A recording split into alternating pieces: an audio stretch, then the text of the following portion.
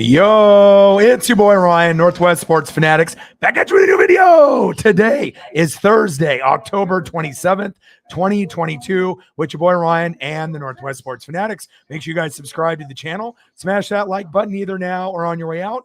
Donate to your boy if you can. Cash App, $, ORION, NWSF, or the YouTube Super Chat right here. We got the Baltimore Ravens versus my Tampa Bay Buccaneers. Live play-by-play and reactions with your boy Ryan and the Northwest Sports Fanatics. So we're going to have a kickoff here in about 10 to 15 minutes. Hope everyone is having a fantastic Thursday. Should be a good one. Like I said, as far as a matchup on paper, Ravens and Bucks looks pretty good. But as far as how the teams have been kind of playing the last few weeks, it could be better. So, I'll be honest, as a Buccaneer fan, I'm not biased.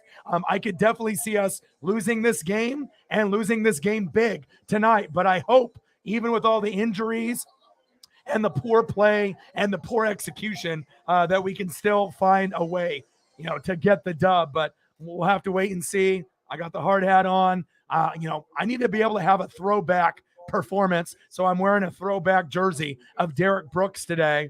And I got the gloves. We're ready to go. Let's go.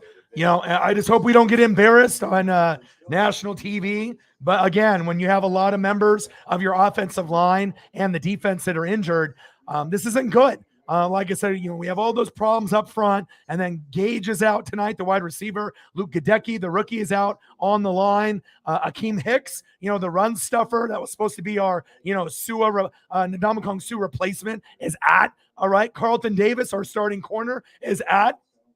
Antoine Winfield Jr., our starting safety, is out. And I know we like to play man, so this could get really fucking ugly. And it could get really fucking ugly quick, but we'll have to kind of just wait and see on how everything plays out. I got some amazing pictures for you guys. So let's get it all set up so you guys can kind of take a look on all the photos that I have prepped for you guys today. So let's start it off and let's give some proper love to my boy, Johnny Thumbnails.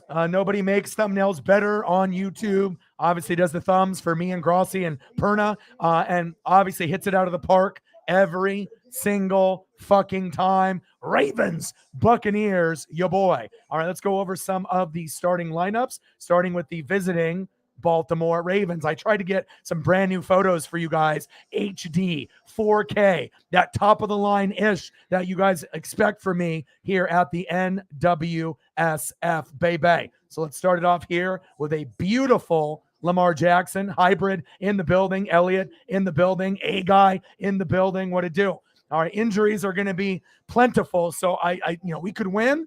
We could win by a field goal. We could win by 10 or more. But realistically, I could see us losing, by 3 to 10. I could see us losing by 17 or more. So I'm not really sure what's going to happen, but I just hope we play with some pride. Lamar Jackson, Action Jackson, looking good, looking fresh. I imagine I'll be using these photos a lot tonight. At running back, they have Gus Edwards. I like the photo. He's going to be rumbling and bumbling against my Buccaneers. And then when they want to change a pace, right? Boom, Kenyon Drake. They can throw him in, and he can do some damage. Tonight at wide receiver, you can finally get Rashad Bateman in the mix. Demarcus Robinson, high-stepping, going into the end zone. And Devin Duvernay. And then my guy, my starting tight end in fantasy, if someone blows up on the Buccaneers, I hope it's Mark Andrews. First down, Ravens. We'll see what happens. And I got some nice ones there. Patriots trying to guard him one-on-one. Nice try. Buccaneers, this is going to be a tough matchup. And we'll see what happens here today. A lot of love for my boy, Mark Andrews. The best tight end in the NFL, not named Travis Kelce. Big facts. On defense, we got Patrick Queen. I like that photo. Marcus Peters, always showing that energy. Marlon Humphrey, playmaker, and the best kicker in the fucking NFL, Justin motherfucking Tucker. Look at that extension. That's a brand new one for you guys. I hope you love it. And let's go to my Tampa Bay Buccaneers. We are a fucking mess. Brady's going through the divorce. It's rubbing off on the teammates in a negative way. You got to think about the coaching staff. It's not going well right now for Todd Bowles, and obviously with the OC and the DC and Leftwich, it's a fucking mess. But hopefully we can find a way for Tom to not yell at everybody, but to show leadership, and hopefully we can find a way to get this dub. Plenty of Brady's. Let's switch over to Leonard Fournette, Lombardi Lenny. Got a couple of him. The backup from Arizona State, RB2, Rashad White. The most underrated wide receiver in the NFL, Mike Evans. The most humble as well. My boy, Chris Godwin. Love him. Brashad Perryman, third string. I see you. You're going to might have to make some plays. And then let's go to my Bucs defense, who isn't the same defense that I'm used to. And I'm a defensive guy. I'm a special teams guy. I'm an offensive lineman guy. And hopefully this photo gets recreated and we can get some defense tonight. And we got my boy Vita Vea up front, the Warren Sapp of 2022. My favorite player on the team, Devin White. I need big stats from you tonight, as well as my other favorite, Levante David. Shaq Barrett. Come on, baby. I need a Shaq attack tonight. Jamel Dean. You got to step up for Carlton Davis and Antoine Winfield Jr. not playing. Mike Edwards. We know you can get a pick six. I see you. Appreciate you. Let's go, Bucks. And then last but not least, we got Ryan Suckup. And this might be a game of field goals between Tucker and Ryan Suckup, but hopefully we get some tutties, right? Out of Tom Brady and with Lamar Jackson. Hope you guys enjoy the photos that I'm doing for you. And you already know what it is. NWSF for life. Let's go. I'm ready. And no matter what happens, no excuses. If we lose, we lose. Obviously, this team is not good this year, but hopefully we can play with a little bit of pride, and that is big facts. Hybrid in the building. What to do? How's it going, man? What's good?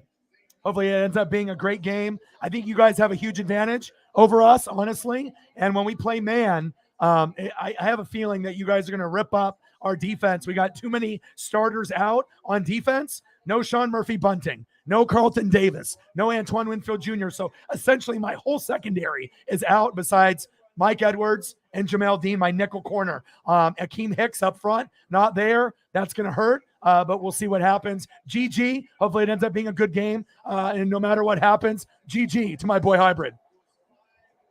Elliott in the building, NWSF for life, baby. Let's go. Let's get it. A-Guy Raiders says Bucks getting back on track tonight. I don't know. We'll find out. We'll find out. I hope so. I hope so.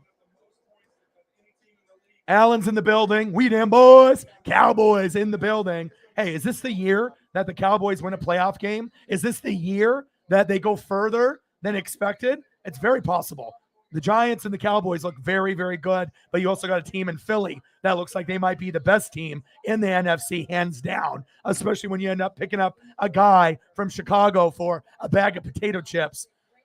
I know Roquan Smith is unhappy, but my goodness, when you pick up big studs like that for next to nothing, the Eagles are primed to do big, big things, and they already are this season. What to do? Elliott. So I got Godwin on my bench. I'm starting D-Hop, Kupp, and Diggs. I got Godwin on the bench also. So let's see here. So as far as my fantasy, bro, this is where it's at, bro. You probably haven't seen one of these. Check this out.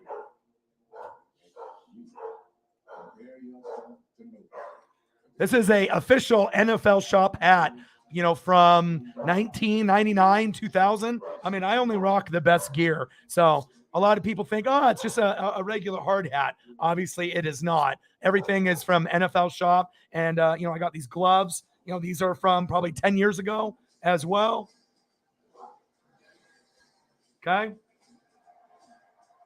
This is what fans do. You got to dress to impress, even if we lose by 30, baby. Let's go. Good to see you back in the building. Dog catcher in the building, Rip City, all day, every day. Hopefully Dame ends up missing only a game or two, because I know we have a primetime game against John Morant next week. I think our first primetime game on TNT or ESPN next week. And as long as everything goes smoothly, I should probably end up doing that game as well. Let's go. NWSF all day, every day. Megan in the building. What to do? Let's go. And I just saw that Jamar Chase, obviously looks like he's going to be out for 4 to 6 weeks. So anyone that's got Jamar Chase in fantasy, you're probably fucked right now. And I'm playing Jake in fantasy, and he was going to start him. And he's been really relying on Jamar Chase, to do big things. But now he only has Kenneth Walker. So now I'm projected 142. He's projected for 108. And here's your boys' lineup as we go. I got Daniel Jones starting at quarterback, Nick Chubb, Saquon Barkley, Justin Jefferson, D-Hop, Mark Andrews, Josh Jacobs, Cowboys D, and Jason Myers. On my bench, I have a whole nother starting group. There's a reason why I'm one of the best in the world at fantasy. Justin Herbert on a bye, Chris Godwin, Bills D, Geno Smith, Brian Robinson, and we got Greg Dulcich as my Mark Andrews backup, Jacoby Myers, and Eliza Mitchell on IR, baby.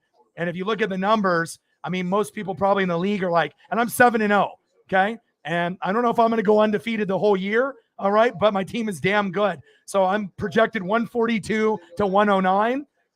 Hershey Highway, 104 to Holly Hundo, 107. Atlanta Dirty Birds, 114. Brute Crushes, 128. Philly Fluffers, 110. Sarah Small, 106. Buck Dynasty, 104. Chief Will Chief, 118. So as you can see, I'm projected 20 to 30 points higher than everyone in the league. But again, if you put in the work and you know what you're doing, that's what happens, baby. Let's go.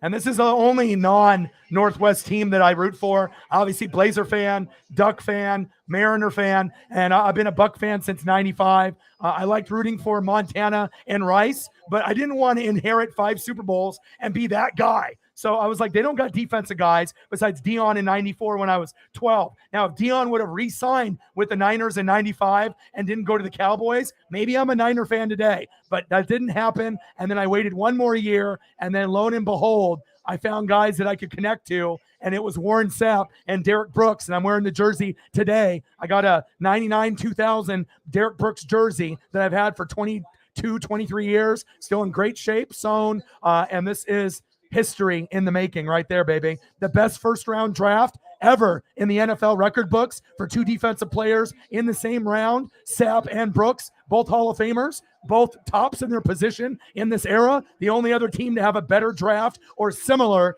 is the Baltimore Ravens, coincidentally, who's playing tonight, okay? And that is Jonathan Ogden and Ray Lewis, and that is big facts. Let's go. Let's go, baby. I'm ready. I am ready. Let's go. And like I said, I've been a big fan for a long time. I don't even own a Tom Brady jersey. I don't even have a fucking Mike Evans jersey. I'm a defensive guy. I've always been a defensive guy, an offensive lineman guy, a special teams guy. So I try to give you that different perspective. So usually for me, it's O-line, D-line, defense, and coaching. And coaching is very big since I'm an analytic guy and a stat guy as well. So, of course I have. Of course I have. Bro, I'm a cheat code. I literally have the number 2, 3, and 4 running backs in fantasy. No one can touch me, bro. I've been starting Justin Herbert or Geno Smith. I picked up Daniel Jones so that way I can decide, with Herbert with the bye, if I want to go Daniel Jones because Seattle's defense is not as good and I might be able to get some running yards with Daniel Jones, or do I go for Geno Smith at home against a tougher Giants defense? So, I have to kind of pick and choose, but I'm going to go probably with Daniel Jones. But Chubb, look at these rankings, bro. There's no wonder that I'm killing it. Daniel Jones ranked 9th in the NFL in fantasy. Nick Chubb, number 3. Saquon Barkley, number 2. Josh Jacobs, number 4. Let me go. Justin Jefferson, number 5. D-Hop, he's ranked 109, but he just played his first game last week, and he got 20 points. So, obviously, I'm rolling with him. Mark Andrews, number 2 to Travis Kelce.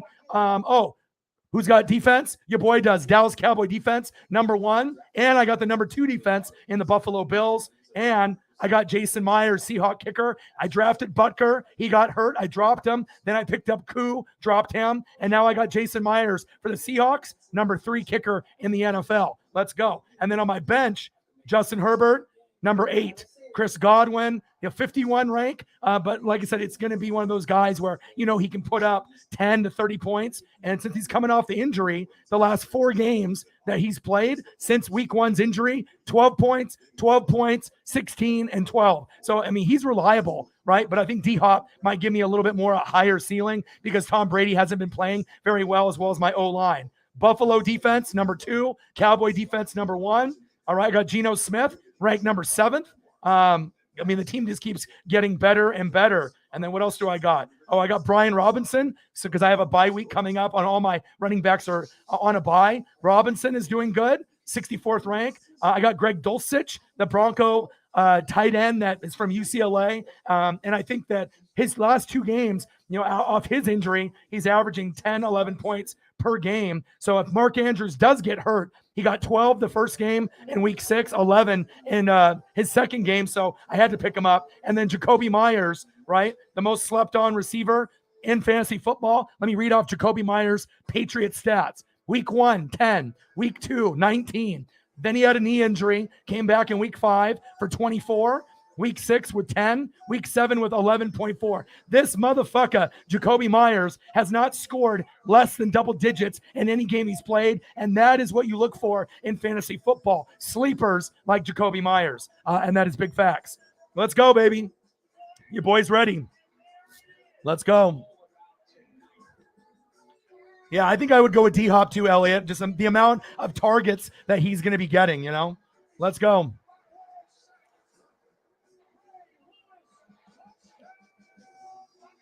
How's it going? Let's go.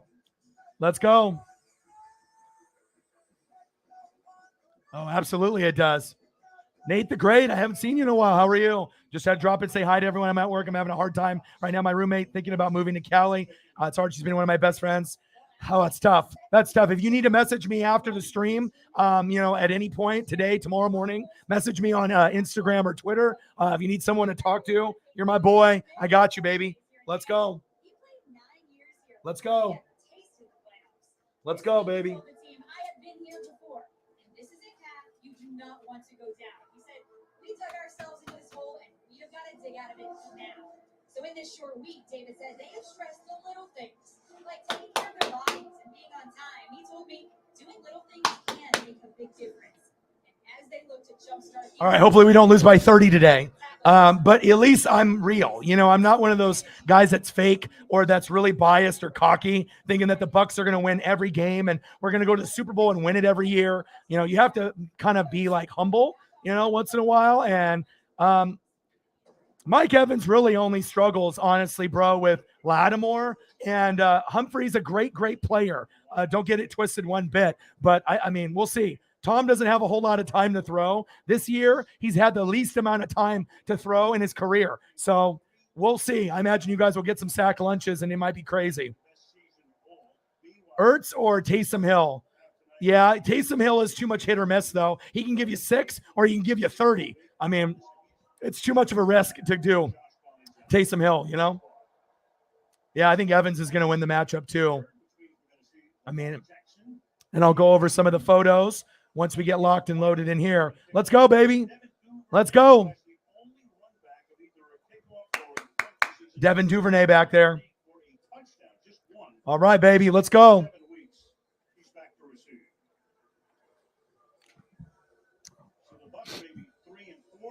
Here we go. Duvernay. Hit him. Hit him. Nice return for Duvernay. All right, Devin, I see you. All right, here we go. Let's go over to the lineups. Lamar Jackson, Action Jackson, Gus Edwards, Kenyon Drake, Rashad Bateman, Demarcus Robinson, like that photo, high stepping, looking back like Dion. Devin Duvernay, Mark Andrews, and here we go. Let's get it, baby. First down and 10. Let's go.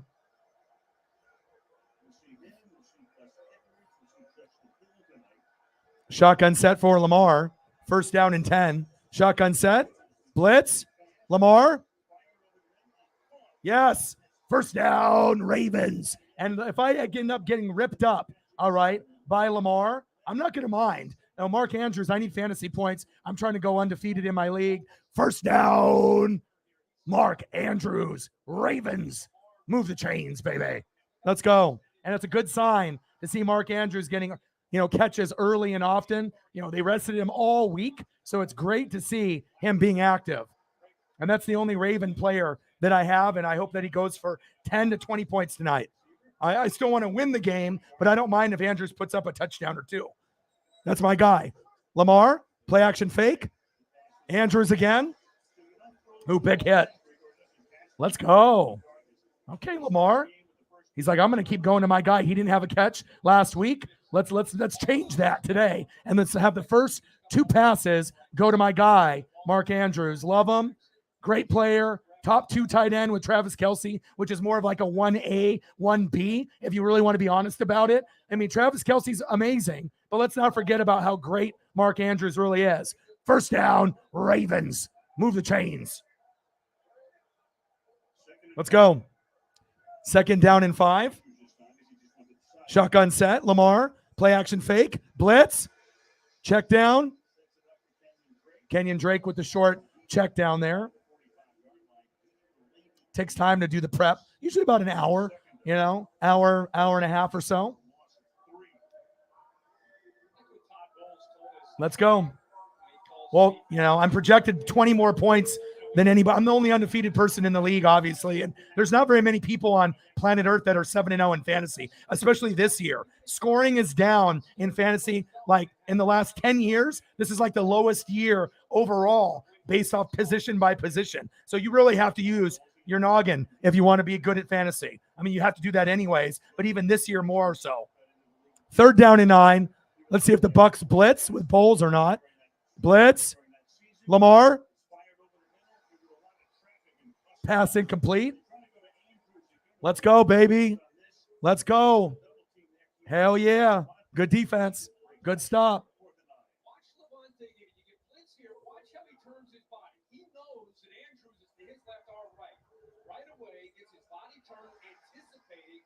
Third down, Lamar's going to dial him up. One of the best cover linebackers in the league, and makes the play there on third down. Jordan Stouty, rookie from Penn State. Let's go. Fuck yeah. I mean, what's one thing if our offense stinks, but at least let our defense be good. I'm a defensive guy. Oh, God. Ran into his own guy. Now, if I want to say, hey, I'm surprised about that, no. I'm not surprised one bit. That's been the story of the season. Big play for the Ravens. Good job, Bucks. Way to play like this at home. Idiot.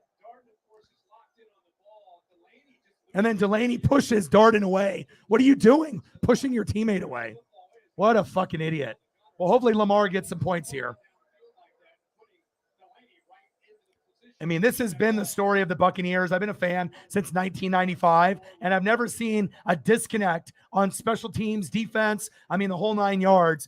I mean, this guy shouldn't even be playing. Why are you even playing, Delaney? You shouldn't even be in there. And here we go. Let's see if Lamar will get in, or hopefully I can get maybe Mark Andrews with an early tutty.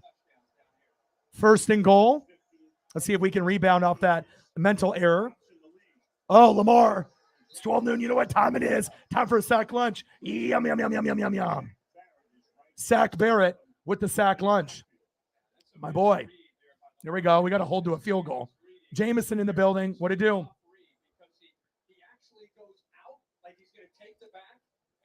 Let's go.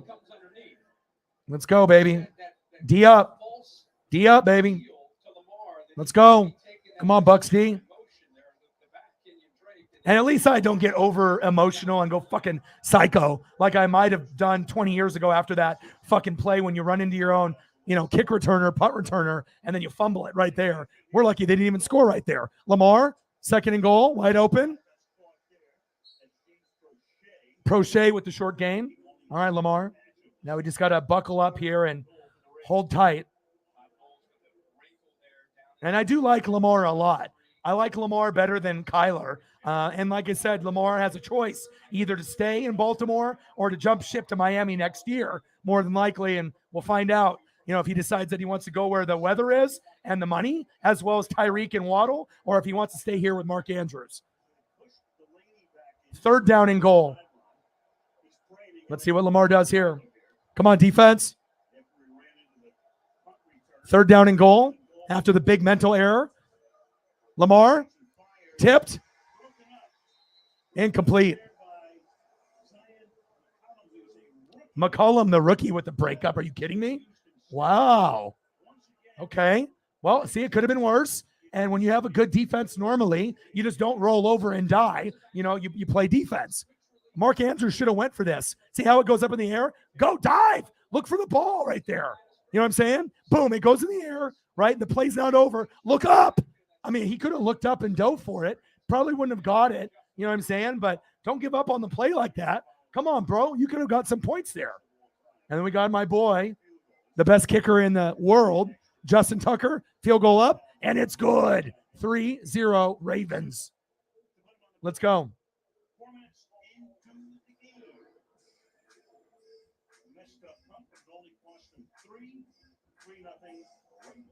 3-0 Ravens. Could it definitely be 7-0 Ravens already. Man, unbelievable. How's it going, Sarah? No, I don't believe we have anything in there yet, unless someone did something for me on the Cash App side. Donos have been challenging the last couple days, but we have been getting good results out of the NBA. I did the Suns and the Warriors, and then I did the Blazers last night as well. And I think it's going to be something where it's going to be new, but I think that we are going to get good results. And between the two streams, we combined for over 2,000 views, 1,400, for the Suns and the Warriors. And then we ended up doing the Blazers last night when we were trying to go, 5-0, but we fell short. So, and if anyone's got Twitter, if you want to do me a solid and like and retweet the stream, I'm live on Twitter right now, as well as this particular YouTube. So we get usually about 20 to 120 extra views. So if you want to do your boy a solid, please like the stream. Looks like we already got 4 people that have done it already. Thank you so much. Jameis Ameza, Sarah Small, Alan, as well as Eagles John. Thank you, guys, and it makes a big difference. Let's go over the starting lineups here again. We got Lamar Jackson, Action Jackson. We got Gus Edwards, Kenyon Drake, Rashad Bateman, Demarcus Robinson, Devin Duvernay, a collage of Mark Andrews. Of course, I have to show love. It's my starting tight end in fantasy, of course. Okay? And it's the best tight end in the NFL, other than Travis Kelce. Okay? All right, Mark, I see you. Let's get in the end zone today, bud. On defense, Patrick Queen, Marcus Peters, Marlon Humphrey, and the best kicker in the world, Justin Tucker. And then on the flip side, Tom Brady. Hopefully we can get it together today. Let's go. Lombardi Lenny, Leonard Fournette. Back up from Arizona State, the rookie, Rachaad White. The most underrated wide receiver in the NFL. The most humble, Mike Evans. The dynamic duo with Chris Godwin, Brashad Perryman. And obviously we know about the Bucs defense. Vita Vea, Devin White, Levante David, Shaq Barrett, Jamel Dean, Mike Edwards, and then Ryan Suckup. And here we go. Let's go, Leftwich. Please do something for me today, bud. Please, please, please. All right, here we go. 3-0 Ravens.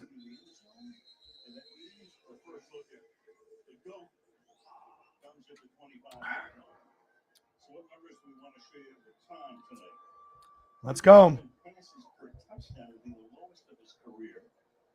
There we go. Sarah's starting it off. Thank you, Sarah. Appreciate you. Sarah's like, we're going to make sure we're going to have a good stream today to make sure we make up for those last 2. Thank you. $10 holla. Thank you so much. First down and 10. Brady under center. Play action fake. Brady going deep. Almost picked. Jesus Christ. My goodness. $10 holla. Stacks on stacks. Racks on racks. Cactus Jack. Bang, bang. Thank you so much. Appreciate you. 90 to go. Let's go, baby.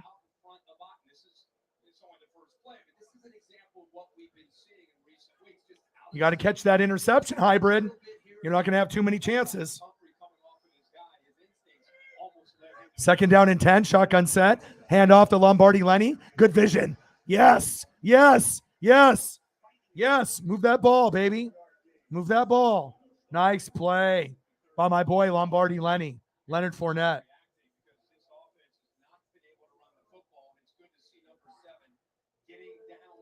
Third down and 1. Nice 9-yard gain by Leonard Fournette. Pound the rock again. Let's go. 3-0 Ravens.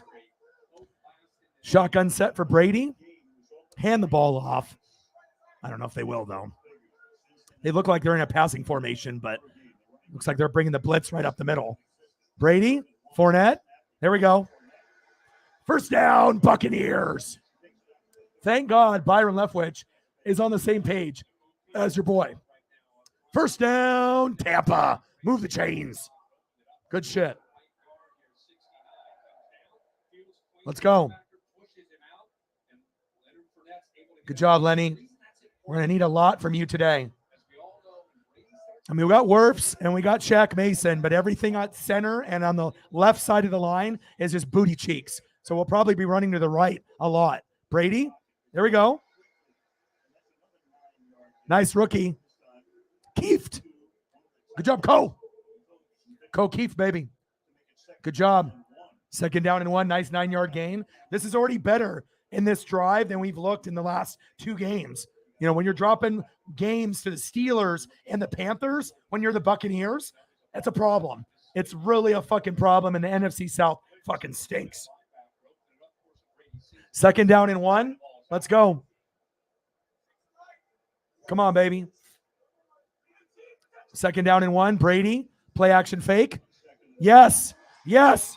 Go, go, go, go. Godwin, first down, Buccaneers. Fuck yeah. Let's go. Tom Brady, my boy, going to one of my favorites, Chris Godwin. Move the chains. And it won't surprise me if Godwin scores 10 to 20 points in fantasy tonight. Nice job. First down, Tampa. Let's go, baby. Let's go. And Godwin's getting healthy, and it's showing. Let's go.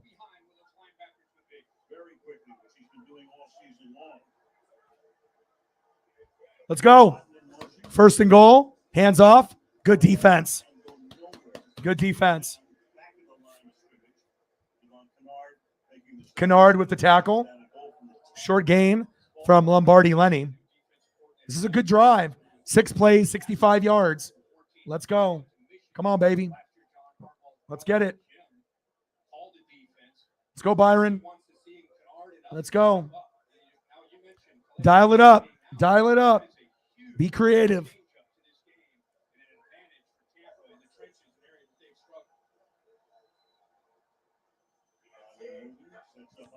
Brady, play action fake.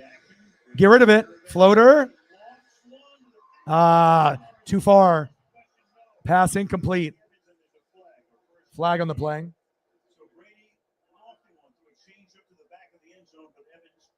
Flag. It might be a holding on the line. Yep. Oh, holding on the defense. Oh. All right, Sheffers. First down. Marcus Peters is the guilty party.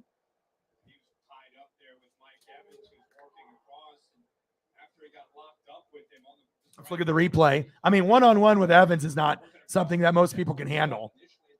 Oh, yeah. Let's go. Let's go, baby. Time to rebound. Fuck losing to the fucking Steelers and the Panthers. Lenny? Ooh, almost. Good job, Lombardi Lenny. Let's go. Good shit. Second down and goal. Pound the rock again.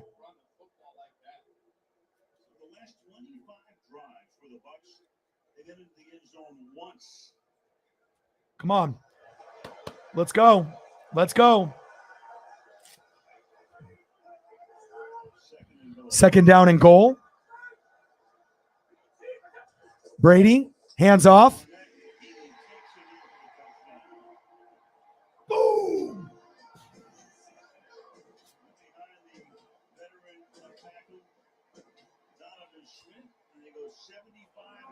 Boom. That's what I'm talking about, baby. Lombardi Lenny with the tutty. Let's go. Let's go.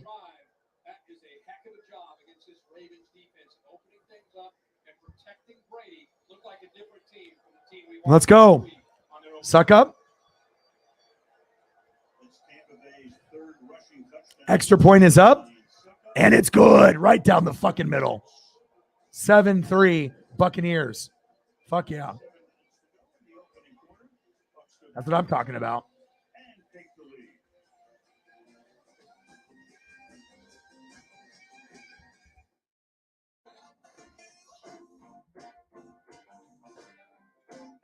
Good shit. Love that. Good job, Lombardi Lenny. Let's go. Leonard Fournette with the tutty. Good stuff. That's what I'm talking about, baby. Now we just got to hope that the defense can step up as well. Let's go. Good stuff.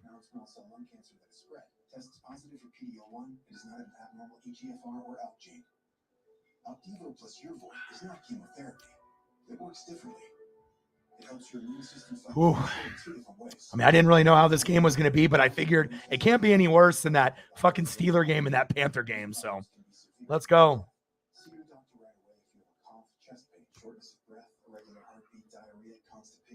All right. Let me take a quick look. Take a look at the box score. I want to see what that pass was to Godwin. 44 yards. Nice. That's good. I mean, I got Godwin on the bench, but I mean, I got plenty of pieces to play, so I'm not worried about that. Oh, fuck. Let's go. And we got a busy slate. You know, I got this today, and then tomorrow we're going to do World Series Game 1, Phillies at the Astros on Friday night. Then we're going to do Phillies and Astros Game 2 on Saturday. Then we're going to do the NASCAR race, Martinsville. There's only 2 races left in the playoffs. I'm going to do that on Sunday morning. Then we'll do Sunday Night Football, where we see the Packers get destroyed by the Bills by probably 40. And then we're going to do the Bengals and the Browns on Monday night. So we're going to be very, very busy. It's going to be fun. Let's go. Let's get it, baby. Amazon Prime, Thursday Night Football, Ravens, Buccaneers. Let's get it. Now we got to see what the defense is going to look like now. On December 21st, Jack Ryan is back and on the run. Yeah, it's nice to see the dog catcher back. You know, anytime we get someone, when I do something new, baseball, basketball, NASCAR, it's definitely nice to be able to see people that we can connect with and we can keep growing with. So love it. Absolutely. Leonard Fournette. First TD in the first quarter this season for us. That's disgusting. In the first quarter of the season for Tampa Bay. So they've been falling behind early. Brady's been known to toss a few of those tablets this season. He's been pretty happy with what he sees. It's like it's the professor that's sitting down and everybody's sitting around this. All right, here we go. Instead of smashing the tablet, he's going over what. I do want this to be a good game. You know what I mean? I want to see Lamar be Lamar. You know what I'm saying? I want to see Mark Andrews beast out. I want to see the defense on the Ravens make some plays too. So I just want a good quality matchup.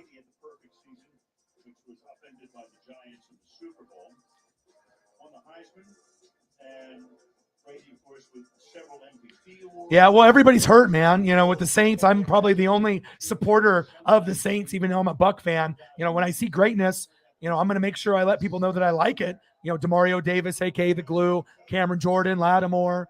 You know, there's a lot of guys on the team that I do really like, AK-41. But hopefully they don't trade Alvin Kamara away to like the Eagles or some other team, you know, because if Alvin Kamara gets traded, that's one of the heart and souls, you know, of the team.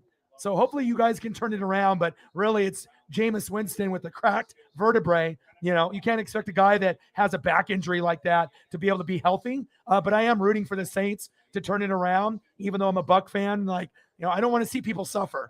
I want to see the Panthers get better, the Falcons get better. And I was hoping that we would have a Saints and Bucks in the playoffs this year, but I don't think it's going to happen.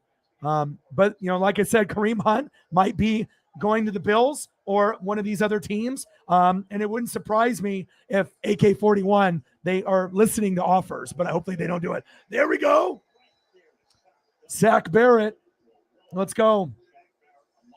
Shaq Barrett, baby. Let's go. Defense. Let's get it. Let's get it. Let's go. Yeah, you don't want any of that.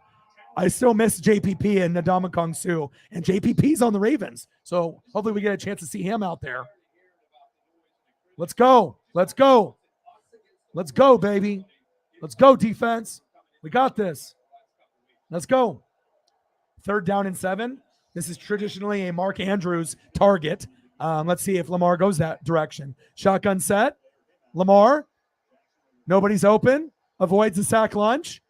Starts scrambling. And pass incomplete. Good effort, though. 4th down. Good job, defense. Let's go. Look at Shaq Barrett, Sack Barrett. He's there. He's got speed, good hands. Should have got that sack lunch if he would have went low. And then Lamar with a decent throw leading the receiver, but just a little out of reach. 7-3 Bucks. Good game so far. At least we have that going for us. Oh, we didn't. Oh, go.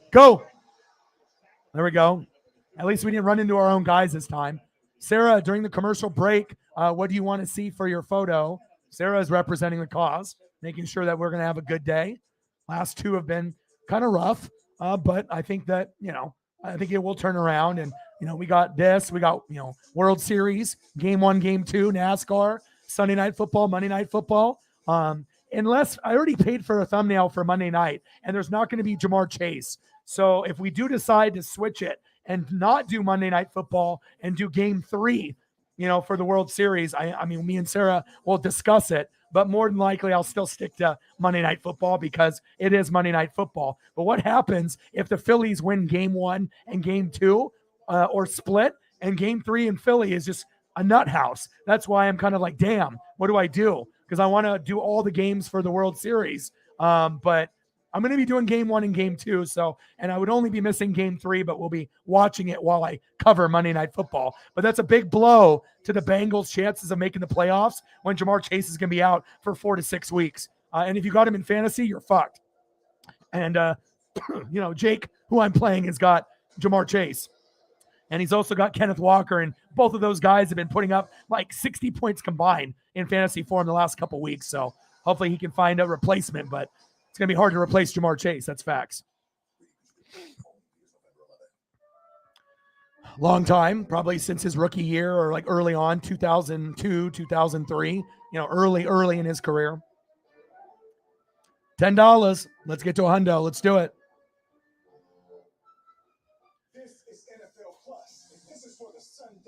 Yeah.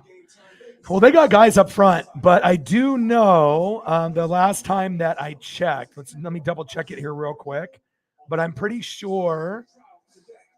Let me see when we go to the Ravens here. I think Calais Campbell is not playing. I'm pretty sure he's out. Yeah, he's out. So Campbell's not there. So that's definitely going to, you got Justin Houston, the old school, rusher, Patrick Queen, Marcus Peters, Marlon Humphrey, Chuck Clark, who's always kind of a sleeper. So they have guys out there that can make plays, but maybe in the running game we'll have a little bit of opening.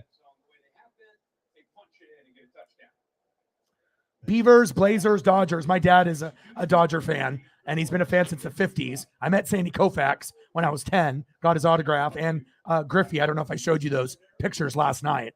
But, yeah, that's why I do Dodger games on YouTube as well as Mariners. Leonard Fournette, short game. Come on, Lenny. 7-3 Buccaneers.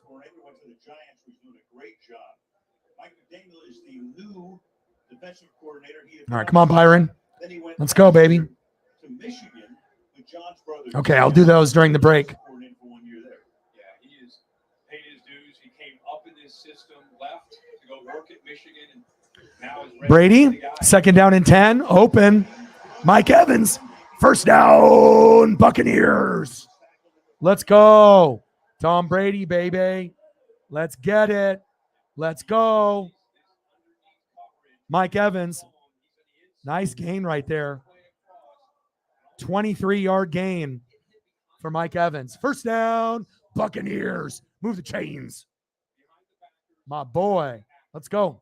There's the rhythm. There's the continuity in his Bucs offense. Nice. Yeah, my dad's got one of the biggest Dodger collections in the Northwest. Lots of autograph photos. Screen pass to Godwin. There we go. Almost broke loose. Nice job, Chris. Second down and 1. Nice 9-yard gain from Chris. Let's go, Bucks.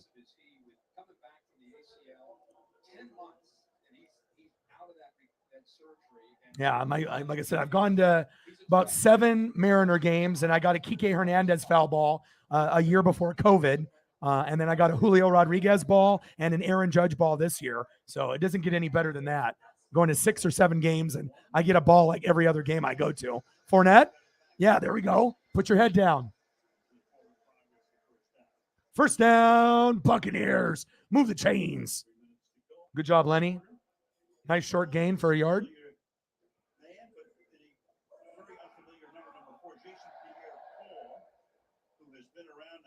So dog catcher here, I'll show you. So this is me and my dad and Griffey in 89 and Griffey's rookie year. Still got the autograph, right? The Don Russ rated rookie. And then here's me, my dad, and Koufax in 1992. Screen pass, Godwin. There we go, short game. And Koufax is a really cool dude. So that's really why I'm Northwest Sports Fanatics. You know, meeting Griffey when I was in first grade, meeting Koufax when I was like in 3rd or 4th grade. I mean, it changes you, you know, to meet those two, you know, the most famous left-handed pitcher, the best lefty ever, even better than Randy Johnson or Steve Carlton. And obviously the best left-handed pure hitter and defender in Griffey. You know, obviously much better than Barry Bonds and all the cheating. So 7-3 Bucks, second down and 2. Shotgun set, screen. There we go. Let's go. First down, Buccaneers. We're in a good rhythm right now. Brashad Perryman, baby. Let's go. Let's go, baby. We're in a good rhythm today. We are in a good rhythm today. Nice screen passes. And Ravens aren't defending it. Yeah, absolutely, bro. Changed my life forever. It really did. And when I met Ken Griffey Jr. when I was 7, at first grade, I knew how important that was. Another screen, low, Rashad White. They're starting to, figure out the screen game there, the Arizona State rookie. But what's going to happen, right, is you're going to be doing screen pass here, screen pass there, screen pass here. And then at one point, Brady's going to pump fake, and it's going to be a stop and go for a touchdown or like a wheel route, either to the running back or a stop and go with the wide receiver, where they're going to jump the route for the pick, and then they're just going to pump it, and you'll be wide open. So look for that at some point in the game. Second down and 12, 7-3 Buccaneers. Brady, second down and 12, floater. Evans, the intended receiver. Third down and 12.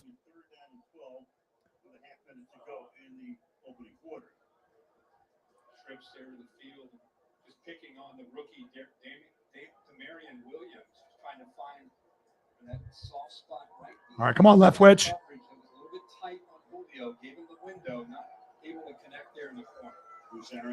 Come on, baby. Let's dial it in, baby. Dial it in, baby. 3rd down and 12. Let's go. Brady, shotgun set. Pass incomplete. All right, we're going for a field goal. I'll take that. Nothing wrong with field goals, man. Nothing wrong with field goals. Good tight coverage through the middle of that defense, which has been a problem for the Ravens earlier. But here's Julio Jones against Marcus Peters, a matchup that we want to see. See, he has some help there with Chuck Clark coming over, but Brady all along trying to get the ball to the rookie Cade Otton, who's taken away by another rookie, Kyle Hamilton, out of Notre Dame. Suckup is in his 14th season. 31-yard attempt. All right, let's go. 31-yarder. He's got it. He's automatic. Field goal up. Right down the middle. It's good. 10-3 Buccaneers. Let's go. Hell yeah. This is the best we've looked in like a month. Fuck yeah. Let's go. Good sign. Good sign.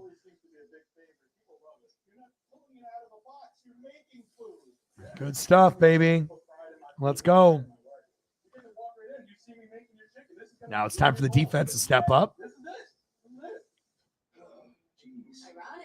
All right, have a good dinner. Two things I hate dropping: balls and calls. So you need a better network. And Verizon's new Welcome Unlimited plan for just $30 a line.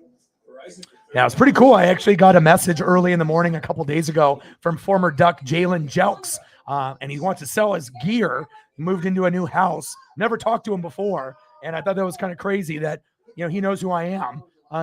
For being a hardcore Oregon Duck fan and whatnot. I don't know if he saw me on YouTube or on Instagram or Twitter or at the games, because I've been going to games for years and whatnot. But he wants me to either pass along the message to some other Ducks fans and stuff. But he's like, hey bro, reaching out, going through my storage unit, got a brand new house. He's like, I got about $20,000 to $30,000 worth of gear if you're interested or if any of your buddies are.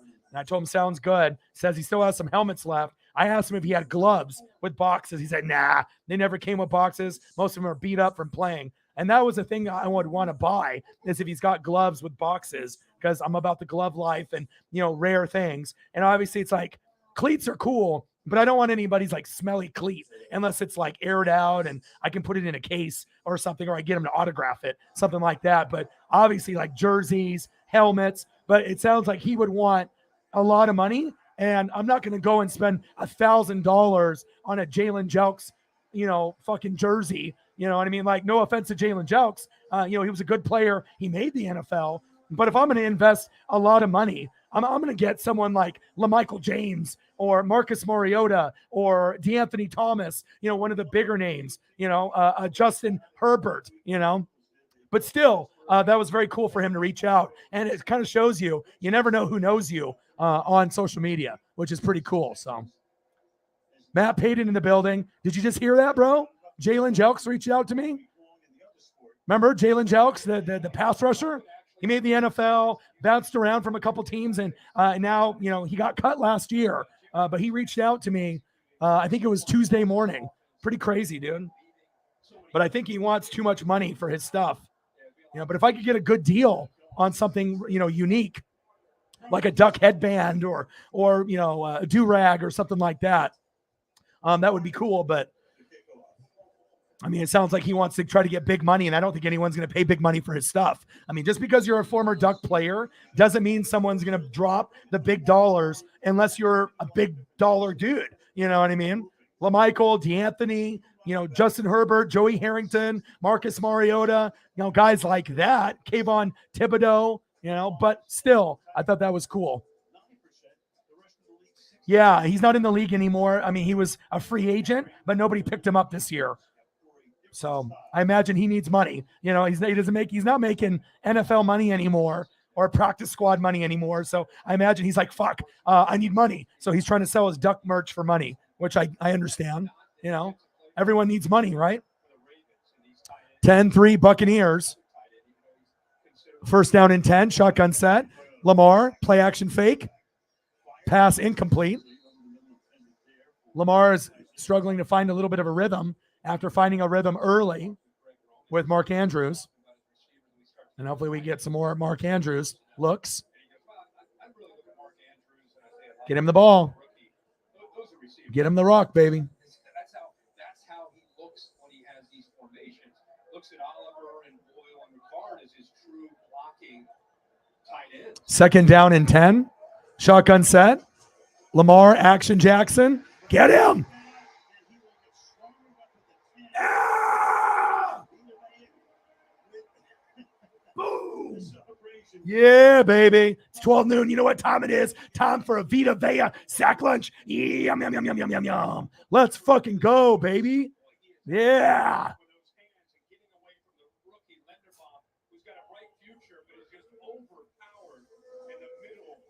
Let's go. End of the first quarter. 10-3 Buccaneers. Ha-ha. Let's go. All right, there's the defense that I'm used to seeing. Let's go, baby. It all starts with members like you. Because we were Let's founded go. as a not-for-profit with a mission dedicated to your well-being. Good play from Vita Vea. Everyday banking tools alone. My dude. All Let's that go. 24/7 support. Let him know, Vita. The kind of support that comes from being a proud partner within your community. Because when you're a member, it all starts and ends with you. All right, second quarter. Good quarter. Our members. Let's go. And we'll do some Devin White for Sarah here. Gritty, it sounds like you're a hater, bro, because the Eagles are a great team from top to bottom. It's not because they have an easy schedule, it's because they're a fucking good team.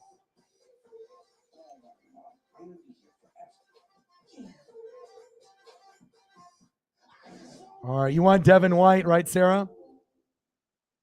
All right. Let's try to get a couple Devin Whites in here. You're supposed to be the next Tom Brady. You're not the next Tom Brady. You compare yourself to nobody but the kid in the mirror. The one who knows that who you are today is just a piece of who you're going to become. Sincerely, Tom. Thank you so much. $10. Let's get to a hundo. Music's biggest star. First time performance. New music. Every Thursday. That's a brand new one. I've never did that. Favorite artist performing live right here. Hosted by yours truly. 2 Chainz. Set your alarm tonight. We got Lil Baby. Amazon Music Live. Watch the drop.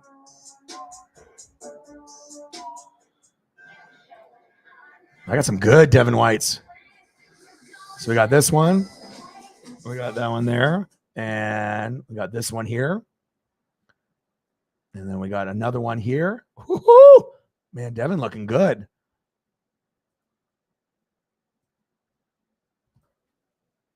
Your countertops. And we need shades right now. Right now, the overtime. Affirm. Kaylee Arzak back here in Tampa with head coach Shackles. Coach, what led to the difference in your offense? Appreciate you. After this fast start that's eluded you until now. Let's go, baby. You told us you've never played Lamar Jackson in your career. What has he shown you on this field in the few plays you've seen him that you didn't see on film? Bang, bang, baby. Let's go. Lamar, screen pass.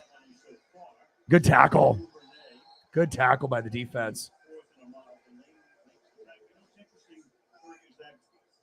Good shit right there. Variances and how much they run and how often they line up with 2 running backs. So this is a team that runs 49% of the time. They passed it 11 times and run it twice. I kind of sense that they might try to break some of their tendencies and throw. They're going to have to get their zone read game going. Let's go, baby. Jordan Stout. Go, Darden. Go, Darden. Go, Darden. There we go. Good return. CP in the building. What to do? Haven't seen you in a grip. How are you, bro?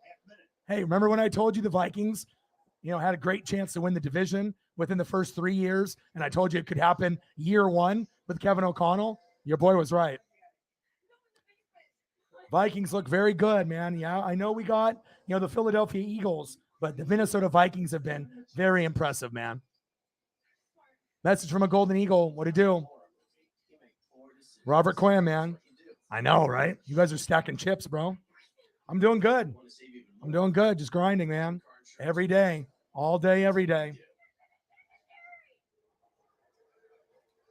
Now, Michaelsburg, First Street, Haley Hartung. There is Tom Brady Sr. Let's go. The San Francisco Bay Area. That's where Tom grew up. Watching his boy in action tonight. First down and 10. Rashad White, the rookie from Arizona State, drafted in the Brady. first round Hands off to Rashad White. for a 3-yard pickup out to the 48-yard line. Short gain by the Arizona State rookie. Brady, the Bucks offense, 3-yard gain from White. even some of their own medicine. We've seen Josh Wells, the backup tackle who's coming off the field now, lined up there as a tight end. We saw the red zone.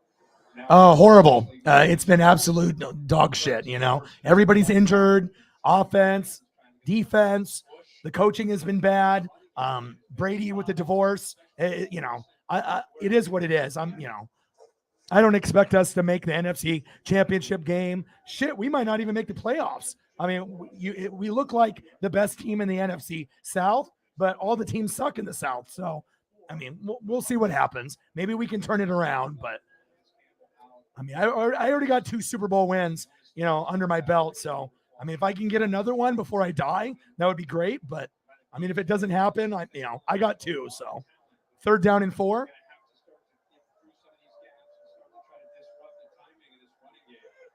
Shotgun set. 3rd down and 4.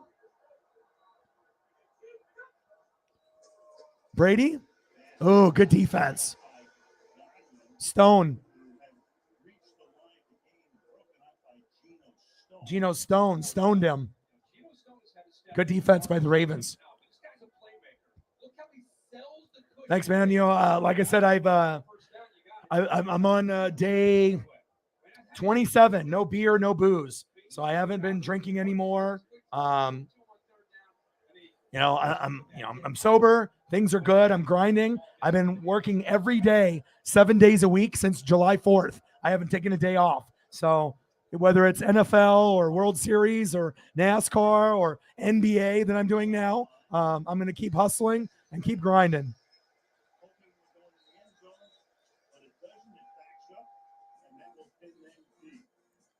I know. CP. Score. What to do, bro? There we go.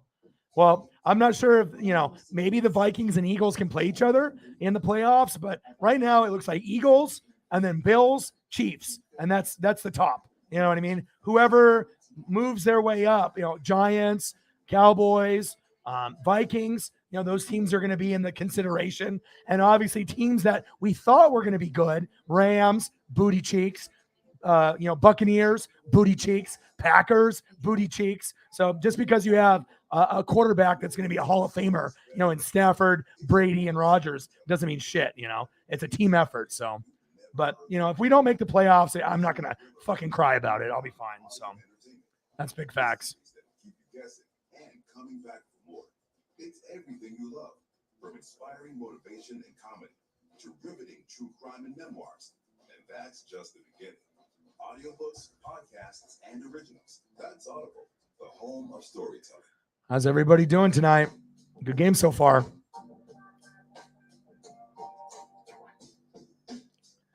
Mercedes-Benz is turning electric. Completely on its head. Sarah started us off with a $10 dono. Appreciate you. $10. Let's get to a hundo. Let's do it. The all-new, all-electric EQB from Mercedes-Benz.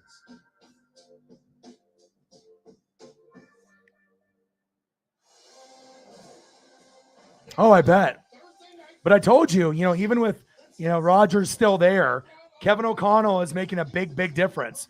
And he changed the culture. And like I said, winning the division will be a huge accomplishment, from all the people talking shit about the Vikings, all the Packer fans talking shit. And obviously the Lions are better than they have been, but they still struggle. And then the Bears are dog shit, but they found a way to beat, the Patriots. So, it's your division pretty much to gain control and be on the top for, quite a few years. So,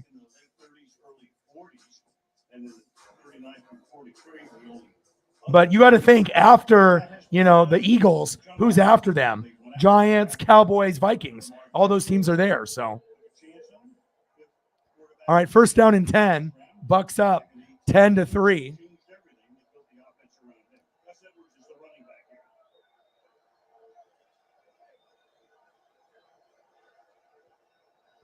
Shotgun set. Good defense. Tackle him. Wow. First down, Ravens. How the fuck did we leave him that open? Gus Edwards. What a fucking effort there. First down, Ravens.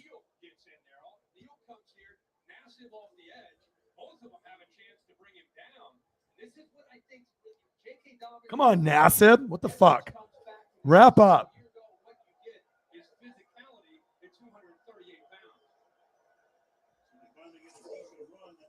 Lamar. It's 12 noon. You know what time it is? Time for a sack lunch. Yum, yum, yum, yum, yum. It's not Shaq Barrett. It's Sack Barrett, baby. Yeah. Let's go.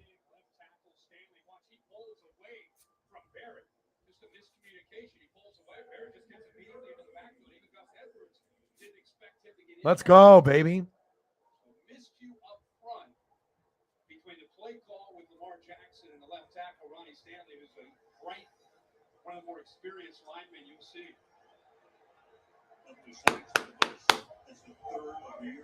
Let's go. He's on one today. Good job, Sack Barrett. Shotgun set. Second down and 13. Lamar. There we go. Go to Mark Andrews, baby. Give me some fantasy points. Let's go. Lamar action Jackson. Now Andrews is going to the sideline. I hope he's okay. Third down. Andrews looks hurt. Damn it. That's not good. Fuck. I can't have Mark Andrews get injured.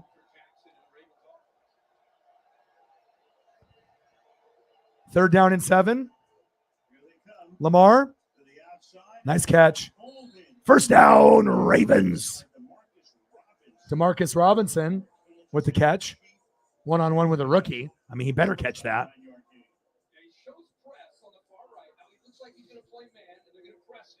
I did see that, and I was a little confused. They need run defense.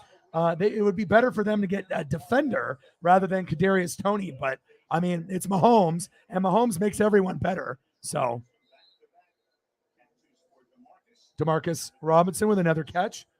But if he's healthy, it's going to be good, but he's kind of injury prone. But once he is healthy, that's another weapon for Mahomes. But I would have rather them traded for a run stuffer, a run plugger, but yeah. Well, imagine, other people like your dad or grandma, grandpa, older generations have never seen Minnesota win ever. So Fran Tarkenton, few Super Bowls back in the day. Lamar, first down, Ravens. Nice hit by Jamel Dean. Good job, Jamel.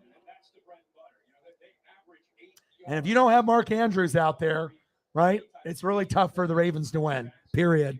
Hopefully he can get back out there.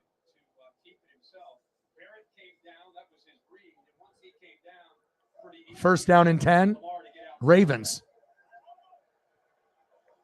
Shotgun set. Lamar. Wrap him up. Here we go. Good tackle by Jamel Dean again. Good job, Jamel. 10-3 Buccaneers.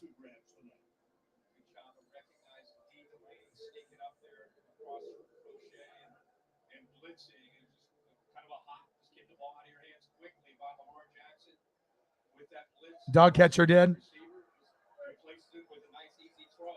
Oh, yes. Old school.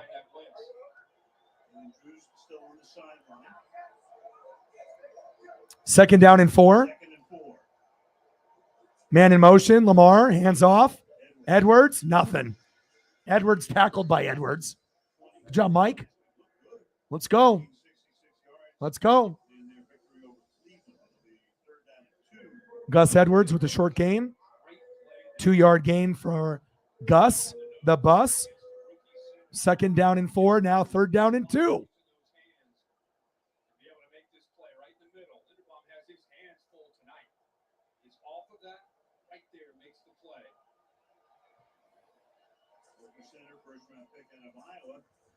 Hand off to Edwards. 1st down. Ravens move the chains. Now this is starting to feel like Ravens football. It's a quick game, motion, try to affect the eyes. Oh, for sure. Anybody that can give you 10 to 20 sacks in a season, like Robert Quinn, I mean, it's huge. Oh, you did? Wow. That's awesome.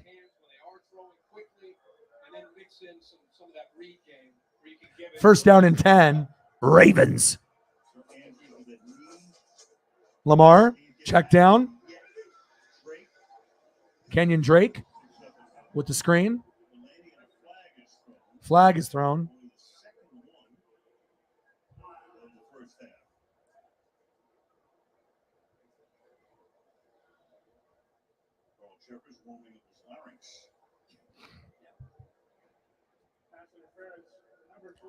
Wow. Pass interference.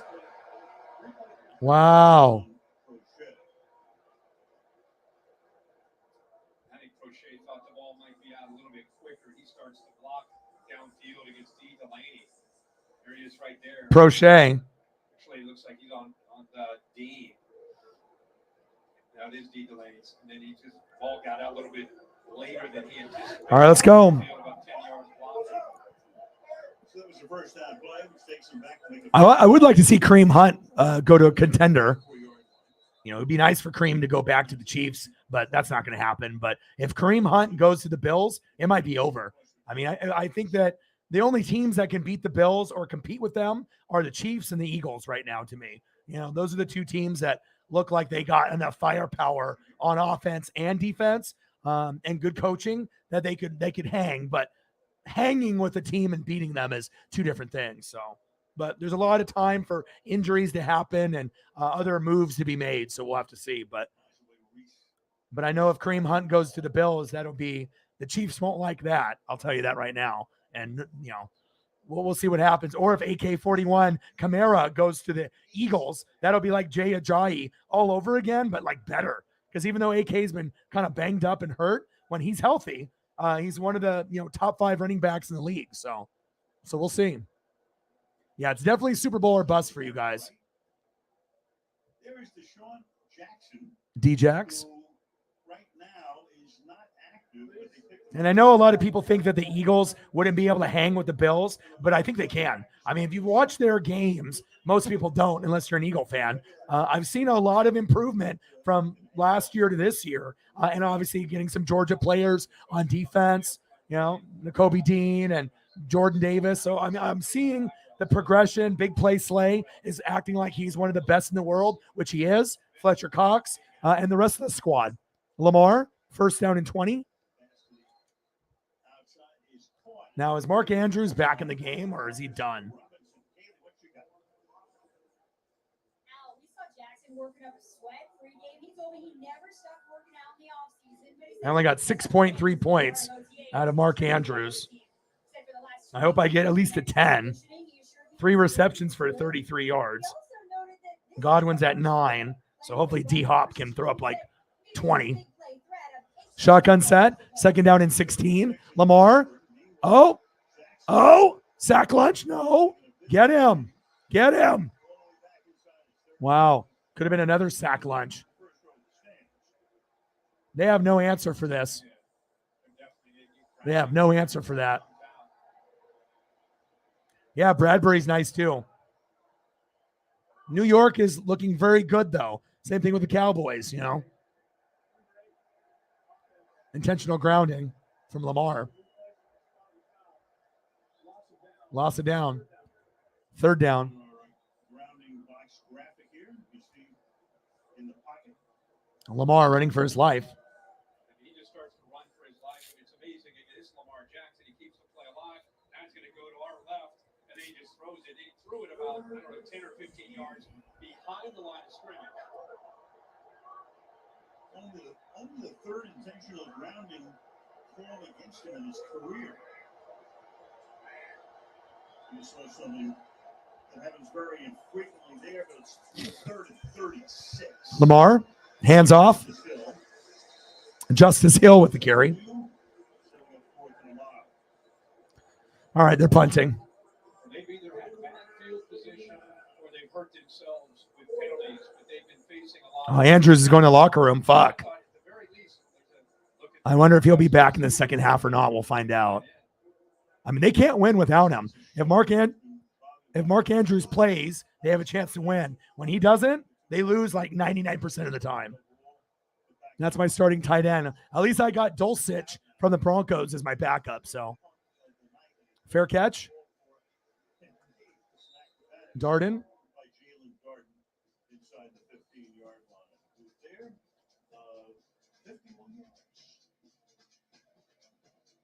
Let's go, Byron. Everyone loves an underdog story. You know why? Because it fills you with hope, makes you believe it, right? Hold on now. Did you say any team? So now I can bet the overdog for underdog odds? Team Overdog, where you at? Let me hear you. Download the DraftKings Sportsbook app. Bet just $5 to win $200 if your team wins.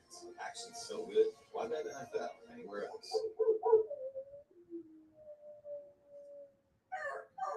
Come on, first aid. Yeah, let's go. On a trip. Book with Priceline.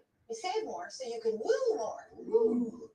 Ooh. Yeah, feel the savings. Priceline. Every trip is a big deal. For the slices and steaks and a 20-ounce Mountain Dew at Little Caesars and get 2 pizzas in 1. Do double XP for Call of Duty Modern Warfare 2. That's a two-tastic, two-nominal. Unlock dual double XP with a Call of Duty combo or Mountain Dew at Little Caesars. Pizza. There's one day bigger than Sunday. Election day. This is the time to make your voice heard because what's on the ballot. All right, defense. I'm kind of sad about the whole Mark Andrews thing, but it looks like he probably isn't coming back, unfortunately, but we'll find out. 10-3 Buccaneers.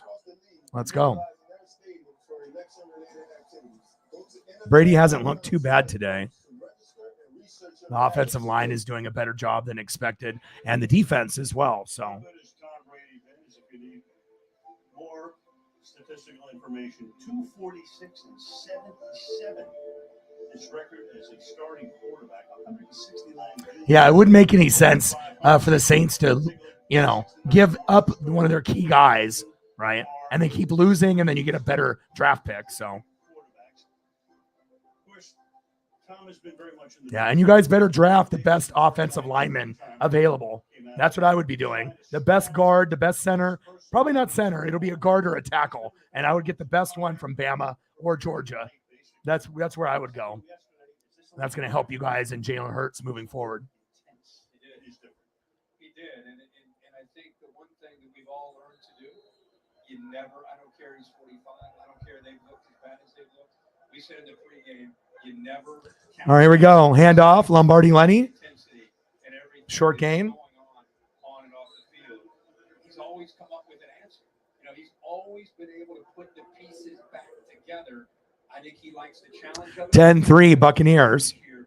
5:30 and counting before halftime. Well, everybody wants to play armchair psychiatrist, right? So he misses 11 days in training camp. He goes to Robert Kraft's wedding. 7 for 11, 102 yards for Brady. Everybody's saying he's distracted. Might be, but I'll tell you what, the competitive Shotgun set. Brady, good protection. Going deep.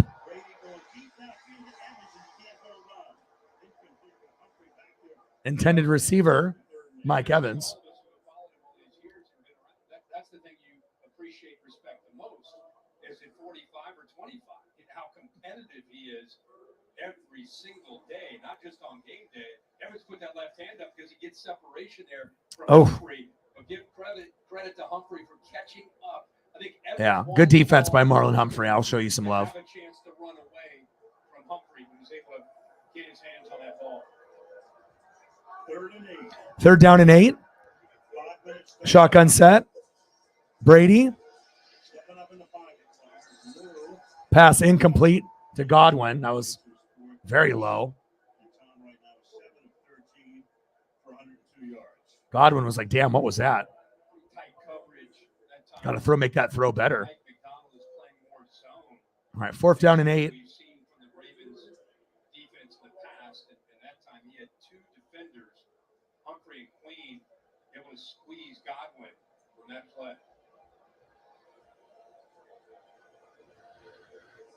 10-3 Buccaneers.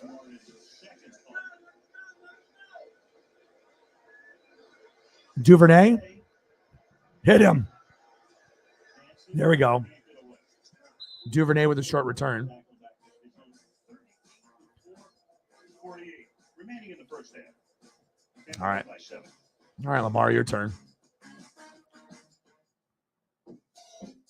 The world used to be unsearchable. Then came Google. Our body's rhythm used to be invisible. Then came Fitbit. What if the two forces joined together?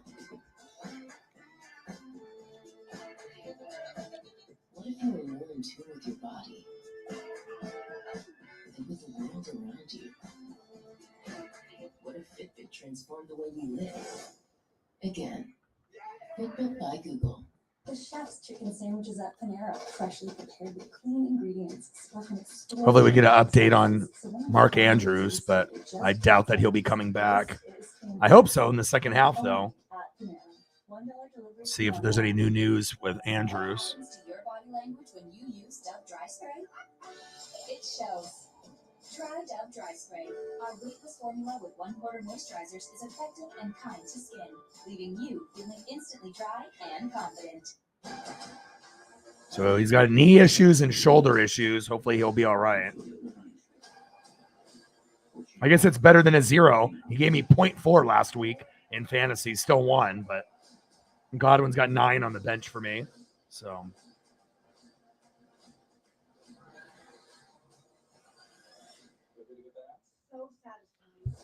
but hopefully we can get a status update, which, well, you know, I assume that he'll be out for the rest of the game, but you never know. Okay. Eagles John in the building. How are you? Pass complete for 17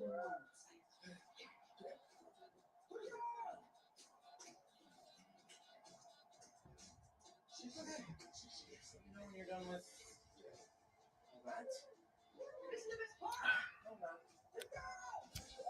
Eagles John, 27 days.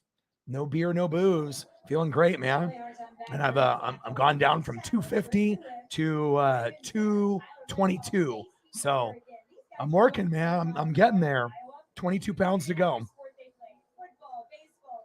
Lots of exercise and spending time with Paisley. Cut out fast food, more fruits, more salad, and, you know, just trying to eat better and exercise more. And I feel great, man. I mean, I think sometimes you don't really realize what it's like to be sober when you're always getting, you know, turned up all the time with friends and whatnot. So 1st down and 10 for Lamar.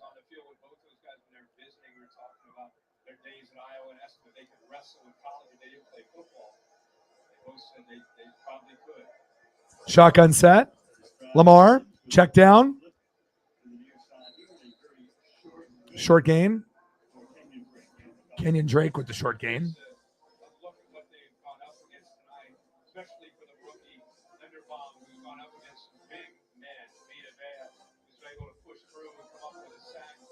Yeah, but I really do appreciate you, Eagles John and Daddy Dennis. You know, you guys were the ones where, like, I was like, you know what?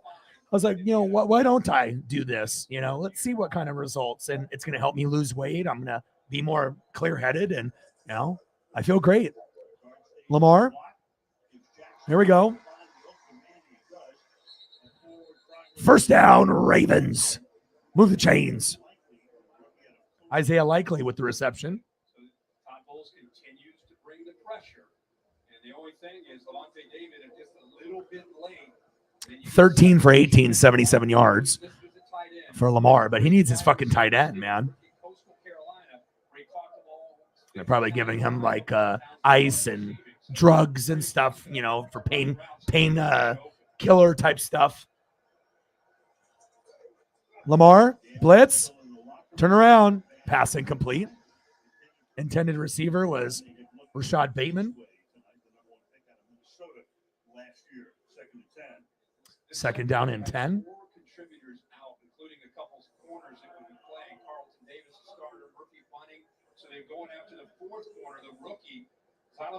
But I won't lie, this is probably the best I felt in my life.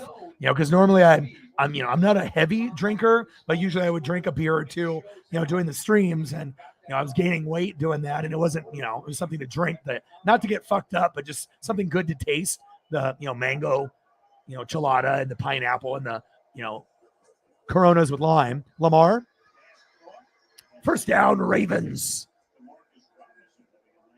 Lamar Jackson to DeMarcus Robinson. First down, Baltimore. Move the chains.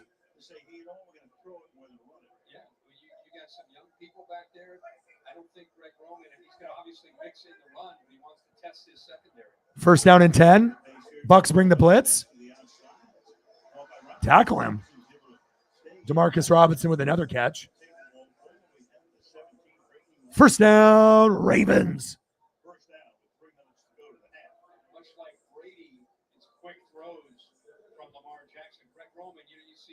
Thank you, man. It's been a battle, but not really the not drinking part. That part's easy because I've never been addicted to alcohol ever. You know, I've never smoked cigarettes. I've never, you know, been addicted to alcohol, thank God. But I know, you know, obviously addiction can come in, you know, many different forms. First down and 10, shotgun set. Lamar, plenty of time. Throws it away. He's going to take a sack lunch if he held the ball any longer. Good job, defense. I see you. Yeah, White is a spy, baby. You don't have your top target, Mark Andrews. See White right here. They're not bringing the pressure. Let's go. Trying to keep him in the pocket. Eyes on Pass incomplete, baby. Yes, sir. Let's go, Bucks D. Second down and 10. Ravens are knocking on the door. Lamar, passes low, incomplete. Intended receiver, DeMarcus Robinson. They need Mark Andrews bad. It shows you how great Mark Andrews really is. It's like when he's not out there, Ravens offense looks very pedestrian. He opens it up for everybody else.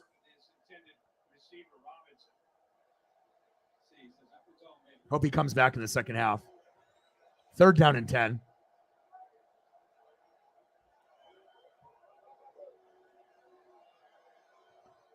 Yeah, shoulder issue, and he already has a knee issue, but they haven't said if he's out yet. Lamar, wide open. Good tackle. Keanu O'Neal with the tackle. Fourth down. So I imagine we're going to have Justin Tucker.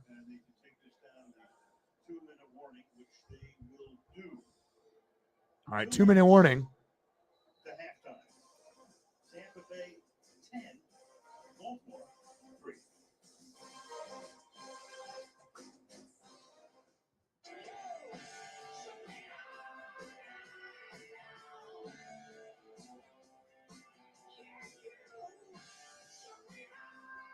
Get 5 boneless wings for just $1 with any burger, only at Applebee's.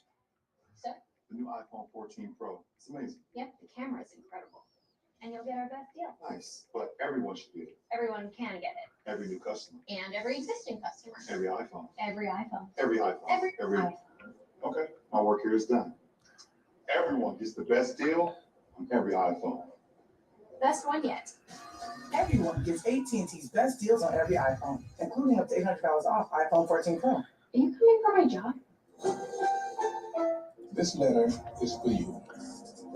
Yeah, fantasy's been tough, man. Like I said, sometimes a guy will be very good the previous year, and then the next year, injuries or unexpected bad play from Matt Ryan.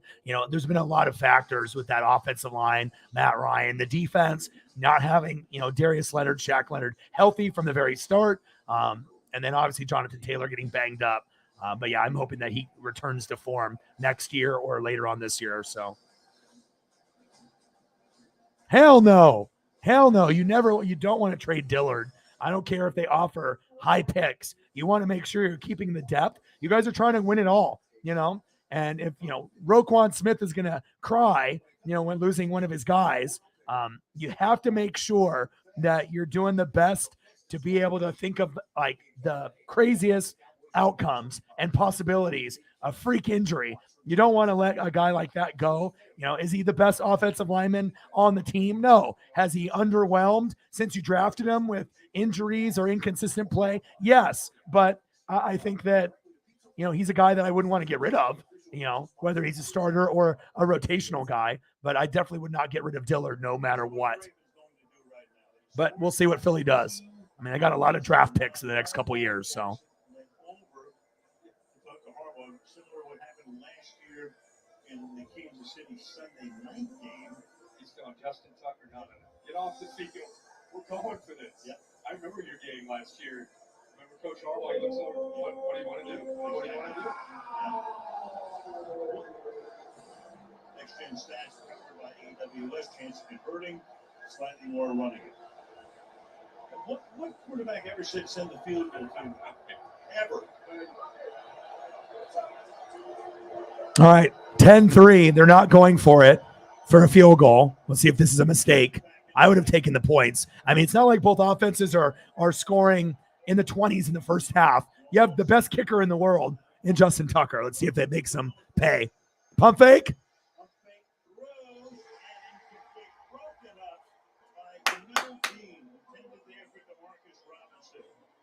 And that is why you kick a fucking field goal, idiots.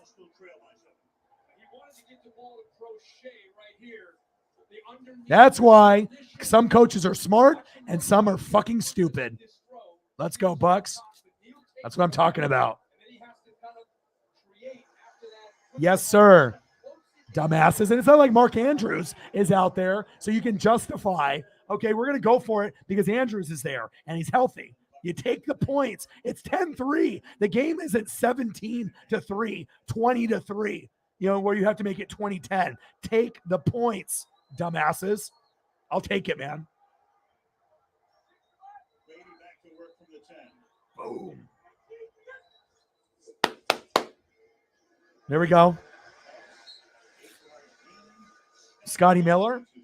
That shit just aggravates the hell out of me when I see shit like that. You know what I mean? I don't care if you think you can get it. Take the points. And you got the best kicker in the world. All right? We know, McPherson and a few others, Koo, and, there's a few out tipped. But when you have Justin Tucker, I mean, he is the best. Hands down. Take the points.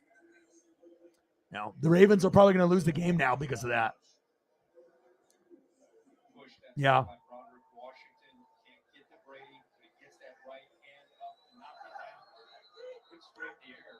Third down and 2. Timeout is taken here. Taken by the Ravens. So we can tell you coming up on the Mercedes-Benz halftime show.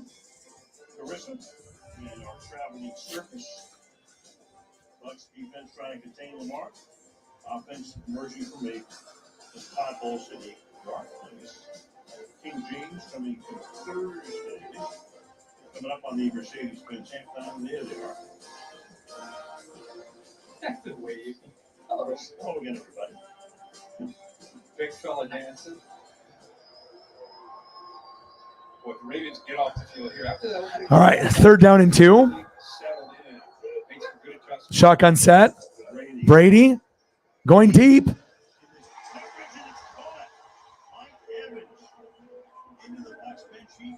First down, Buccaneers. Are you fucking kidding me? What a fucking throw by my boy Brady. Dropping dimes. Mike Evans, triple covered. No fucking problem. First down, Buccaneers. Move the chains. My goodness, that was beautiful. First down and 10. Brady, check down. Fournette, short gain. Second down. BK would have gotten a personal foul. I had 15 yards onto that. Tom Brady ever got seriously hurt was on a play like that. Brady, pump fake. Sack lunch. And by the way, that is sort of a historic sack here. It's 12 noon. You know what time it is. Justin Houston sack lunch. Yum, yum, yum, yum, yum, yum, yum, yum. And we'll tell you, stick around. We're back in 30 seconds and I'll reveal it for you. Good sack lunch there. I see you, Justin. To name yourself after the highest peak in North America, maybe that's audacity.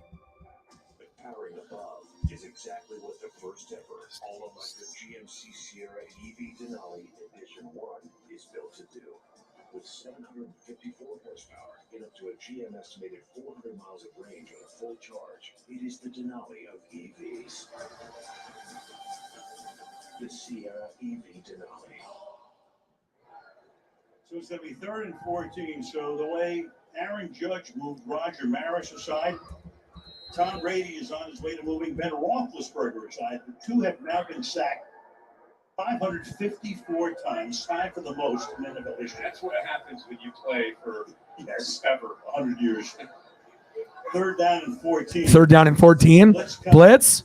Brady, pump fake. Oh, it's 12 noon. You know what time it is. Time for another sack lunch. Yum, yum, yum, yum, yum, yum, yum, yum. 12 years, long time with KC, and Tom Brady now owns the record by himself. So, man, that's there it is. absolutely moving. It is over. Houston comes from here and gets home, but it's the coverage downfield. Brutal. He's working on the right against Peters. He's taken away. The crosser's taken away. Nobody to check it down to. And a big fella out of Georgia, his 12th year, back-to-back sacks. This time, Nice sack lunch. Credits the coverage downfield. As I said, give Mike McDonald and this Ravens defense a lot of credit. Good sack lunch for Justin Houston back-to-back. Justin Houston has 6 sacks in 5 games this year. All right, Justin, I see you, bro. I am not going to hate on you. 56 seconds. And the Ravens, after taking a timeout, will have one when they get the ball. Bucks with the punt. Yeah, Colts offensive line used to be top 5, top 3 sometimes, and just weird to see them struggling. But like I said, sometimes it's coaching, sometimes it's injuries, lack of focus. And obviously when teams are losing, you know, it definitely wears on a team. That's facts. I mean, how the hell did we lose to the fucking Steelers and the Panthers? You know, like Dante Foreman and Chuba Hubbard ran for like 5,000 yards against us last week. So shit happens, man. 10-3 Buccaneers.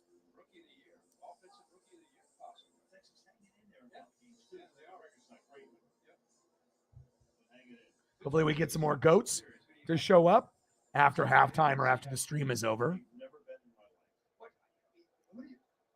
Philly's got a little vibe about it. From the 13-yard line. Shotgun set. Lamar. Little screen pass. Kenyon Drake with the reception. 41 seconds left. Second down. Interesting decision here. Backed up. Haven't had great field position. They still want to go after this secondary with a lot of new faces. See if they're going to just go deep. Try to get a pass interference call or take advantage of my injured secondary. Yeah, no shit. Shotgun set. Lamar.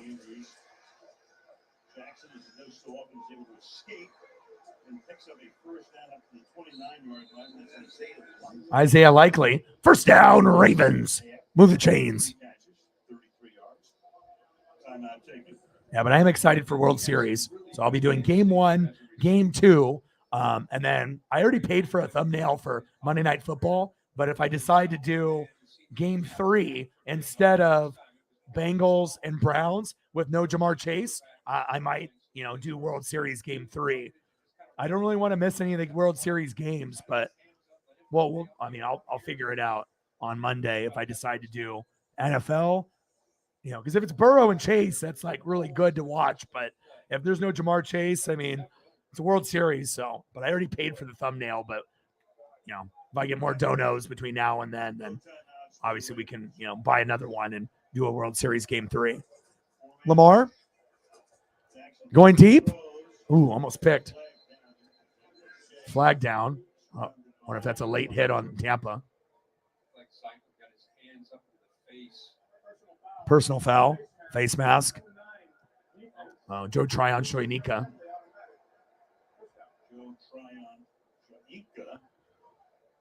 Face mask by Joe. Justin Tucker, 65 is in play. Yeah, even 70. We saw it pregame.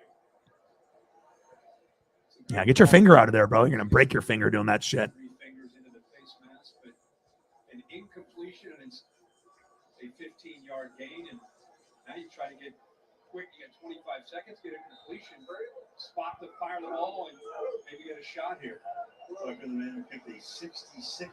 Shotgun set. First down and 10. Lamar. Nice catch. First down, Ravens. Prochet with the reception. Yeah, Robert Quinn is amazing, dude. That was crazy. For nothing, too, like a 4th rounder. Kind of reminds me of the Jay Ajayi. Sometimes you got to be able to make a move, or like when Von Miller got picked up, those moves make a difference. Imagine if the Rams didn't have, Von Miller and Odell. Do you really think that they would have won it all last year? And look how they are. Team is essentially the same, except for Andrew Whitworth, right? And they're just booty cheeks without Von or without Odell. Second down and 10.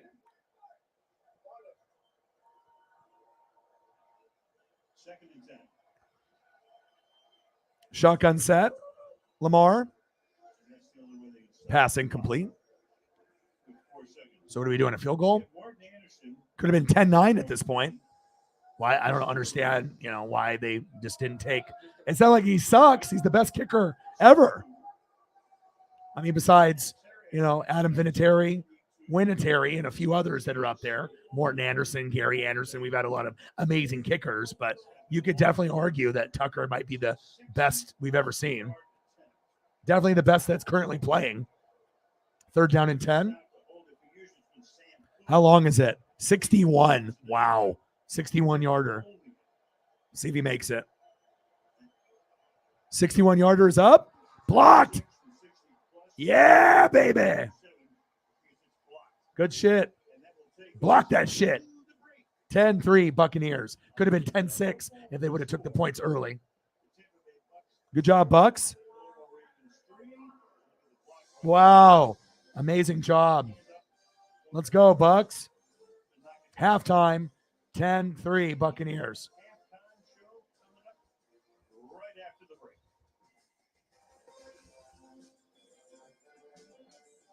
Good block.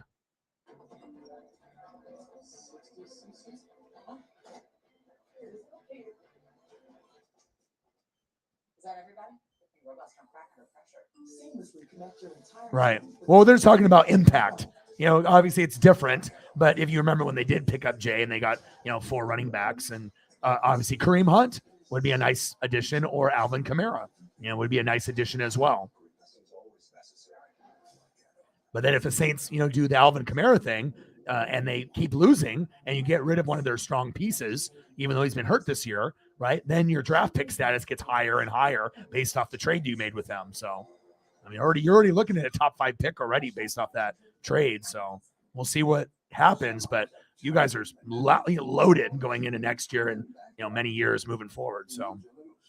Trust me, I know lawns. Scotch, the best ball of all. It's in the bag. These used cars look the same, but Carfax can show how damage history affects the value. All right, I'm going to go use the restroom here real quick. I'll be right back. Twins, stop overpaying. Shop at the all-new Carfax.com. Identical twins. Relive all the funniest moments. Hey, how right now? From the past week in the NFL. Woo! The missed tackle, the bashing football, and the smack talk we weren't supposed In Vegas, the house always wins, unless the Raiders are playing in it. If it happened, and it's hilarious, Karen Killam is supposed to get on the pylon, presented by Carnival Cruise Line. Oh, new episodes every Wednesday, only on Prime Video. Personalize all of your settings with a single touch. The all-new, all-electric EQS SUV from Mercedes-Benz.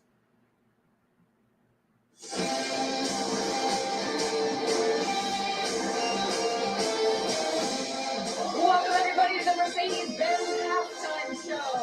Look at the Tampa River Walk, and folks there gotta be pretty happy so far as the Bucs took off a couple tough weeks to lead the Ravens 10-3 at half. Hello everyone, I'm Krista Thompson alongside Richard Sherman, Andrew Whitworth, Ryan Fitzpatrick, and Tony Gonzalez. All right, Tone, we talked about it at the beginning of the game. You wanted to see this run game going, and guess what? There's only 27 rush yards in the first half of the Baltimore Ravens. What are the Bucs defense doing that's stopping them? Well, I don't know how much it's going to be about what they're doing, but it's absolutely about giving him some chances. You know, he's only got 4 carries, and he's averaging 4.5 per carry. They're just not doing it. Only 7 carries so far, rushing total. 27 passes. All right, I'm back. This team is not built to run like that. If they want to go out Any news about Mark Andrews while I went to the restroom? I doubt it. What are you saying in that run game? I imagine they would probably said he's out for the rest of the game. JT in the building. What to do? 10-3 Buccaneers. right now, you look at it, I think Shaq Barrett does a tremendous job of selling like he's going to take the runner and then jumps. Oh, I wouldn't want him. Obviously, after he committed that crime with his buddies, I mean, I'm not really as high on him as I was. I like his running style. I think he's a guy that is a good pass catcher. But anyone that does shady shit off the field, it starts to kind of, my like for a player might be here, but once you start getting in trouble, it starts going, to a point where, he might not be like my favorite anymore. I definitely like watching him play, but I mean, I don't like guys that do that type of shit. So.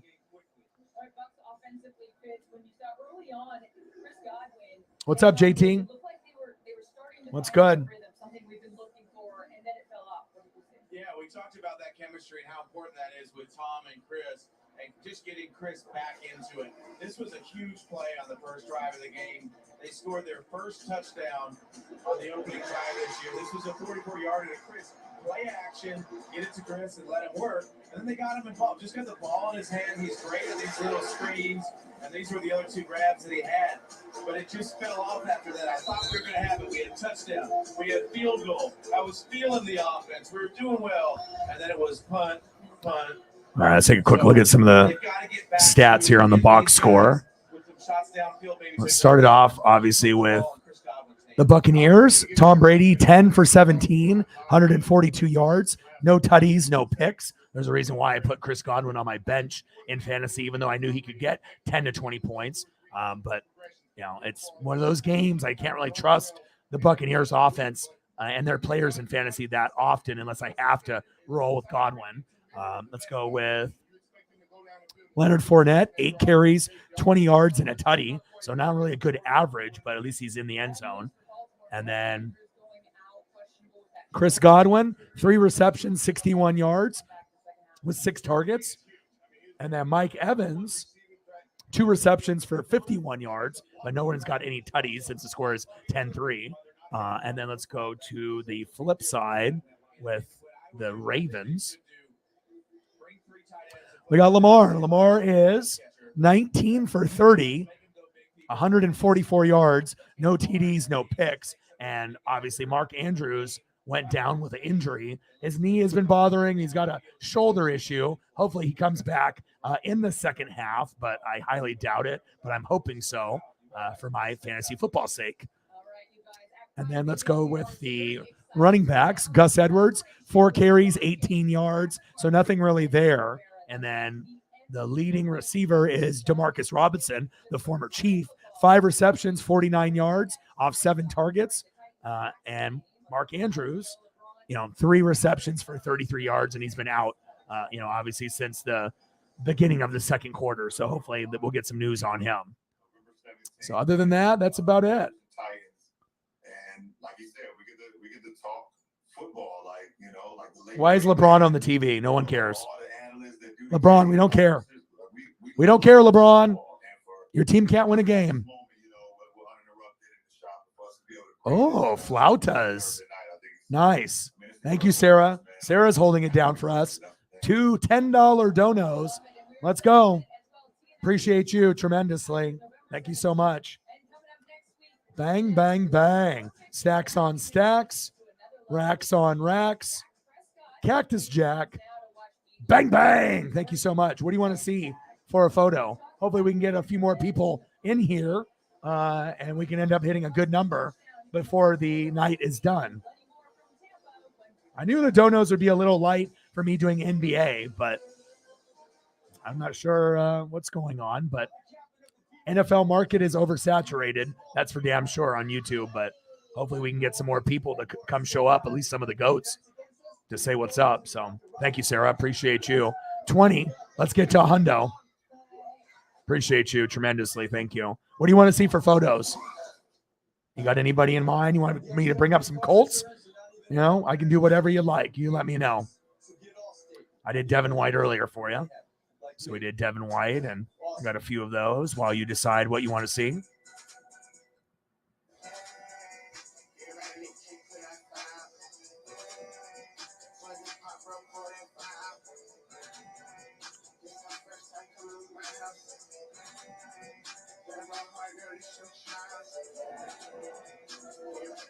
Preparations are underway in Hollywood. Little Baby getting ready to take the stage for the premiere of Amazon Music Live, hosted by 2 Chainz, coming up right after TNF Nightcap. Time now for Electric Moments, presented. I will not be watching Little Baby. Third quarter. Hopefully we'll get started here in a second. All right, Jose, what do you want to see? Edgerrin James. Good choice. Good choice.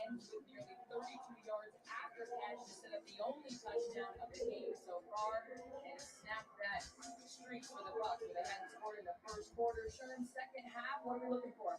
I'm looking for commitment from the Baltimore Ravens. Commitment to their bread and butter.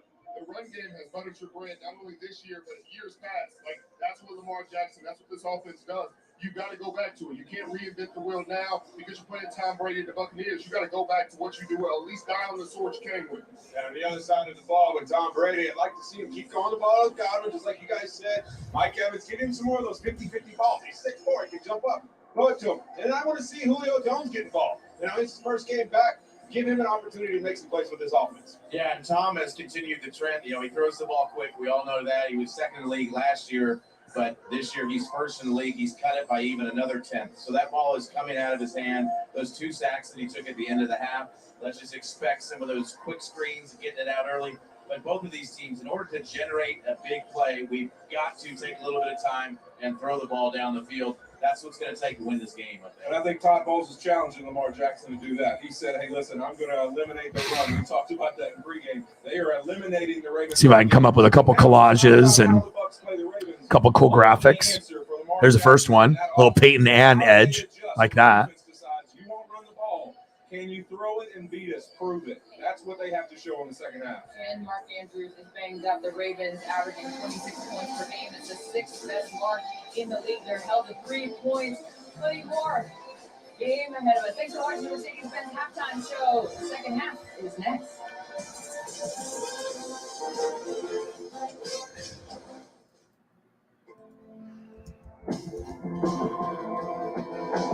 Hey, Mercedes, take me to Houston. The route is being calculated. The all-new, all-electric EQS SUV from Mercedes-Benz. We'll make a new bet around every 2 seconds. Not only on the game, but on the game of life. Betting with love is just a swipe away. Betting on picking up that curious hitchhiker carrying a bowling bag. And betting that he doesn't turn out to be a corn-fed prodigy.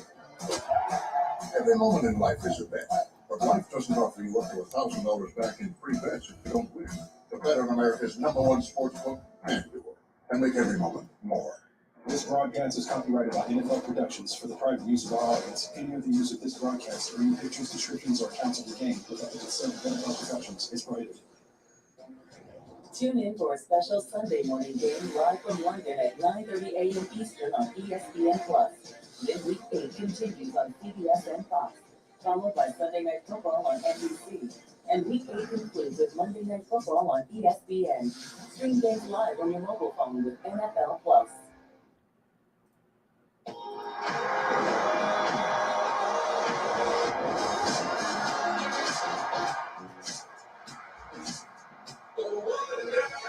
He takes it in for the touchdown. Under pressure, look out. Shaquille Barrett having a big first half.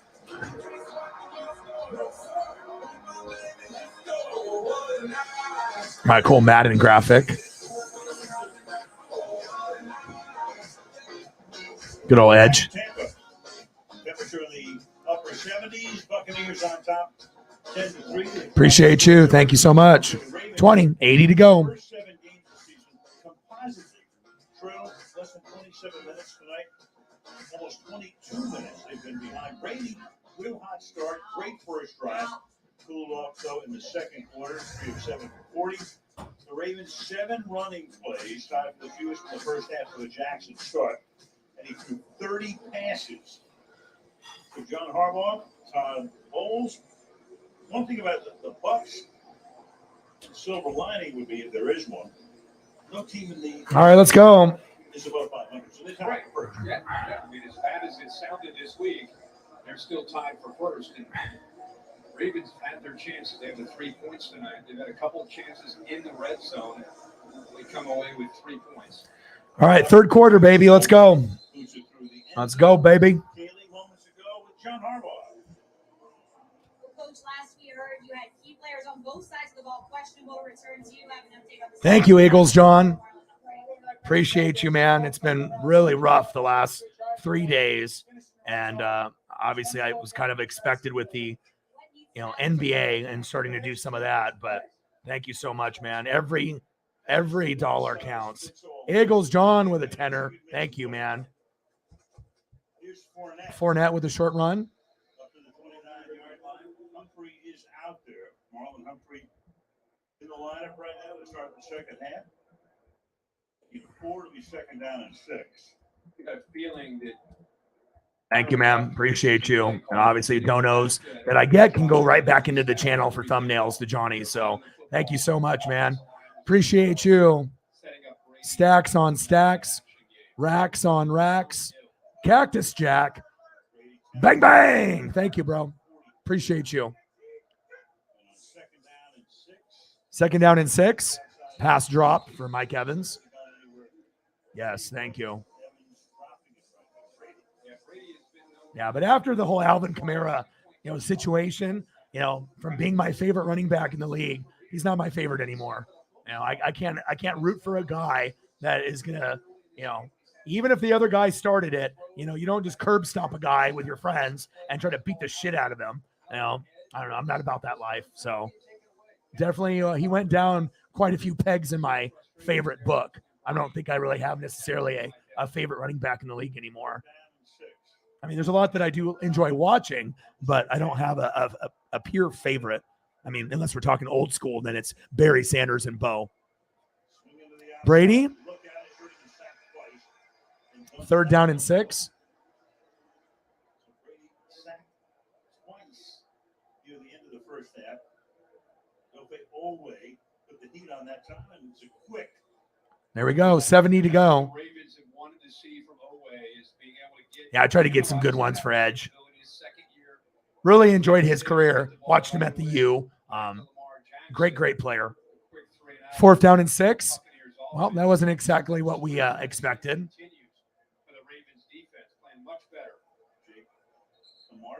And imagine if the Ravens lose by 3 in this game, right? Then you're going to be remembering when they decided to go for it instead of just kicking the field goal, even though he missed a 61. But Jesus Christ, it was 61. Even the GOAT, sometimes in kicking, will miss 60 plus or 50 plus for that fucking matter, or 40 if there's wind. but it's 10-3. They were acting like the score was 20-3, and they needed to get it to 20-10. I don't know. Very confusing. Duvernay. Tackle him. There we go. Duvernay with the short return. 11-yard return. Oh, there it is right there. Yeah, but I got a lot of thumbnails. I've been trying to get them every day from him. And obviously that costs. And I was talking to him last night, and I told him, if you keep doing this, with me and Perna and Tom, I mean, you'll be able to do this full time. That's, eventually the goal. And I'm helping pay for tires for him with a lot of these thumbnails that I've been getting from him, which makes me feel good because I just paid $350 for 2 tires just a couple days ago. So it's kind of ironic that he said that right when I just got 2 tires as well. So tires aren't cheap. 10-3 Buccaneers. Shotgun set. Go Lamar. Go Lamar. Nice gain by Lamar. First down, Ravens. Lamar, Action Jackson. Use those legs, baby. This is how good this guy is. This is a gift. And he's still able to get underneath it. I mean, this is why we all marvel at what Lamar Jackson can do. He's a cheat code to a video game. He's not fair. He misreads it, and yet the guy that he's misread, he makes miss. Picks up a first down and big yards. 25 yards. Lamar. Keep it on the ground. Take the ball into Tampa territory. Goes Gus. Hands off to Gus Edwards for a short gain. 2-yard gain, tackle by Devin White. The Ravens football with the tight ends. Ricard, who's a fullback, he's going to take you usually to the football, but get physical. Let's go. 2nd down and 8. We need you. You're my boy. I mean, my favorite players, I really only have 2 right now, right? As far as overall, it's Devin White and Levante David. I mean, there's other guys I really enjoy on the team, but I'm a linebacker guy, so love me some Tristan Wirfs and Antoine Winfield Jr., but it's really Levante and Devin White for me. Gus Edwards, nice run, and obviously Derek Brooks and Sapp and John Lynch, Allstott, Rondé Barber, the old school guys. Mark Andrews is out. Fuck. 3rd down and 1. Didn't even really look like that big of a fall for Mark Andrews. Handoff. Edwards. First down, Ravens. Move the chains. Well, good thing I have Dulcich. And it was kind of making me nervous on what I needed to do in the lineup, but Good double team, missed tackle right there by Neal. Devin White overruns the play. 6.3 points. It's not horrible, but it's not great either. It's better than 0.4, what he got me last week. Luckily, I still won. Meanwhile, that defense now has Shaq Barrett. Oh, no, Shaq Barrett down. Fuck. Get some attention. Had a real good first half. Hopefully Shaq is okay. Zach Barrett.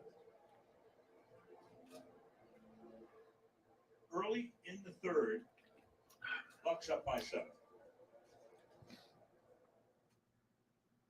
Hey guys, welcome to the neighborhood. Definitely getting new countertops.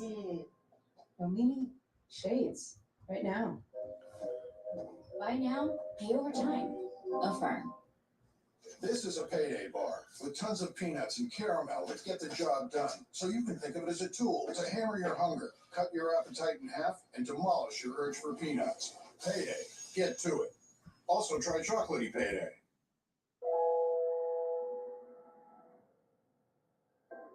A once-in-a-generation leap for the iPhone camera. The most advanced display in a smartphone.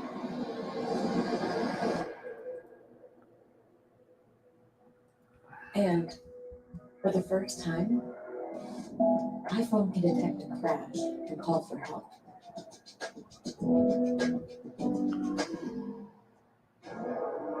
All right, come on, Bowles. I need your defensive prowess, man. We need to make those adjustments. Let's go, Todd.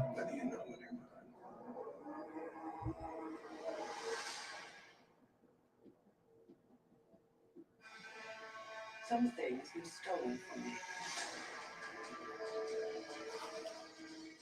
What you got going on out there? We took a trip to Future London. Now people from there are hiring folks to kill us. It seems your life has taken some decidedly unexpected turns. 10-3 Buccaneers, but it looks like Ravens are knocking on the door.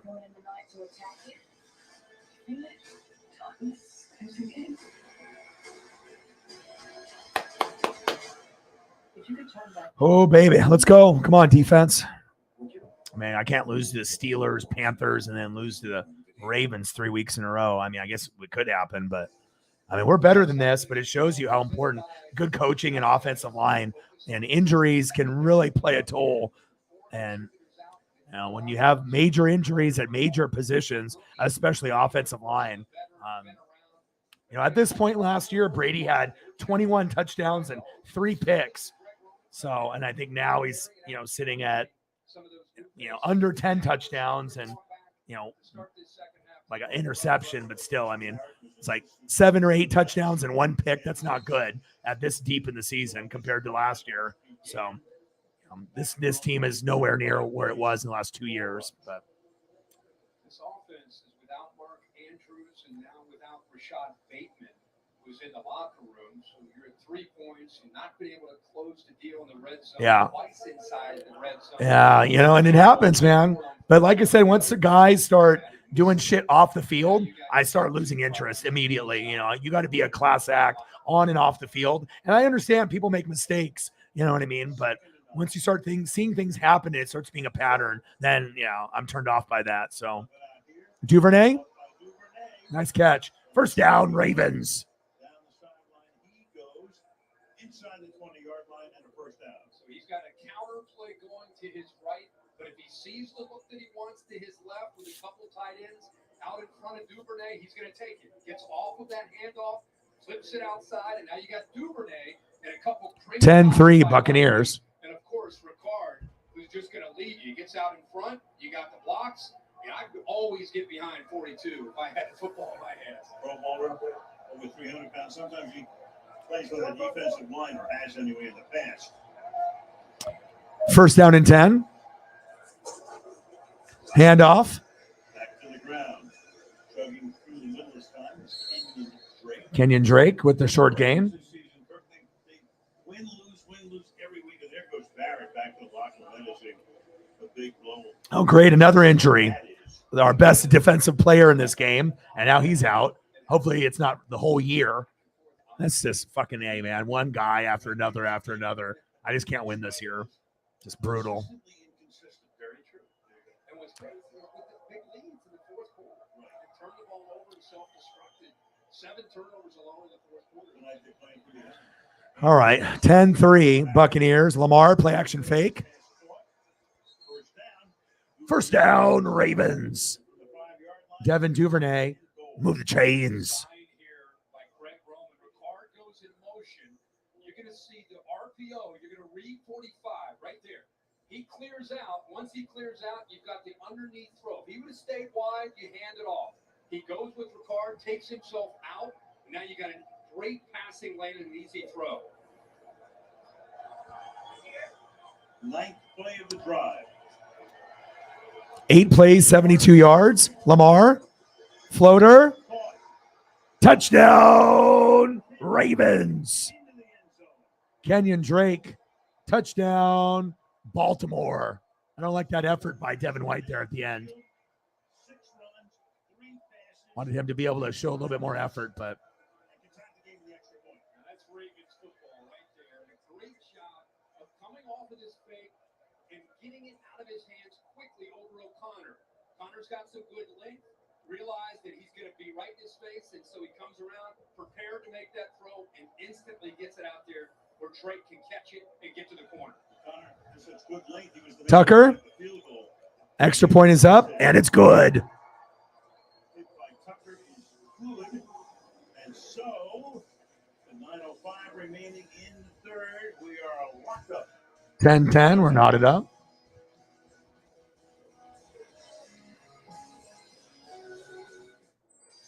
The magic is calling you to stay at a Disney Resort hotel, where you're surrounded by the world's most magical celebration. The fun never stops. Special friends greet you. You soar to adventures with extra time in any of the 4 theme parks every day. Don't miss the Walt Disney World 50th anniversary celebration. Save up to $400. All right, we'll see what Tom has cooking, if we can get something going. I mean, obviously we want to be able to have a balanced offense, but you know, starting it off with Lenny is one thing, but we got to get the ball to Evans and Godwin.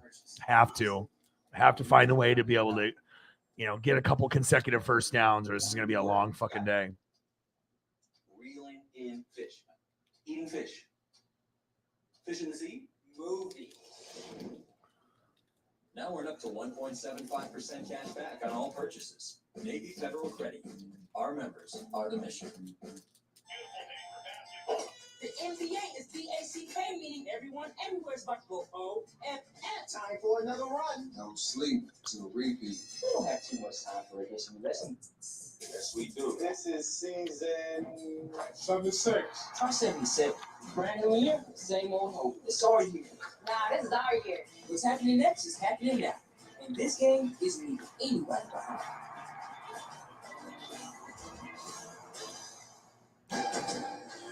Yeah, but I already know, you know, based off this team with Leftwich, he'll never abandon the run. Now he's always, you know, run the ball, play good defense. But the problem is sometimes we can't run the ball and we can't play good defense. Then what do? You know, you can't just do halfback dive, and then expect Tom to get 10 to 12 yards on third down every time. You know, it's not realistic. So, but hopefully we can figure something out here. But yeah, Evans and Godwin need to get the rock. Where did the points go in 2022? 43.4 points per game is the lowest to this point in the season since 2010.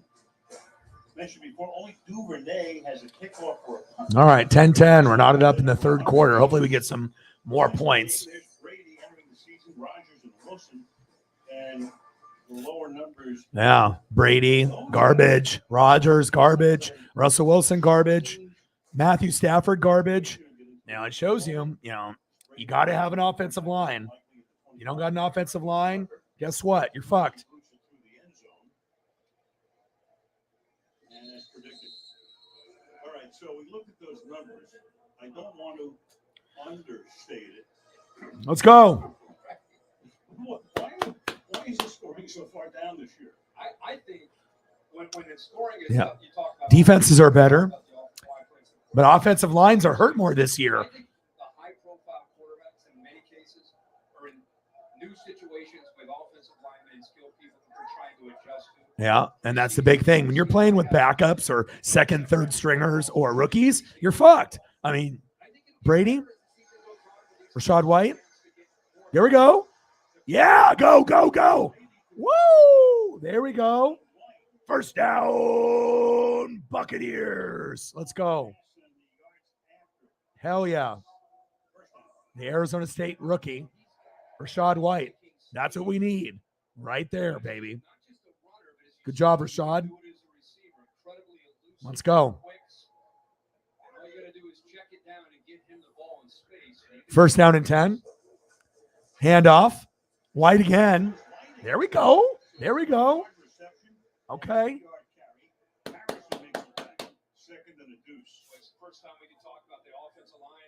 Let's play with some urgency.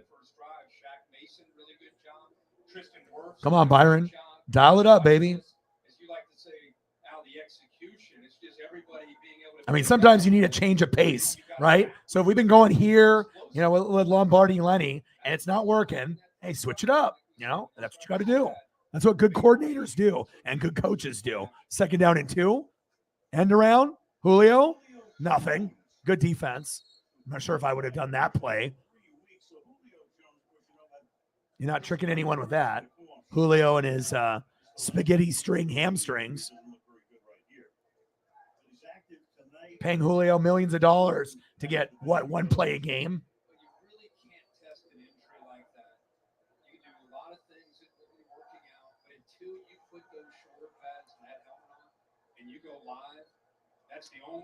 3rd down and 2. Come on, baby. Pound the rock.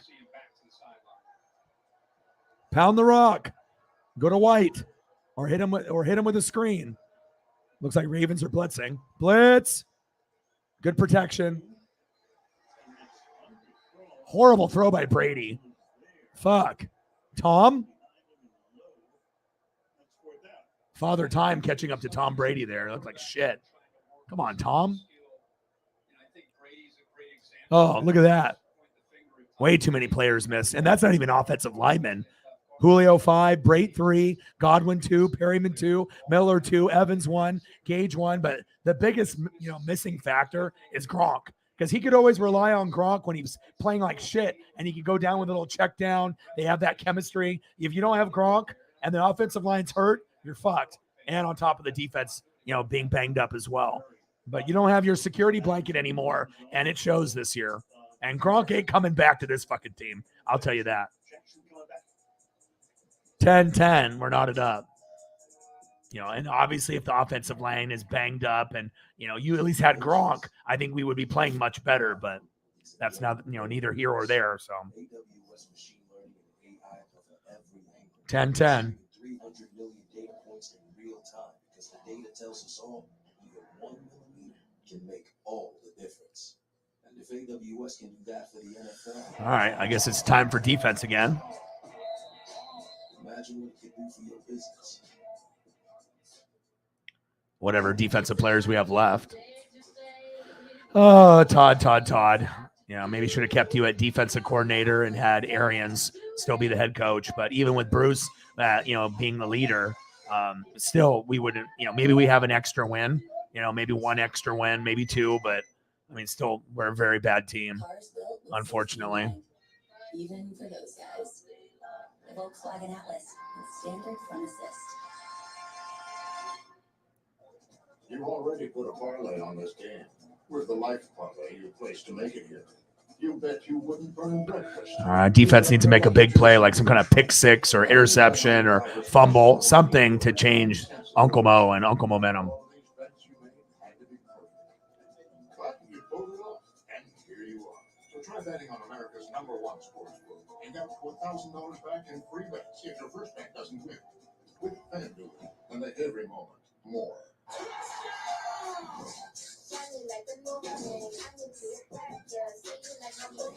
Yeah. As long as you take care of your stuff, like this jersey I got, this Derek Brooks that I got, I mean, it's 22 years old, 23. So, I mean, if you can take care of your stuff properly, and then you can make stuff last a long time for sure.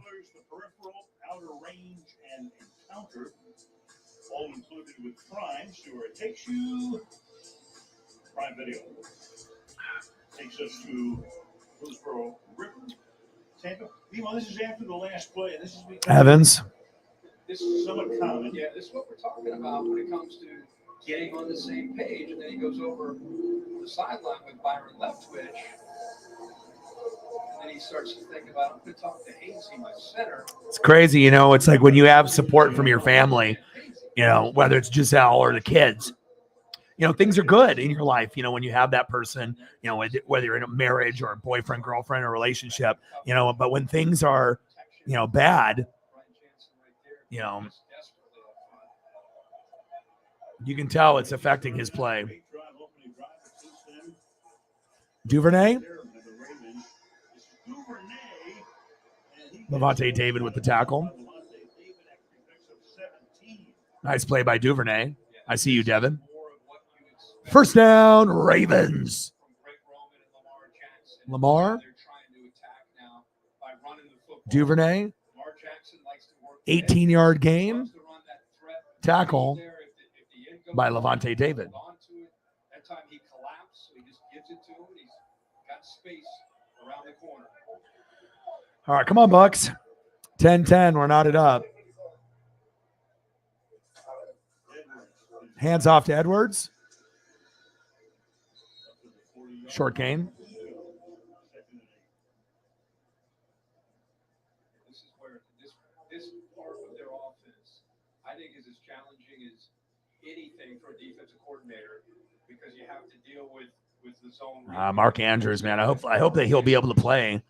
Now I'm always having to make adjustments. Yeah, I'm 7-0 in fantasy, but people don't realize how many moves, adjustments I've had to make. I mean, Justin Herbert hasn't been healthy all year, so I'm having to bounce around, and now I have Daniel Jones and Geno Smith. I mean, you have to find ways to, get good backups and hope that they produce. Handoff, Kenyon Drake, short gain. This team will play one game over the next 23 days. You're talking about getting everybody healthy. They go to New Orleans a week from Sunday, and then they have their bye, and then they meet Carolina.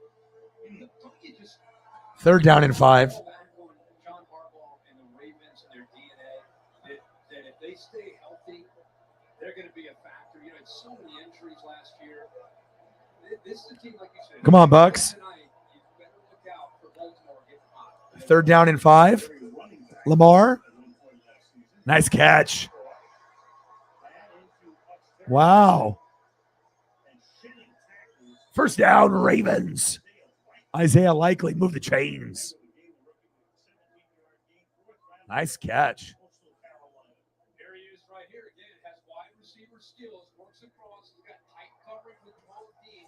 Watch his throw. I mean, we brag on Lamar Jackson as a runner, but the guy can sit in the pocket and throw with the best of them. Lamar, pump fake. Get him. There we go. Joe Tryon, Shoyanika. He stuffs him just about at the line of scrimmage, 2nd down. I'm sure he could the guy that they're hoping would really come on. Of course, with JPP moving on, they opted not to sign him. They just thought Tryon Shoyinka has so much upside. They're just waiting for him to emerge. That's a good play from Isaiah Likely earlier. See if they get him involved again. Very physical out there. 2nd down and 11. They're driving. Looks like they're going to get 3 on this drive minimum. Handoff. Justice Hill. 1st down, Ravens. My goodness.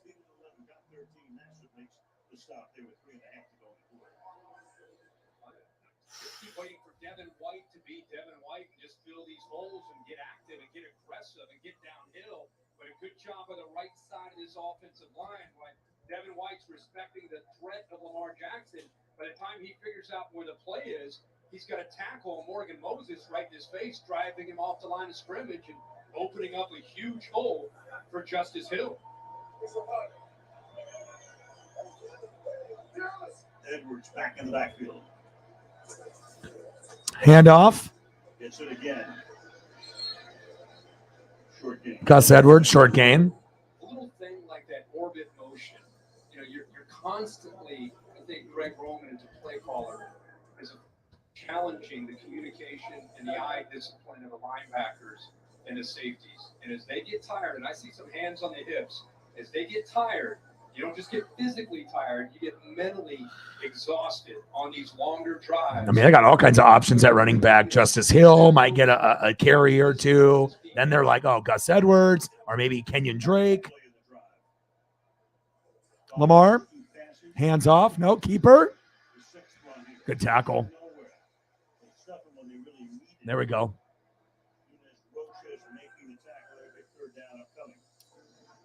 Known to Roches with the tackle, 10-10.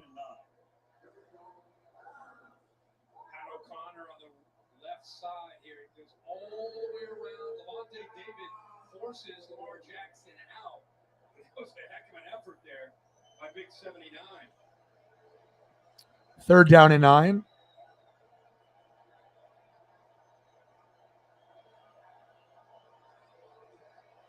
A little confusion. Trips right. 3rd down and 9. Screen pass. Wow. 1st down, Ravens. Lamar Jackson to Demarcus Robinson. 1st down, Baltimore. He's going to give him a chance. See what Demarcus Robinson can do. Make these guys tackle you. What a move inside back outside. Yeah, I'll be doing the Phillies game tomorrow. I'll be doing game 1 and game 2. and then game 4, game 5 if needed, and then maybe I'll even do game 3. It's either that or the Bengals and Browns. I might do the baseball game instead, though. I'll have to wait and see, even though I've already paid for a thumbnail for Bengals and Browns. Handoff. Justice Hill with a short game.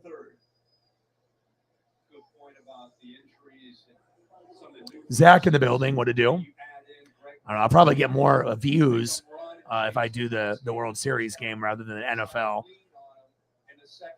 But we'll see. And no Jamar Chase either, so.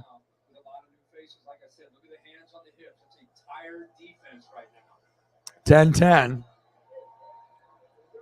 This drive 6.5 minutes old. Hill is still in there. Mark Andrews out with an injury. Play action fake. Lamar.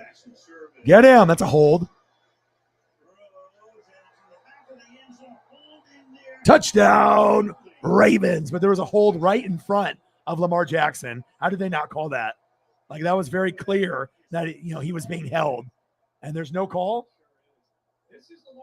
Tell me where the referee doesn't see holding.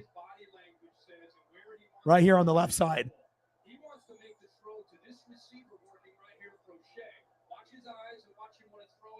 He's holding him. Come on.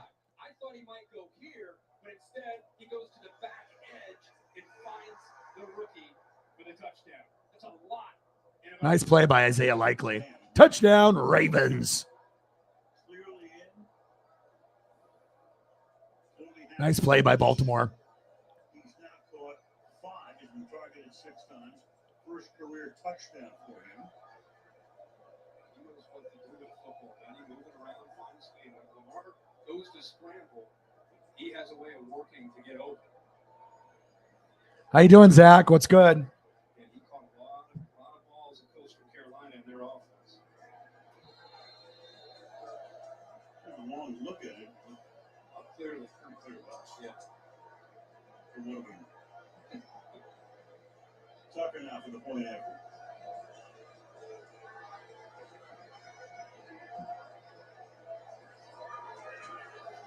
Extra point is up, and it's good. First time since early in the game at 17-10. 17-10. Ravens. I mean, this one looks like Baltimore is going to win. I think we're just going downhill. Too many injuries, shitty coaching, just lack of effort. I mean, at least I got a Super Bowl out of it. So. Unlikely hero tonight steps up again to make a play with Mark Andrews, their go-to tight end down. Show what he can do. I like your word play. That's good. Been hanging out with you. Look at this. Well, I'll teach you some words. I know you are. Man, 80 is fun to watch. Mark Andrews the first one to tell him that's it, man. That's it. Now, of course, the big question. 17-10, Baltimore. Every game. They just couldn't close the door on 3 of them. Sure, that's been the focus and the talk. And will be at the end of this third quarter. And some big-time meltdowns, especially against Miami. That was crazy. They almost melted down against Cleveland last year, too. All right. 2 games without a TD pass since 2006. And it shows you how important offensive line is. Yeah, Brady's getting older, right? But if he had a strong offensive line, I mean, he would not be playing this bad. And I also think that the divorce is really weighing heavy. And it's not just him. It's rubbing off on the coaches and the players and the backup offensive linemen. It's not fun playing football in Tampa right now. No one is having fun, and that's what we had initially when Brady came. We had fun, but nobody's having fucking fun now. It's just kind of a dumpster fire. End of the third quarter, 17-10 Ravens. We are not winning this game. It's over already. I can already tell. Good for the Ravens. I didn't have any expectations for our team this year anyways. I thought, okay, maybe we can win the division at like 9 or 10 games, but we're definitely getting bounced in the wild card round. We're definitely not good enough to win a playoff game this year if we somehow make it. But you never know. Maybe the Falcons, Panthers, or Saints will get one more victory than the Bucks, and then they'll make it. But it doesn't bother me. Like I said, I've gone through good times and bad times. And I mean, shit, I went from 2008 to 2019 when we were winning like 2 to 5 games a year. So this doesn't fucking faze me one bit. So, all right, get some rest.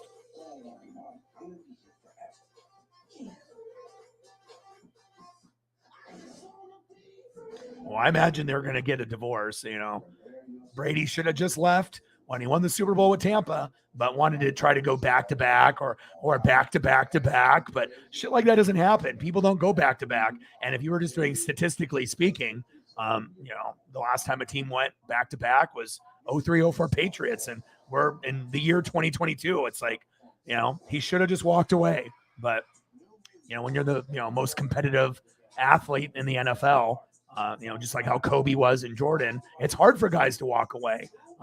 But because like I said, if you're not mentally good here, you know what I mean? You're not. How are you going to play good football and be a good leader when you're thinking about Giselle and your kids and you're thinking about the divorce? It's impossible for him to just be like, well, let me just block that distraction out. No, it doesn't work like that.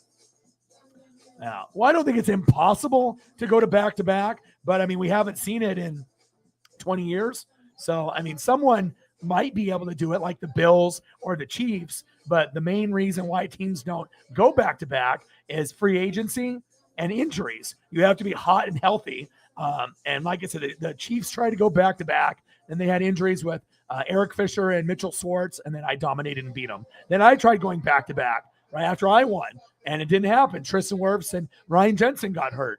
Then the Rams thought they were going to go back to back, and they're nowhere near being a good team. So, yeah, but he had everything to prove because he wants to be able to get more wins stacked on his resume.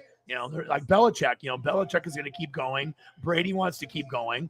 And you want to keep, extending wins, extending records. Nobody knows what it's like unless you're actually that person. It's like, look at me, dude. I mean, people say, oh, take a day off. I haven't fucking taken a day off. I've been working 7 days a week since July 4th. I'm a fucking grinder. I'm not lazy. So, and it's all about legacy. And that's the reason why Brady is still playing. It's legacy.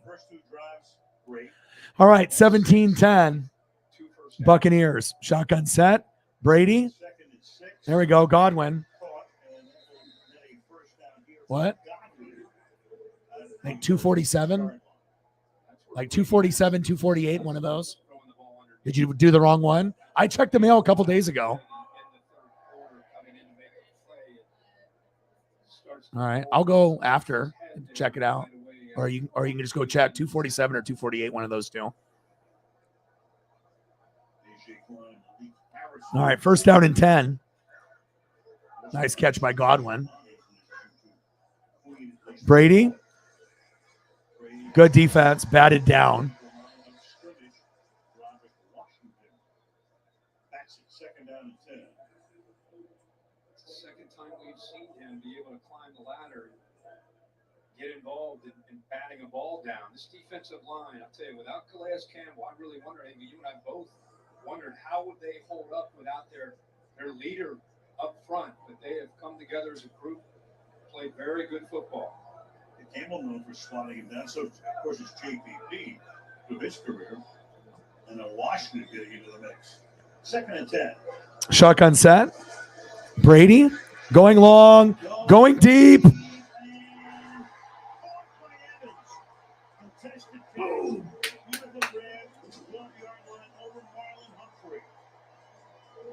Exactly what the Bucs needed right now. And 51 yards. And good against good. Mike Evans, who's known for his ability to go downfield, Brady, just to be safe, uses his eyes to move that safety. Now he's got one-on-one. There we go. That's the play we needed.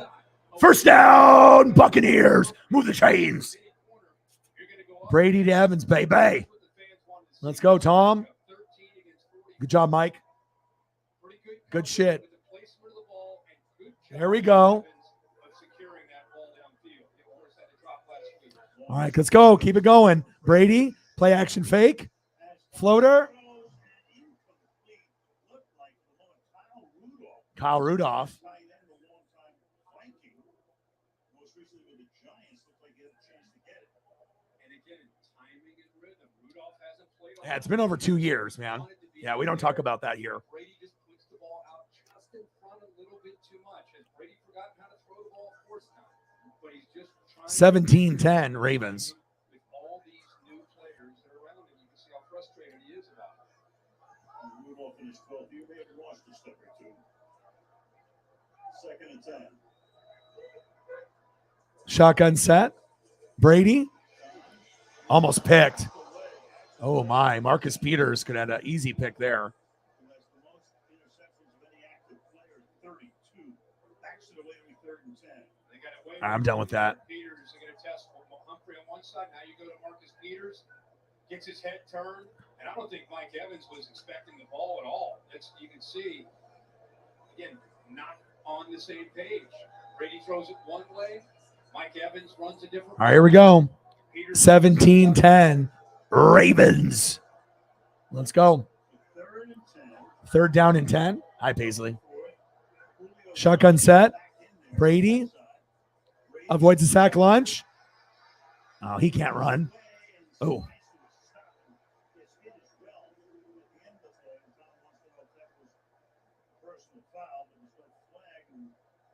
Oh, he's got grass in his.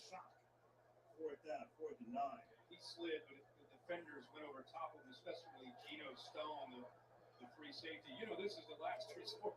When you're 45 years old, you don't want to have to resort to this, but everybody is covered.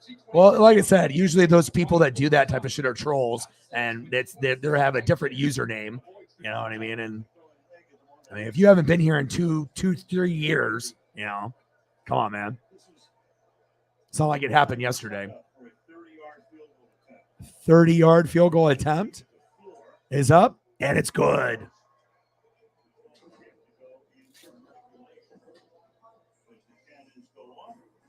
I'm much better off, so I wouldn't even want to do the channel with another person, to be honest.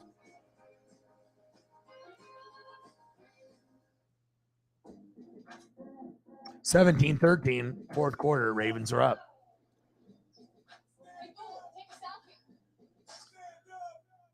Well, I mean, that didn't end up in a touchdown, but at least it was, you know, better than what we were getting prior. So that big play from Mike Evans from Brady. So it's just like a shell of what we're normally used to seeing with Tampa Bay. And it sucks, man. You know what I mean? But you have to understand you're not going to be good forever. Like, you know what I mean? You're going to have a window, and then injuries are something that isn't necessarily accounted for all the time. And when you have massive injuries, or you have guys that, you know, leave the team, it's like, you know, both of my guards and my center, you know, are gone, on top of my other starters now being injured and having rookies fill in and 3rd and 4th string, you know, and then the Brady thing with the divorce and the defense not playing inspired football and not having that hard ass Bruce Arians, you know, getting on the players. I mean, it's a combination of a lot of things, but I will never get mad and frustrated. Nothing can break me. I mean, I'm a fucking Buck fan, for Christ's sake. You know, I've been rooting for the Buccaneers,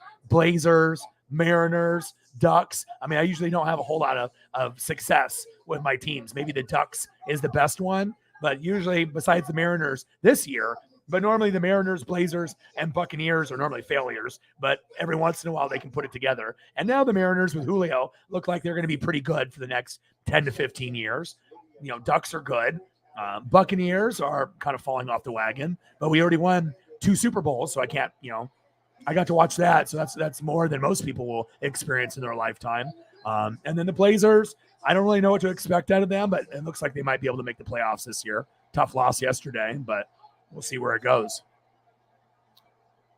Unimaginable what has taken place. How did it happen? Yeah. O-line, D-line, defense, and coaching. You know, you need to have and then you have to have teammates that believe in each other. You know what I'm saying? And to be, you know, with a high-profile model like Giselle, and you know what I mean? And people acting like that shit doesn't matter. I mean, he's not focused on football. Before, it was 100% focus on football with the support of his family and Giselle. Now, I really feel he's only focused like half. And if he tries to block out the other shit, it makes it worse. So, yeah, usually it's little kids, you know what I mean? Or people that used to watch, you know what I mean? But like I said, it's already been 2.5, years, almost 3. So it's like, Special teams has done a nice job. The Bucs have tonight wrapping him up 17-yard line. This Buccaneers defense led by Devin White. 17-13 Ravens. This running game from the Ravens. Odin's son in the building. What to do? How are ya? Get pushed. Went along line of scrimmage. Look at this. That's Devin White. He's one of the top linebackers in the NFL. And is just not having a great night. Todd Bowles letting him know about it. We'll see if they make the right adjustments to try to slow down what we've seen from Jackson and Greg Roman in the running game here. White was the NFC Defensive Player of the Month for September. All right, let's go, baby. How are you, Odin? Start from 17. Handoff. Oh, wow. Gus Edwards. Jesus. Play some defense, Bucks. All of last season, didn't play until last week at 66 yards in that game and a 64 tonight. Great block by Ricard on the edge right here. But watch the rookie center against Devin White, who we just talked about. He's got to make a play. He's got to get downhill. That center says, you're not getting anywhere near our running. Buck defense is playing so uninspired. It's just, I can deal with Brady being ass, and the offensive line being horrible, but I can't put up with defense that's booty. You know what I mean? Like, I'm a defensive guy. Play with some fucking pride. And, still, it's not like the teams are scoring a lot on the Bucks defense normally, but, it's not like we're giving up 50 points and we're just getting slaughtered out there, but it's rough, man.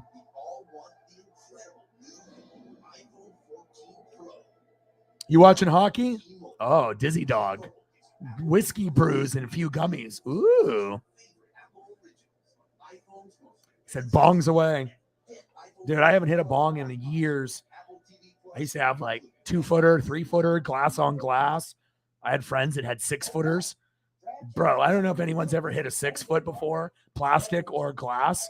That shit will wreck you unless you're like prepared and have good lungs or you have a good tolerance. Because sometimes when you do like a 6-foot and you get all of it in like 1 or 2 breaths, you are donezo. You're on. It's like a dab, but like it's a different kind of feeling if you guys do dabs where you guys are at. But out here in the Northwest, we do everything. So we're pretty chill out here at breweries, dispensaries, wineries, and there's all kinds of recreational things that people do here as well, and just like everywhere in the country. But it's like you're not going to go to jail for 3 years or 10 years if you have a little bit of whatever on you. Usually you'll get like maybe not even arrested. Now it's like a little bit lax where you might just get a ticket. Maybe they confiscate stuff from you. But 17-13 Ravens. We got a Daredevil Steelers in the building. Hey, congrats on your win against us 2 weeks ago. Like I said, you guys are going to have some ups and downs, going through the Trubisky and Kenny Pickett phase, but Pickett to Pickens is going to be really fun to watch in the years ahead. That's facts. 5-footer with a gas mask back when I was 18 before dabs existed. I've hit we live out here in Oregon, so I've tried, all the gas mask, different glass pieces. I had a really dope 3-footer glass on glass that had like frogs and salamanders on the outside of it, like on the bong and everything. It was like my favorite. It had an ice catcher. I'd put ice in it, put it in the freezer, let that water get almost frozen, but not. And then you could take a big rip of whatever you had and you would, it'd be so smooth. You wouldn't even like feel it. That was the way to go. All about the ice catcher. 17-13 Ravens. I don't really see us winning this game whatsoever, but you never know. Your best running back and quarterback on top of it. So from the 39 now with 11:40. First down and 10. Left in the fourth. Lamar wide open. Isaiah Likely. First down, Ravens. Move the chains. and he's now caught 6 passes for 77 and a touchdown. So Lamar Jackson defense, what are you thinking about? You're thinking about we got to stop him from being able to run the football. The tight end sneaks right behind those linebackers, and that's Lamar Jackson's wheelhouse. You get him out on the edge where he can throw the football on the run, put it out in front, perfect throw to, again, Nice 16-yard gain for Isaiah Likely from Lamar. pass game with Mark Andrews down. That's the definition of a convoy on that play. Everybody going in the same direction. 23 first. Handoff. Kenyon Drake. And staying on his feet. Short gain. Was Kenyon Drake. By the way, Ronnie Stanley. Haven't talked about him today. Yeah, great to see him back. Absolutely. He had to fight through that ankle surgery from last year's and the battle of some injuries. And really, I think, just starting to get himself back into shape. But again, I can't say it enough about the job Greg Roman does with this offense and how they utilize different formations and use these tight ends. Stresses this defense. 2nd and 3. Another run by Kenyon Drake. First down, Ravens. Move the chains. Just to remind people, this Ravens team has had the lead in the fourth quarter, hasn't really shown their ability to sustain those leads. Lost 3 games with a 10-pointer or bigger lead. John Harbaugh, when he met with us this week. Oh, what a grinded out game, man. Get this team to understand. Listen, we're talented enough to win a lot of games this year, but guys. Yeah, he said, "Oh, I'm selling shirts with me and Giselle, hugging each other, and it's going to go towards charity." I mean, these guys, Kanye and AB, no wonder they're friends. Sometimes they do it to get attention, but other times it seems like they need to be on medication or get their brains checked. That they definitely are not there. Maybe AB with CTE and just Kanye. Kanye's a smart guy. I don't consider AB smart. You know what I mean? But, it's all about being a businessman. But, I mean, you got dropped by everybody. He could say, oh, it's all my master plan. But, your income is, he probably still has a lot of money. But still, if Adidas drops you and all your other, big sponsors, he still will be relevant. But, yeah, Kanye and AB are, fucking crazy, man. Lamar, first down, Ravens. Move the chains. Yeah, this one is over. That's a hold on the offensive line. That's coming back.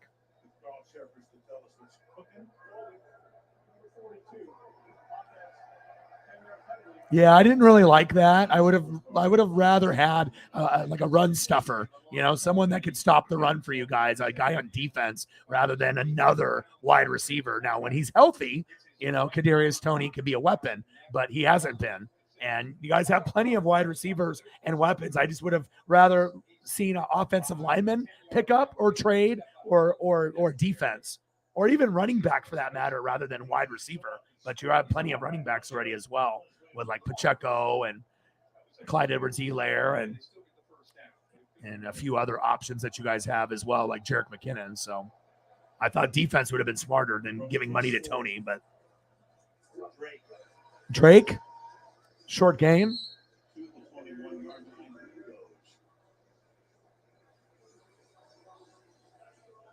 Started this drive on their own 17-8 plays. I keep referencing this. Yeah, uninspired D, it just sucks, bro. Like, I'm a defensive guy, so I can take losing. I'm not going to go crazy, but when I don't see the effort, it's just maddening to me, especially when normally we have a top 10 defense with the coaching staff and the players, but we do have a lot of starters out. Almost our whole secondary is out, and some guys up front too. 2nd down and 7. Shotgun set. Lamar. Scrambling. Gambling. Hurdling. Nope. I thought he was going to hurdle there at the end, but he didn't. 3rd down.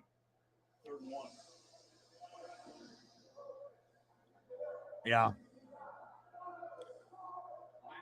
I mean, I appreciate AB helping me win a Super Bowl. That was nice, and he was a great player. He had probably one of the best 6-year stretches for a wide receiver of all time, but mentally he's not there. It just seems like he's always on drugs or drinking. Like, he's just not thinking clearly, but also playing with the media, and because he knows whatever he says is going to get a reaction, Kanye or AB, and they're using that to their advantage, obviously. Duvernay, touchdown, Ravens. This game is over. Nice play. This is over. Devin Duvernay. Yeah, we're done, man. We probably won't even win the NFC South, to be honest.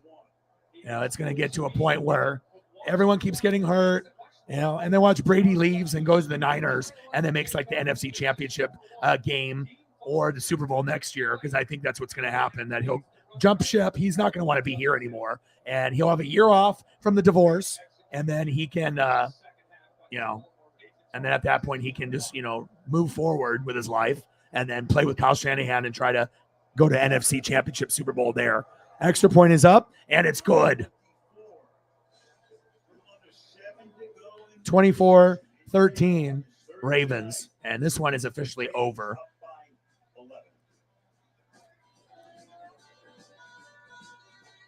Yeah, exactly. GG, bro. I actually thought going into this game that we were going to lose, so nothing really surprised me at this point. And on the bright side for you guys, to just think about something, you guys beat me, right? Even though we lost the Steelers and Panthers, which is really bad. Ravens actually could be a playoff team. I'm not sure, about the Steelers or the Panthers, but you guys did it without Mark Andrews. So congratulations, man. I have Mark Andrews in fantasy, so I really hope he's okay, because I'm trying to win the championship in the fantasy football league. But congratulations, man. To win without this is a big deal. And like I said, my offense, defense, quarterback, everyone is distracted, and it's just a fucking shame, man.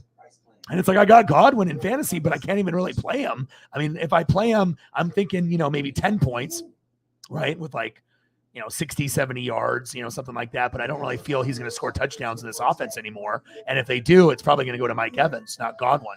So, I mean, I'm still going to keep him on my team, and he can still get me 10 to 15 points. But for those big games that I was getting the previous couple years where I could get 20 to 30 out of Godwin, maybe every few weeks, is not happening anymore. And that's why I have D-Hop, and I drafted D-Hop. So that way, if this did happen, that I had myself covered. And yeah, it's rough, man. But congratulations, dude. Luckily, I'm not younger. Where I would just be mad for 7 days and just being an asshole, and I know a lot of you guys in the chat are that way now, or you might have been that way. It's not a healthy way to live, man, to be angry for 7 days into the next game. It's just, life is too short, man, for that type of shit. Take a look at this now. Tom Brady in his career, most consecutive. What up, Marcos? My boy. How are you? Lost 4 in a row back in 2002. 302. 20. It's over, bro. I mean, Brady. I mean, it's everything is bad right now. What's good, Marcos? How's life? How's Nike? How's the job? How are you mentally? We need to get together one of these days. But I don't drink beer anymore, bro. I quit drinking, so no beer, no booze for 27 days, and I don't plan on going back. So I'm just trying to be healthy. I've already lost 27 pounds and 27, 28. So I got 22 to go to get to 200. And yeah, like I said, I've been doing 7 days a week, Marcos, since July 4th. So your boy's hustling, your boy's grinding. I'm doing NBA now, NASCAR almost over, World Series almost over. And then I'm going to transition into NFL, college football, AEW, WWE, and then NBA and college hoops. So I got to be able to keep grinding for whatever it is. So my boy Marcos is the first one that really believed, and he's the only one that watches every video of mine that lives here in Oregon. And there's nobody else that does it besides him. And I told him about the plans early on, and it's just good to be able to have an OG like that. And if I ever get super rich and famous, being able to take care of Marcos would be one of my priorities. So it'd be really cool for Marcos to never have to work again, and I could just take care of him with all the donos and all the grind in the future. So Mike Evans, short game. Oh, Nike gave you some Blazer tickets. Nice. Yeah, I'm doing Blazer games now. Too bad I did the game last night and I was thinking, oh, we might be able to win. And then Dame got hurt and we lost. But Brady, Rashad White, little check down. Got Brady to White, Arizona State rookie, 24-13. Uninspired football is just brutal for someone that's ultra competitive, Yeah, I think it's possible, but USC and Utah are very, very good. Julio Jones, intended receiver, passing complete. But again, we have to wait and see. Utah's in November. That might be a game I go to. We could definitely lose that. USC's pretty good, but they do have holes on defense. So I do feel that it's going to be between USC, Oregon, or Utah. One of those three teams will probably play like Ohio State if they don't make it to the Natty. And more than likely, the Pac-12 team will lose unless USC gets there. If USC gets there, they have a shot, even though their defense is a little sus, right? But I'm not sure if Oregon could beat or Utah could beat Ohio State. We normally try to, and we lose. So, or if it's Michigan and Ohio State goes to the Natty, I don't think we could beat Michigan either, honestly. But you never know. But if we can get to a decent bowl game, I mean, that's the goal. So. Godwin had a great start to this game in the slot. And what the Ravens have done is 24-13 Ravens. Shotgun set. Brady, pump fake. He's going deep. Scotty Miller, underthrown. Thank you, Marcos. Marcos with a fiver. Thank you, Marcos. I'm not sure about this flag. Thank you, Marcos. Means a lot, bro.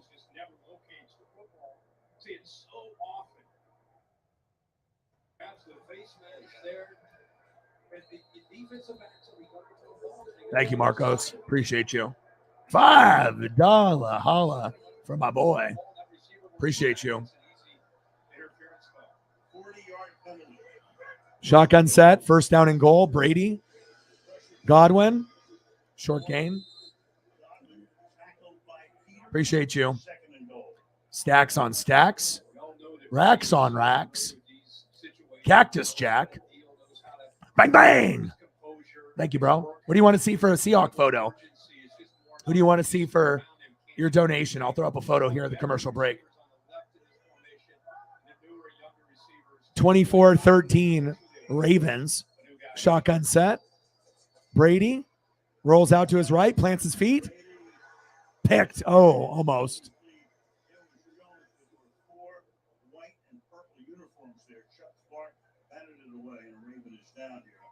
Got his knees clipped on that play right there. We can still suck the least for the South.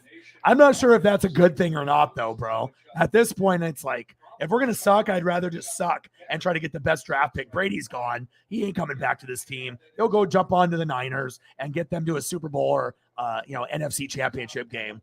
Like, that's pretty much what I feel is going to happen. So. Friendly fire. His foot maybe got caught underneath of Clark as he was starting to roll to the ground. Brady wanted a defensive hold. Getting updates from Odin's son. Hamilton, who was their top draft choice back in May. Good to see him up. Yeah, I actually have done some Beaver games this year, and I root for the Beavers too. When you're younger, right, you have that hate in your heart, and everyone's a hater, and, fuck the Ducks, fuck the Beavers, fuck you, fuck you. But when you get older, you start to appreciate both teams, especially if one hasn't been good in a while, the Beavers, and then has gotten good or better within the last couple of years, and they're competitive, and I like that. And I actually do root for the Beavers every game they play besides the Ducks. And I think most Oregonians are that way, unless you're just a fucking hater, or you're young, Shotgun set, third down and goal. Brady, pump fake. Touchdown, Buccaneers. Cade on, but there's a flag on the play. That was like a slow motion play. That's a hold on the offense. Of course it's on us. Yeah, we're not winning this game, Hybrid, if you think that we are. I mean, this is completely over. It's done. Now, if I had my offensive line, even with the defensive injuries, I'd feel so much better. Yeah, I saw that. Thank you so much for sending me the hockey updates. I'm always trying to keep up on things that I'm not an expert in, and one of them is hockey. The other one is World Cup and soccer. So I'm trying to learn. But like I said, I feel very comfortable doing baseball play-by-play, NASCAR, and I can do basketball. It's very easy for me. And I think some people maybe are surprised that I can do so many things. But I mean, when you read and you watch film and this is your life, shit happens. Julio with a grab. Yep, I was that guy too. But I was a dumbass, and I put the scores on a piece of paper on my fridge. So every time I would walk to the fridge and I would see 24-13 L to the Panthers, and then the next game 20-7 Saints. I mean, how do that's not a good thing to look at, Every time I want to go get a snack and be happy, I have to fucking see these. It wasn't good, man. But thank God I'm mature now and I'm not that way. So I enjoy the game, False start on the Buccaneers. Oh, hell no. We're Blazer fans. We always want the Lakers to lose, just like they hate us and they want us to lose, What's up, P1 Cav? I'm doing great. How are you?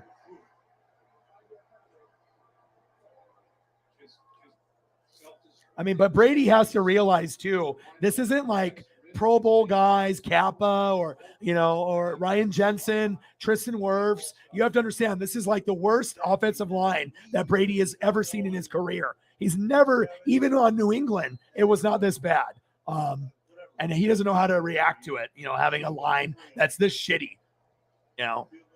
Hey, once you turn 45, 46, and you finally have a bad O-line, well, that's what most of us, have to deal with. Field goal attempt. Suck up. And it's good. They're shooting the cannons off for field goals now. Sad.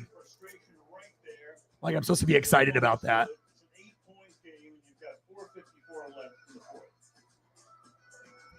24-16. Ravens are up. If somehow, some way, by a crazy ass miracle that we actually come back and win this game, I wouldn't even want to win it. I mean, pick six, go for two, get it, and go to overtime, kick a field goal, win, and then the score ends up being 27-24.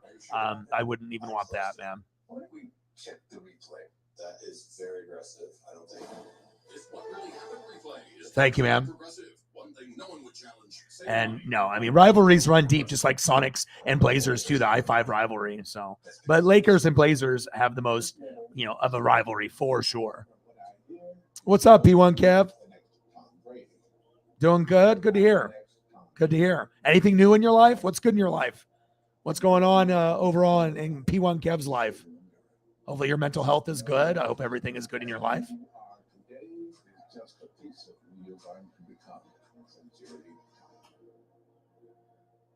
Oh, yeah. Sometimes it's a couple days or a week.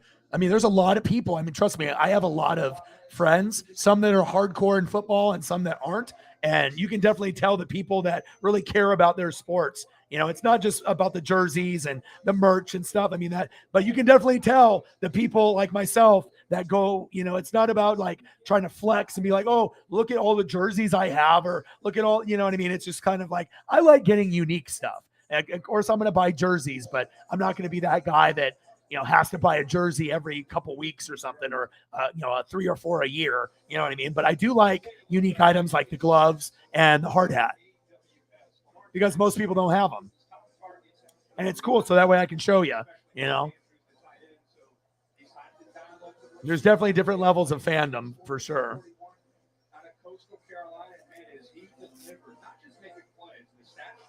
I like unique memorabilia.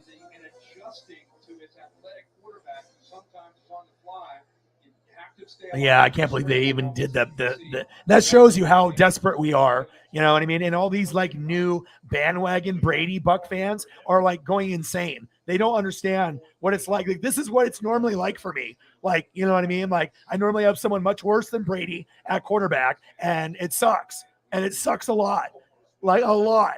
And luckily we got Brady and Gronk and AB, and we made it work. But I'm used to like really like hoping we can be like respectable and just praying that we can get to 9 or 10 wins. That's usually the goal of a Bucs fan, unless you're like an insane person or a bandwagon Brady fan or a bandwagon Buck fan, which there's a lot, and they'll hop off. And when Brady joins the Niners next year, they'll be wearing the Niner Brady jersey and the Niner hat. So,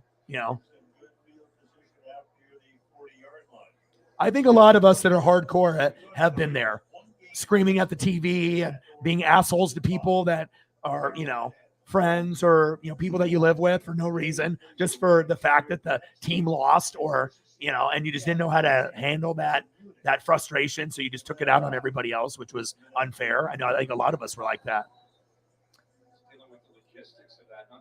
Oh yeah, me too.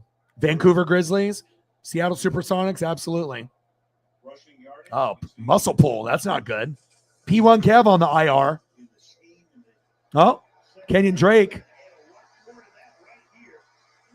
Nice run by Kenyon Drake. First down, Ravens. Kenyon Drake. And we ain't talking six God. Okay, I see ya. We ain't talking Toronto Drake. We're talking Kenyon Drake. What a block up front. Amazing block up front. I wish I knew what that was like on my Tampa Bay Buccaneers to have a good block up front. Oh, yeah, absolutely, man.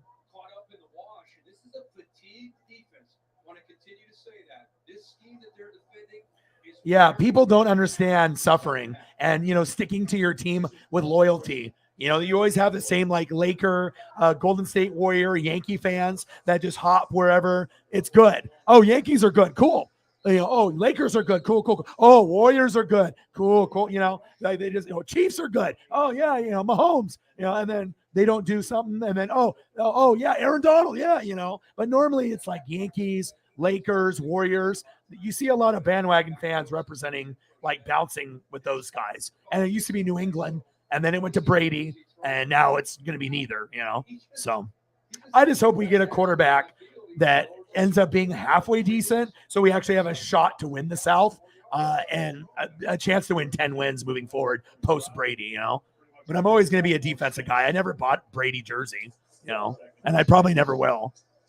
I do appreciate him coming and what he did for the team, but I would rather invest in like a Mike Allstott jersey rather than a Brady, if that makes sense.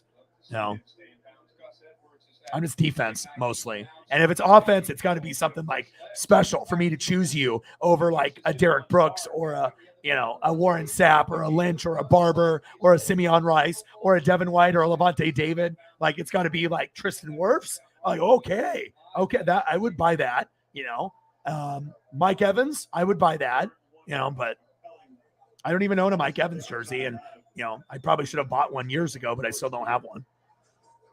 Handoff. Good tackle. Finally, a run stuff. Fourth down, 24-16. Ravens are up. Just kick the field goal, end the game. Be smart here. I know. I mean, it won't surprise me if the Saints, Panthers, or Falcons win. The one team I'm pretty sure of that's not going to win the South is us. I think the Falcons have shown that they're better than people expected. They're better than a 2-win team. They're playing good with Mariota, right? Panthers, have gone through some ups and downs now post CMC trade, but you got Foreman, right? And you got Chuba Hubbard, and you got some weapons there. Obviously, quarterback play is not very good, and defense is sus, but and then the Saints have a lot of talent, but they're hurt. So, I mean, I would probably assume it's going to be Panthers and Bucks at the bottom, and the Saints and the Falcons will rise up. No offense to your Panthers, but I'm not sure if they're better than the Falcons or the Saints. All of us suck, but it seems like they're kind of trending upwards, and the Panthers and the Bucks are kind of trending downwards. But if anyone can go up, it's definitely the Panthers over me. Like, we could definitely, I'm not saying the Bucks are going to be last place, but, it's not looking too good for the Buccaneers right now. All right, Justin Tucker, finally a smart decision by a coach. End the game. Tucker, right down the middle, and it's over. There we go. It's good. Good job, Ravens. 27-16 Ravens. Well, we don't even deserve to win this game anyways. We played like shit, you know? Sunday's game on CBS. Pats at Jets. Yeah, but think about how many bandwagon fans there are now, though. There are some loyal Chief fans, but there are so many bandwagon Bills and Chiefs fans, and there'll be some more Eagle bandwagon fans that come back after they won their Super Bowl. But there's probably more bandwagon Bills and Chiefs fans than maybe any other team. I mean, I would assume, but you guys have been very successful, and there's a reason why people are hopping on the wagon. Who wouldn't want to be a fan of Mahomes? I am. I mean, he's the best quarterback in the world to me. Josh Allen's great, and he might win it this year. But if I had to choose between Allen or Mahomes, I'm going Mahomes 10 out of 10. I mean, I think Josh Allen's great, just like Burrow and Herbert. They're all great, right? But Mahomes is on another level to me. So I have a lot of Bucs jerseys, but I don't have a Jeff Garcia, but I got one better than that. I have Josh Freeman. I have a Josh Freeman sewn jersey in the closet. I don't know. And I got Doug Williams. I got Doug Martin. And then I was like, you know what? Anytime I invest in like an offensive guy, they just end up being dog shit or get hurt or something happens. So I was like, nope, I'm never buying an offensive player ever again. But I do have a Josh Freeman. That's probably better than Garcia, even though I did like Jeff Garcia on the Eagles and on the Buccaneers. Got us to a playoff, our last appearance, 07. That's much better than Bruce Gradkowski and some of the shit guys we've had. Chris Sims got us in 2005, Garcia in 07. And then from 2008 to 2019, we were just straight booty cheeks. 27-16, Ravens, Brady, screen pass, Fournette. And when Fournette is not involved, then you're losing on top of that too. If you can't run the football, you're not going to be able to have a balanced offense. And if this isn't good, we're losing. And when you don't go to him, you're losing. And when the defense gets tired, you're losing. And that's what you have right now.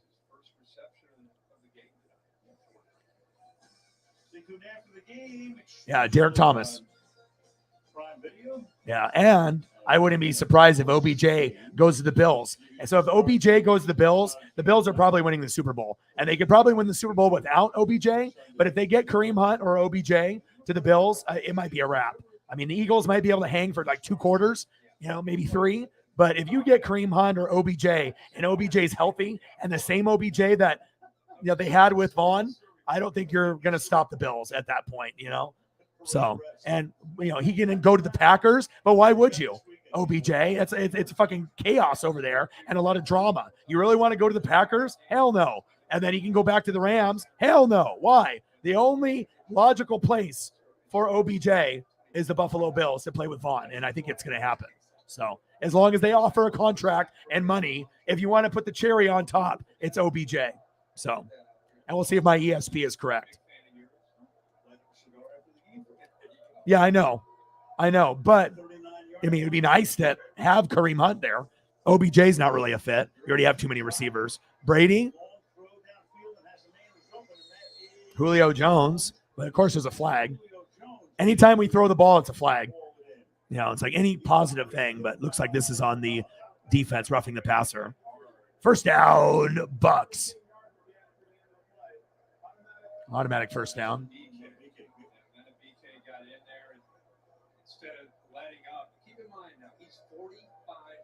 Ooh, big hit. Driven into the ground. I don't know about you. Great catch here by Julio. It's close to they might take a peek at that. The ball may have hit the ground. I don't know about you, but at 45 to get driven into the ground by a 300-pound. Oh, that's not a catch. That is not a catch. See, I'm not bandwagon. That was not a catch. Yeah. This is what that was. But there'll be some Buccaneer fans. Yeah, he caught it. So the penalty, though, would stand in this particular case. I know what to do with them. Maybe not so. Sam Darnold and Baker Mayfield. You know what you need to do? I'll show you right now. Right there. Give him the fucking boot. Give him the fucking stunner. Both of them. Get the asses out of there. Start over. Like PJ Walker can be the backup, right? But you need better than those two. Someone in the draft. Sam, Baker. And that's everyone's answer in the room or anyone on planet Earth. I think Panther fans know it too.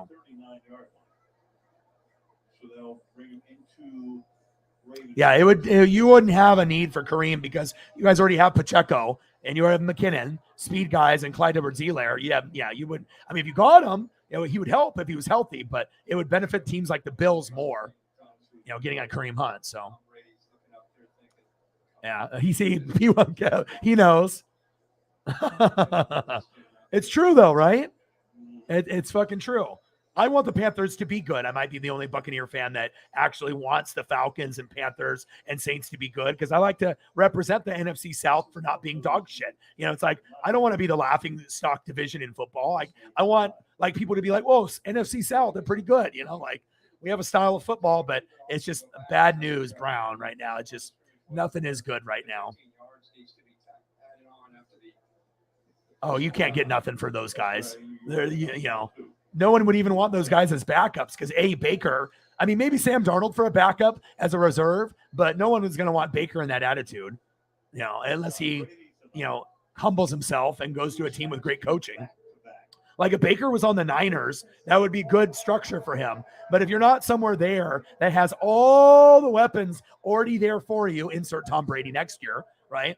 That you got to have someone that can play good in the fourth quarter. Jimmy can't, right? Trey Lance got hurt. So Baker sometimes plays like a top 10 quarterback, but this year has played like the worst quarterback in the NFL or one of the worst, which sucks. But it's just, yeah. So you already know things are going haywire when you're already talking about PJ Walker, the guy that was in the Arena League and USFL and XFL and he was playing in not even the NFL. And that's the favorite quarterback for Panther fans, PJ Walker over,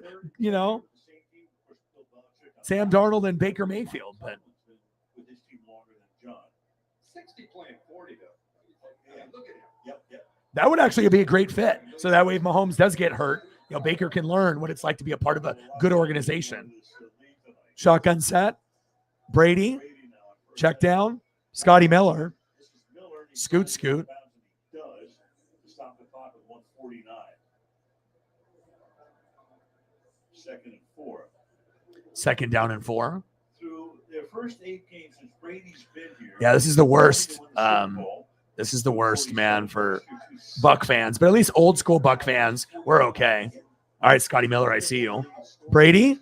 Oh, it's 12 noon. You know what time it is? It's time for a Raven sack lunch. Yum, yum, yum, yum, yum, yum, yum, yum, yum. Big sack lunch on Brady. School defense by Mike McDonald in this 2-minute situation. This is the coverage. This is what Brady saw with Godwin on the slot. Good tight coverage there by Peters, taking away the crossing. Brutal. Check down Fournette out of the backfield was taken away. So eventually you can see the double team out of BK works through it. There's Brady to bring down. Sometimes you just have to know your team. And sometimes you have to get to a point where you have to stop blindly defending somebody just because they're wearing the name of the jersey that is your favorite team. Some guys deserve to be called out, and some guys deserve to get the boot, the Hollywood Hogan boot, All right, Brady, check down. First down, Buccaneers. Cade Otton. First down, Tampa.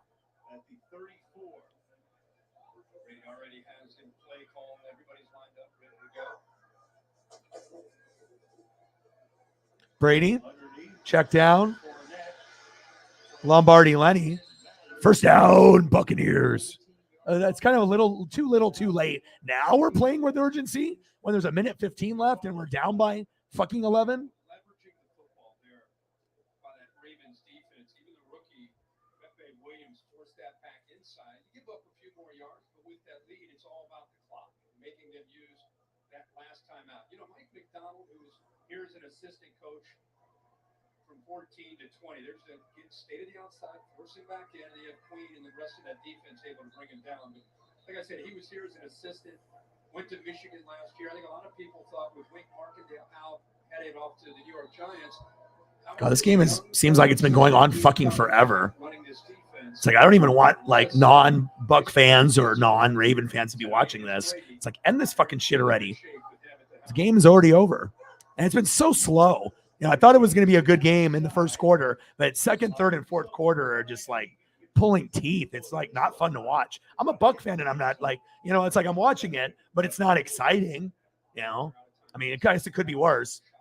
With like the Broncos and Colts that we saw a few Thursdays ago, but 72 seconds. it is what it is. Second and 5.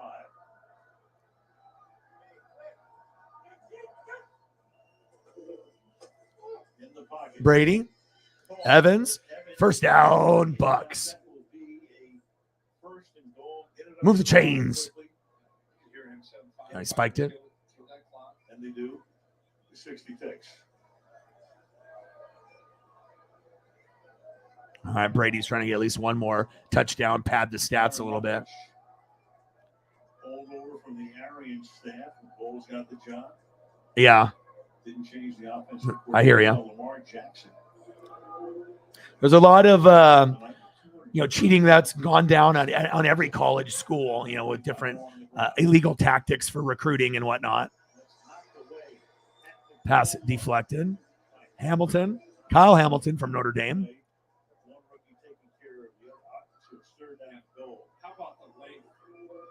Ladder work and bending. Oh, yes, I will. I'll be doing World Series tomorrow. Game 1. Brady has that batted at the line of scrimmage. That is Washington again. That's 3. Giants guy.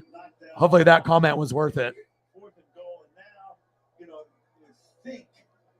Herbert, yeah, but even Herbert this year is hurt. He's got the cartilage problem and whatnot. So, but I do think Herbert and Burrow and Josh Allen and Mahomes, that's great for football moving forward. Ooh, 1,800. Brady. Julio in the end zone, but then there's another flag. Anything positive we do, it's a flag. So, of course, it doesn't count.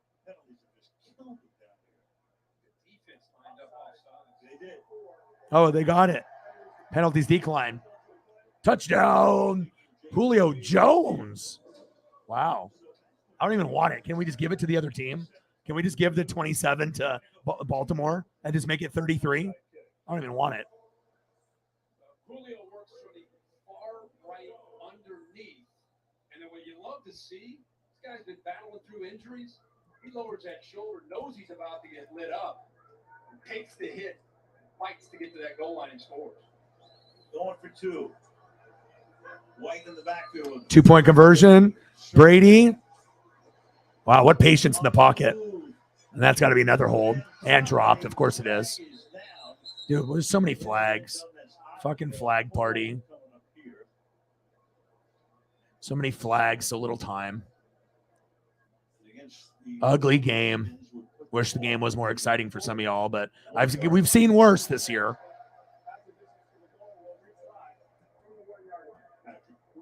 Patrick Queen with the penalty.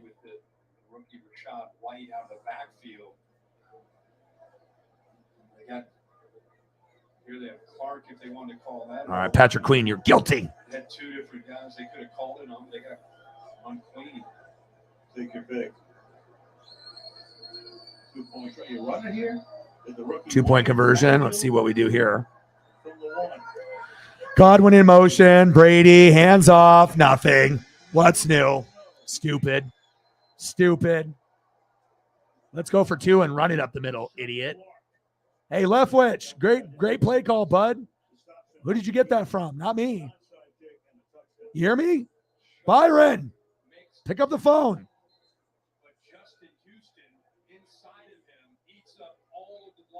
Justin Houston's like, yeah, let me eat the blocks up. Definitely give an assist to the 12th-year vet. Just to his right. Julio. The only Julio I want to talk about is fucking Julio Rodriguez, not this one.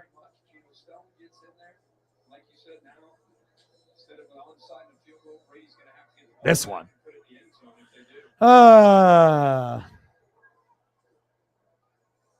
Brady's like, man, I should have retired a couple years ago. What's the score of the game? It has to be by 3 exactly or more than 3. 3 exactly, I would assume. 1,800.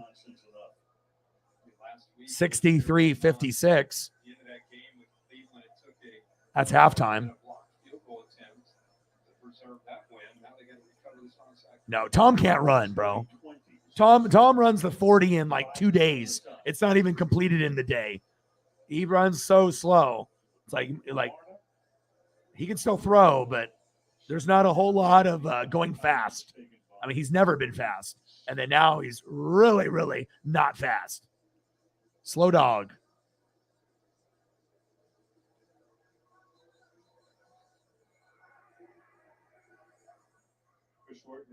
So many mistakes, so many injuries. But at least like I'm like, I'm a smart fan and I'm not just like delirious and just like biased, and then you get these Bucs fans that are like, fire everybody. I was like, you don't realize what Tom's going through with the divorce. You don't see the offensive line. That's not the same as it was the last 2 years. Like some people, they don't take the time to understand why we're bad,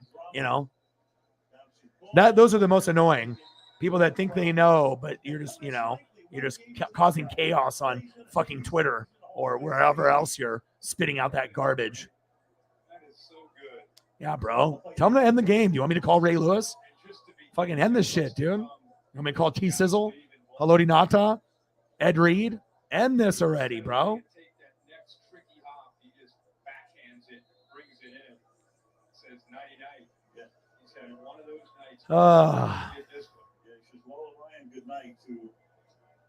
First down and 10.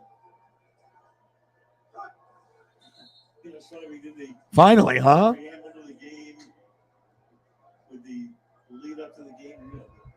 One more play. And then we'll get into some food.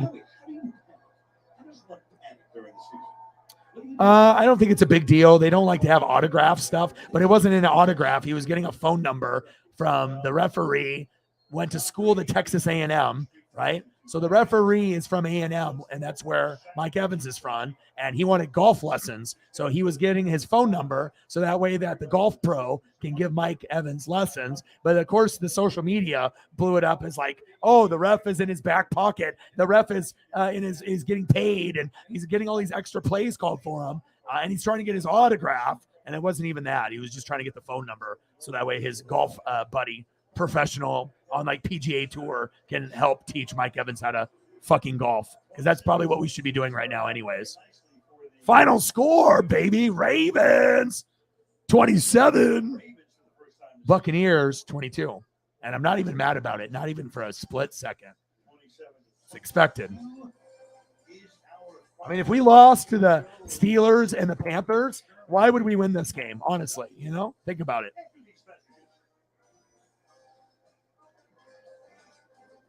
Final score, 27-22. All right, so now we're going to get into the photos. We'll go for either a half hour or an hour and a half. I'm willing to go, to the 5 hour mark. Hopefully we can get some goats. So hopefully we'll get a few people that come through, and maybe we'll have some potential views, subs, and potential dono opportunities. But for the time being, let's go through the photos one last time before I delete them and put them in the queue, and then I can start doing food. So obviously the shout out to Lamar. Let's take a quick look at the stat line for him just as we're wrapping up here, and I'll do photos of food for the last 30 to hour 30. Lamar Jackson finishes his day 27 for 38, 238 yards, 2 tutties, no picks, pretty solid day. And he had 9 carries for 43 yards, a dual threat in every single word. Okay, I see you. Gus Edwards led the Ravens, 11 carries for 65 yards. But Duvernay ended up getting him the touchdown. All right. 2 carries for 33 yards and a tutty rushing. And he also had 4 receptions for 31 yards. Likely had a touchdown, as well as Kenyon Drake. And only thing that I was mad about is them not giving an opportunity for, Justin Tucker to get some more points. But they didn't need it. It didn't come back to haunt them. And then he ended up missing a 61-yarder afterwards, but I mean, it didn't hurt them with that miss or bugaboo mistake either. The only thing that was disappointing for me, Mark Andrews went down with an injury, and I only got 6-7 points with them, but I hope he's okay because I'm relying on him to dominate moving forward. And nothing really to say about the Buccaneers, but we'll go over it just because I will. 26 for 44, 325 yards, 1 touchdown, no picks. Yep, you're not number one, Brady. That's how many touchdown passes you threw. 1, bud. Leonard Fournette, 9 carries, 24 yards, and a tutty. Horrible. 9 carries for 24. Fuck.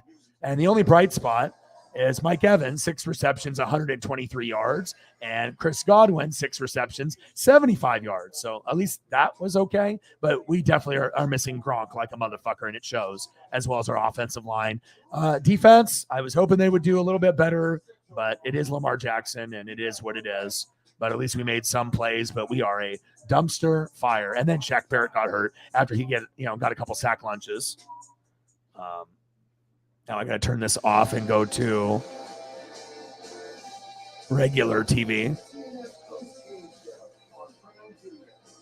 Yeah, we're not doing post-game show on Amazon. Not happening.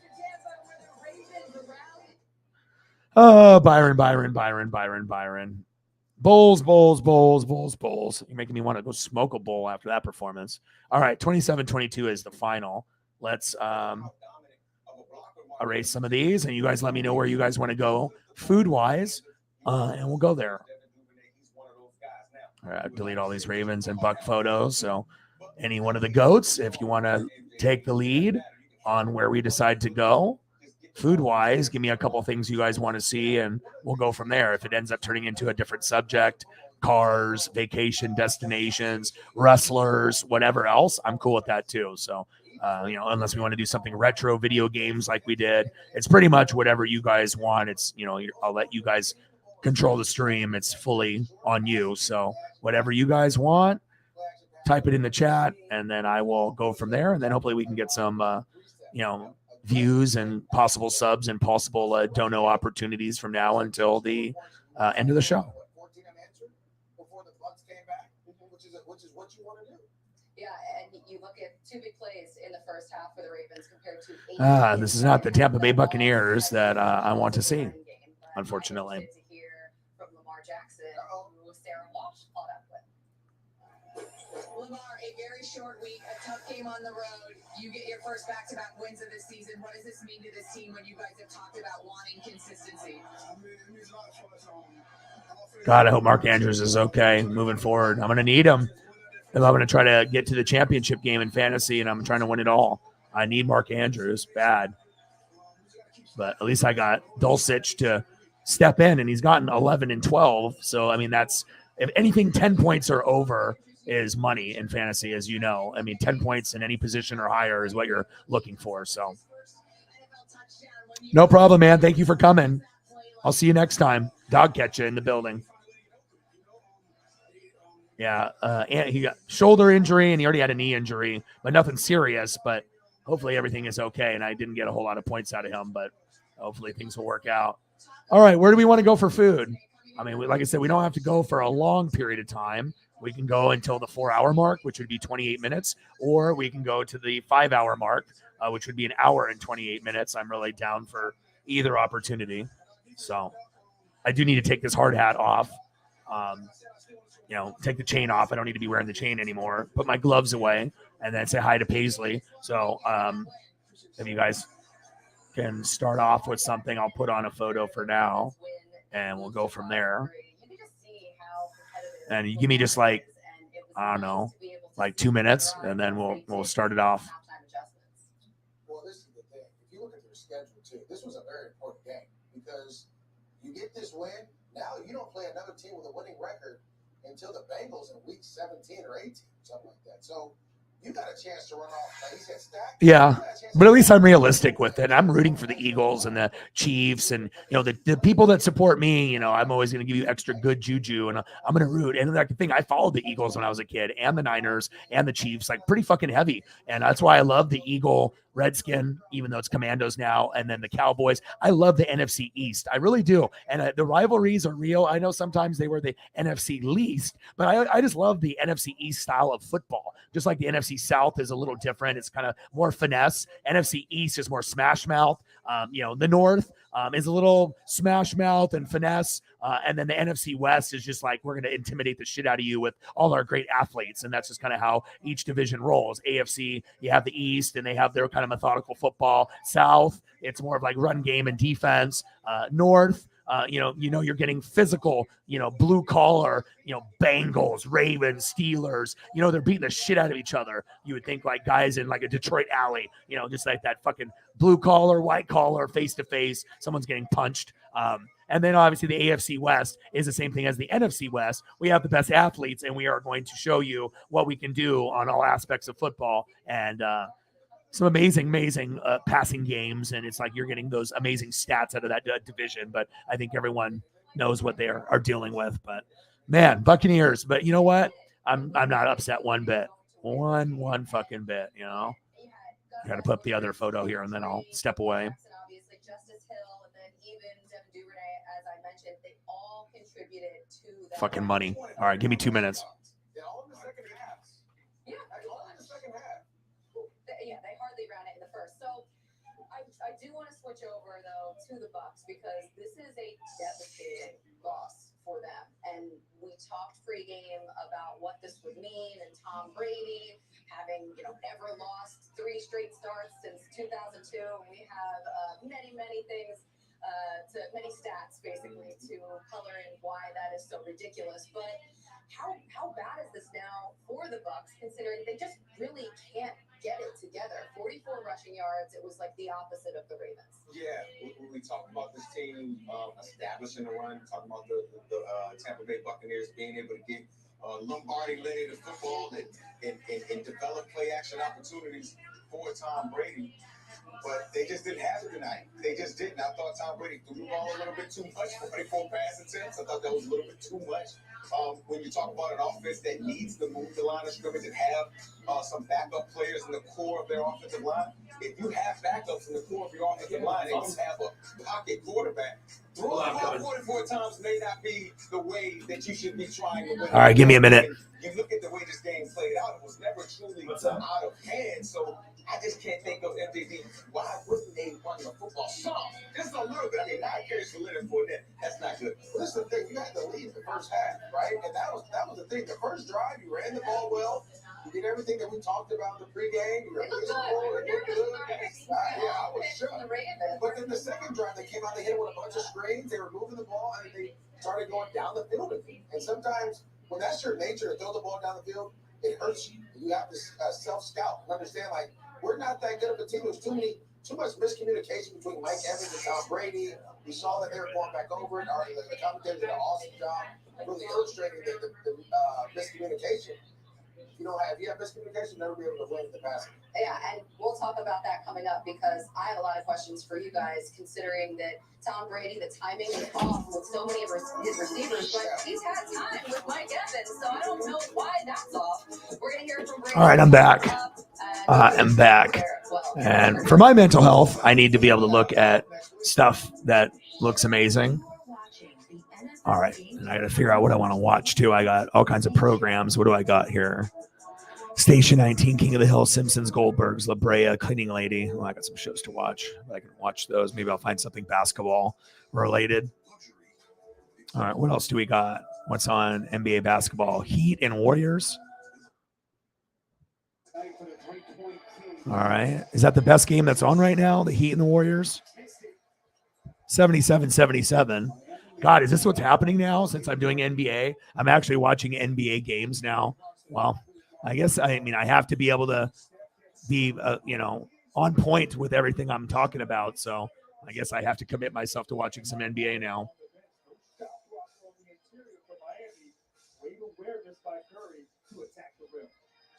All right, where do we want to go for food?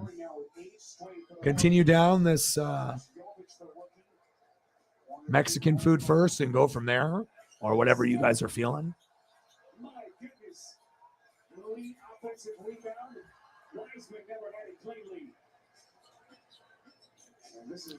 I wouldn't mind watching John Morant, but I don't think that's on. I'd have to do the link.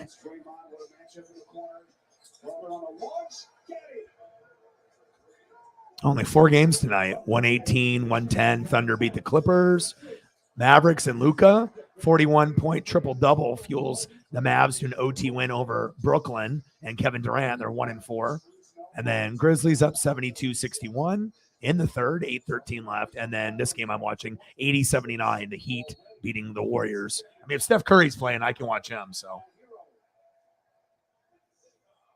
Unfortunate right there for Miami. Forcing a turnover. Strus had an open three, and then a foul on Hero. But impressive, their defense, their intensity, the Miami Heat in control here in the third quarter.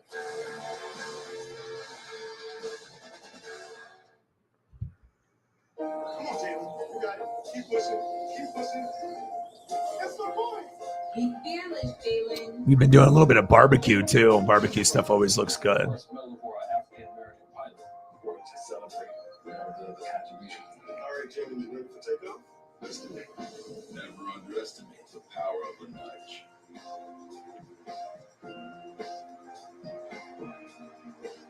Toyota, let's go places. And just being able just to watch them on TV, and their run, and just the history that they've been able to make over the years. Oh shit! Thank you for reminding me, bro. I need to check my DVR because I know that they were moving shit around. Fuck. Good looking out, dude. Let me see. Nope, I don't have it on there. So I got Law and Order, SVU. I watch that. Life Below Zero. I love watching that shit because it's like Alaska shit. Grey's Anatomy, Law and Order, Organized Crime, Alaska Daily. Fuck, FS1. All right, hold on.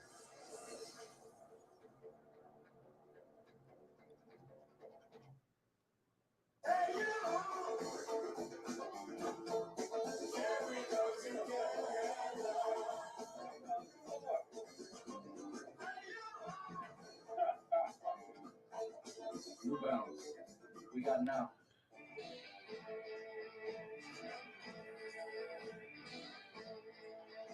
I gotta find it here.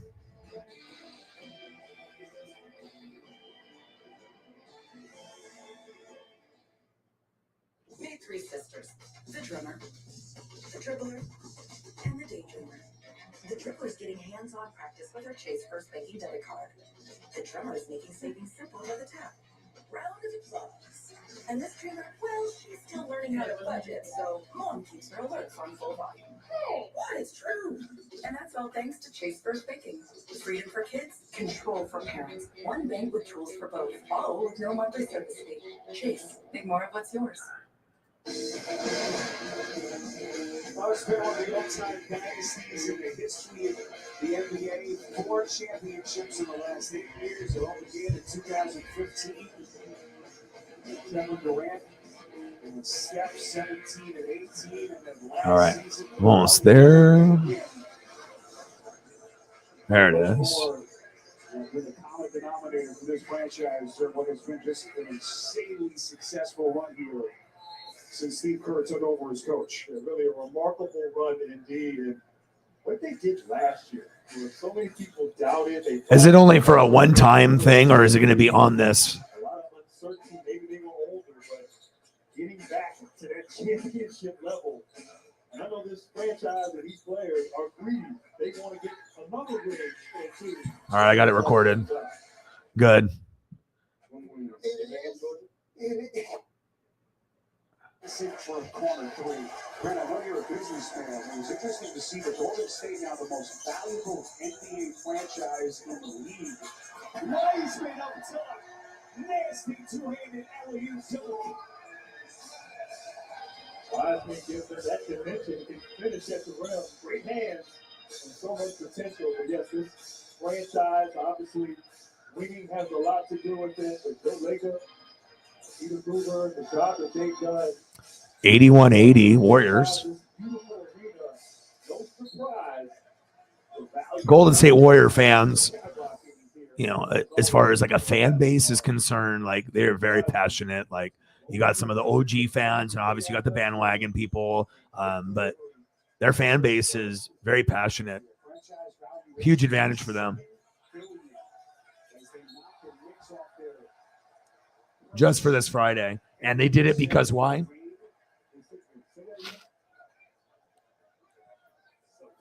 Oh, exact World Series, right? Okay. I assume, but every World Series game is going to be on Fox, though. Oh, I guess. Well, okay, SmackDown, duh.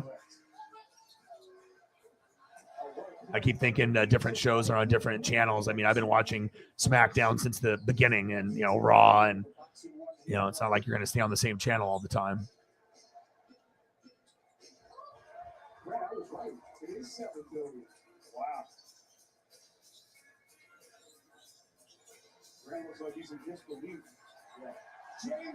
Hopefully, it's a good show. Raw and SmackDown have been better since Triple H took over. Thank God, because I almost boycotted altogether. WWE stuff and NBA for like 2 years. I was like, I can't do this, man. The product wasn't good. Why am I spending 3 hours of my precious time on something that's not good? Like if I watch a pay-per-view in WWE and there's like 8 matches and only 2 are good, 2 are okay, and 4 are bad, like what am I doing? And I know I wasn't the only one, but at least we got Triple H to come in, and now shit is good. Shit is good. Yeah, I'm doing World Series tomorrow, so I have to take advantage and try to do as many things as possible. Whatever it be, NASCAR, baseball, NBA, wrestling. I'm gonna show the hustle and the grind, and like I said, I feel comfortable. I can call a basketball game easy, just like I can do NFL or baseball. Baseball can be challenging. You really have to know what you're doing there. On all of them, you do, but. 60 seconds to the corner. Here comes Curry looking for more, and he has his pocket picked by Butler. And the Heat Grant just hanging around, taking those body punches. Here comes Hero, puts it on the deck. Grant, the expansion of his offensive game. Everyone thought he was just a catch and shoot guy, but boy, has he worked. Eric Spoelstra talked about the ambitiousness of that young man as a player. And the evolution of his offensive game has been. So what's the goal? Win the division and then try to upset a team in the playoffs? And when is Malik going to get to play? What are they saying about that situation? Like where?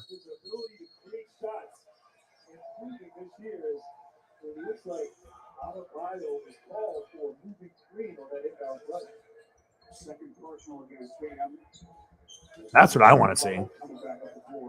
I want to see Malik play.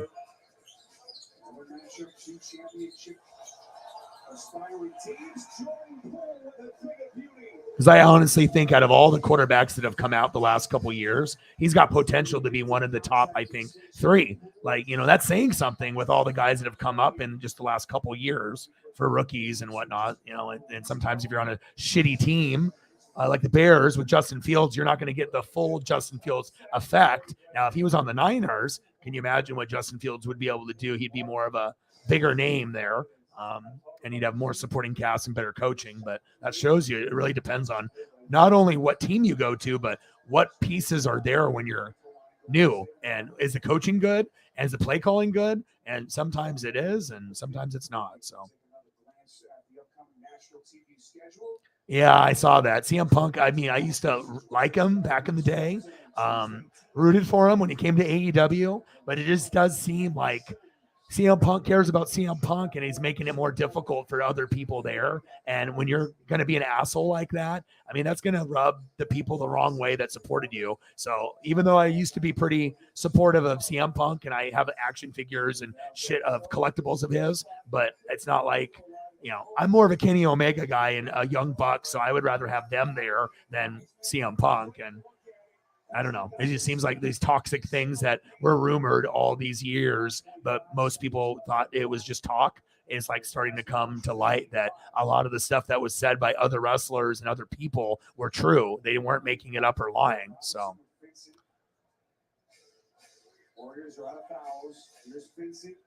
Malik, yeah. Let's get Malik to start.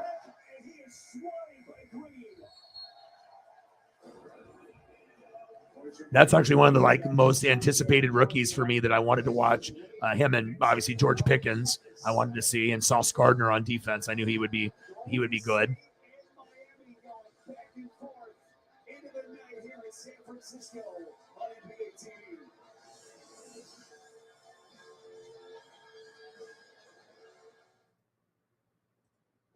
One day, you might realize it's time to switch things up.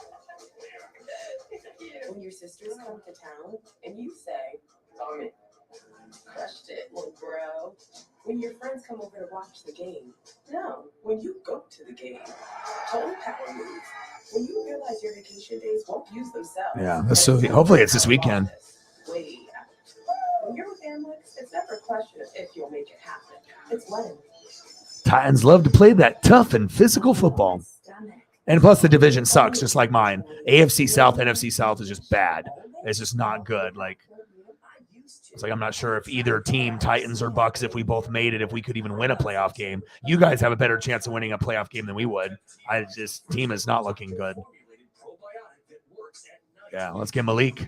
Let's get him started. His team.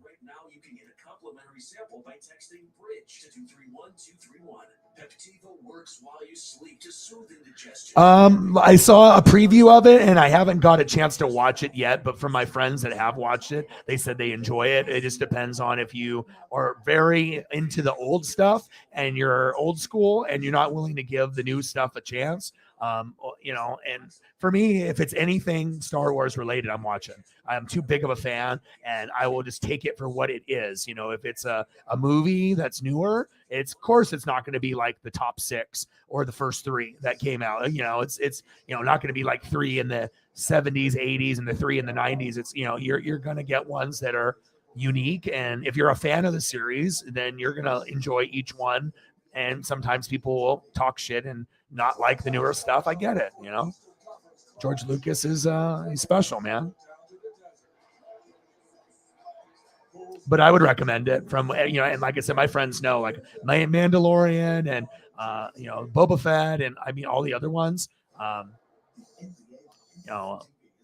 Solo and everything, like the side shows, but Mandalorian is good. Everything that, I don't know if you've ever watched Mandalorian, if you checked it out, it's good, man. It was better than I think people anticipated it being. And you got to have good writing and good plot.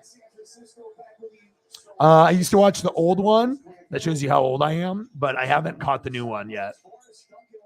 I think I've seen like a 2 or 3 minutes just like browsing through the channels. Yeah. And some of you guys that are OGs that don't like the new stuff, I totally get it, man.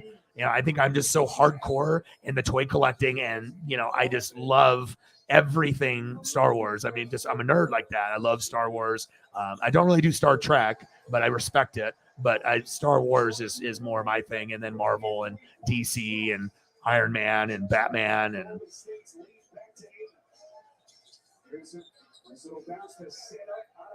I'm going to throw up another Malik up here. Yeah, but if it ends like Avatar, I'm a huge Avatar guy. So, of course, I'm going to go in December. That's going to be the highest grossing movie of all time. It's going to be insane. And some of it's going to be underwater. So if you remember Avatar, on land, what kind of special effects, you don't even need to see it in 3D to appreciate that movie. And I'm very excited about that. It's probably the only movie I'll get excited about all year is Avatar sequel. Looks awesome. And I like visuals. I'm a visual guy, as you guys know. So when I can see visuals and that world that James Cameron built, I'm very excited.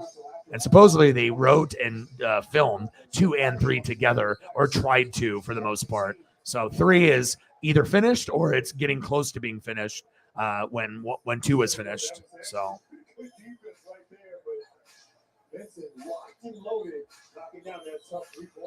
95-92 Warriors in the fourth quarter.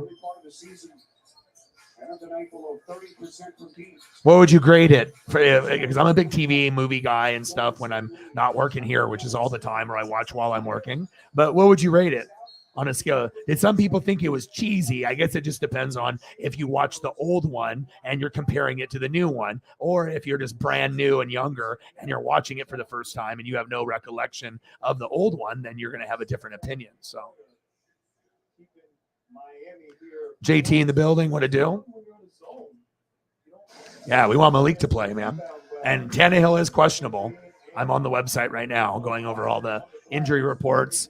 Obviously, Treylon Burks on IR, Kyle Phillips. Torrey Carter is questionable. Nate Davis, the right guard, is questionable. Tannehill is questionable. Jeffrey Simmons is questionable. David Long Jr. is questionable. And then obviously we know about Harold Landry III being on IR. That's tough, man. Like some of the awesome people that we wanted to watch this year, Landry and Burks, like that's not fair. You know, and sometimes the sports is not fair. Sucks when you have guys that are top-notch guys getting hurt. Fucking blows, man. It's horrible. Especially when you know you need those guys to win. Like it's not just like a guy, it's like your franchise defender or top 2 guy on defense or offense. Like not replaceable type of guy. Oh, I got some E40 going because they're in the Bay. I love it. I listen to E40 every day.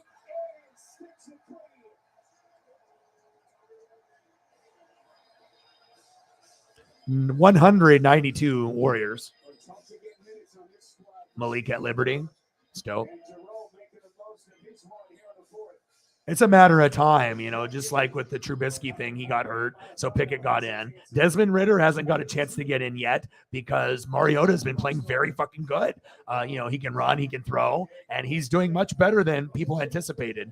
But it's Marcus Mariota. His only problem is that he gets hurt. He always is a good football player. He won the Heisman. He's not going to be a top 5 player ever. But Mariota, if he's healthy, he can play like a top 20 quarterback, sometimes top 15, you know, but Desmond Ridder will get his chance, but Tannehill's got 1,097 yards, which is 25th, 6 TDs, tied for 21st, 3 picks, which is tied for 6th best, though, but his QBR is 40. It's 25th, so it's time for a change, you know?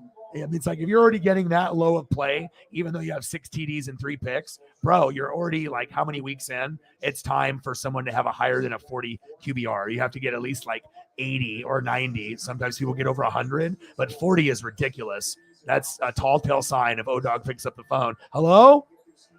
Vrabel? Yeah, let's make the move. And then it's done. 40.8 QBR. That should be it. That's it right there, you know.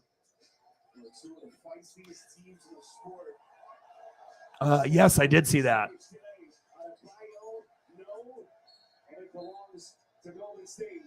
And I saw, oh boy, beefed up to do the role. Guy looks like he's on steroids now.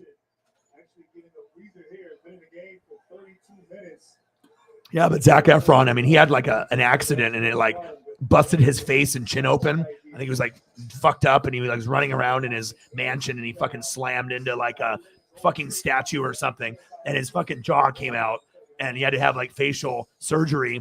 And then I guess he was like mentally fucked up, I guess, you know, based off his looks and maybe not getting roles or maybe friendship issues or something like that. And but then he's grinding and now he's focusing. And dude, like when I saw the photo, I was like, damn. I was like, because you have to have a big like upper body chest to be like wrestler or bodybuilder. And he looks like he gained like 50 pounds of muscle on top of already being kind of decently when he did like Baywatch and stuff, the Baywatch remake. But I was like, holy shit. I was like, that does not look like Zac Efron. And I was like, whoa. I was like, that's cool though, because I mean, based off the hair and the face and the build, they could pick the right person. But it's just kind of crazy when you see people transform when they're like a certain look and then they go like above and beyond. They gain a shitload of weight or they get really skinny, depending on the role or whatnot. So yeah, but I did see that. 2 coaches who I might add are can I say in your employ? Luke, yeah. I'm too much of a collector, you know, and just super fan that I geek out on everything Star Wars. Like, you know, if Toys R Us existed, I'd be going every Friday and I'd always be peeping the Star Wars, the Ninja Turtles. You know, they don't have G.I. Joe really anymore, so it's not the same type of thing, but like starting lineups, McFarlane's, those were the types of things. But I'm always going to be looking for, you know, those type of things. But Star Wars toys are fucking dope. And even the stuff that's newer, they have like bigger figures that are more detail. They have like interchangeable hands and heads, and you can like swap the head for like one facial like expression to like another one, and then the different lightsaber stuff. They got different accessories, clothes and shit that you can swap. It's kind of cool, man. I usually don't take my shit out of the package, so I don't get to like actually play with the toy and kind of like maneuver it. But every once in a while I'll have like a bobblehead or something that I can kind of get my fix on. Because I mean, if it was me, I mean, I could do a channel just based off me opening up my toys, but then I'd be losing out on hundreds or thousands of dollars, But I guess if I was getting compensation while I was doing it, then I could get some of the stuff back. But it would be really cool to like bust out and open some of the stuff. Like there's one thing I got that I would really love to open. I got wrestling rings, right, from like 10, 20 years ago, Raw, SmackDown, stuff like that. But they have this cage accessory that snaps on, and it has doors on the top, and it busts from the top. So if you do like Undertaker, Mankind, and boom, you can like have it fall through, and it all attaches.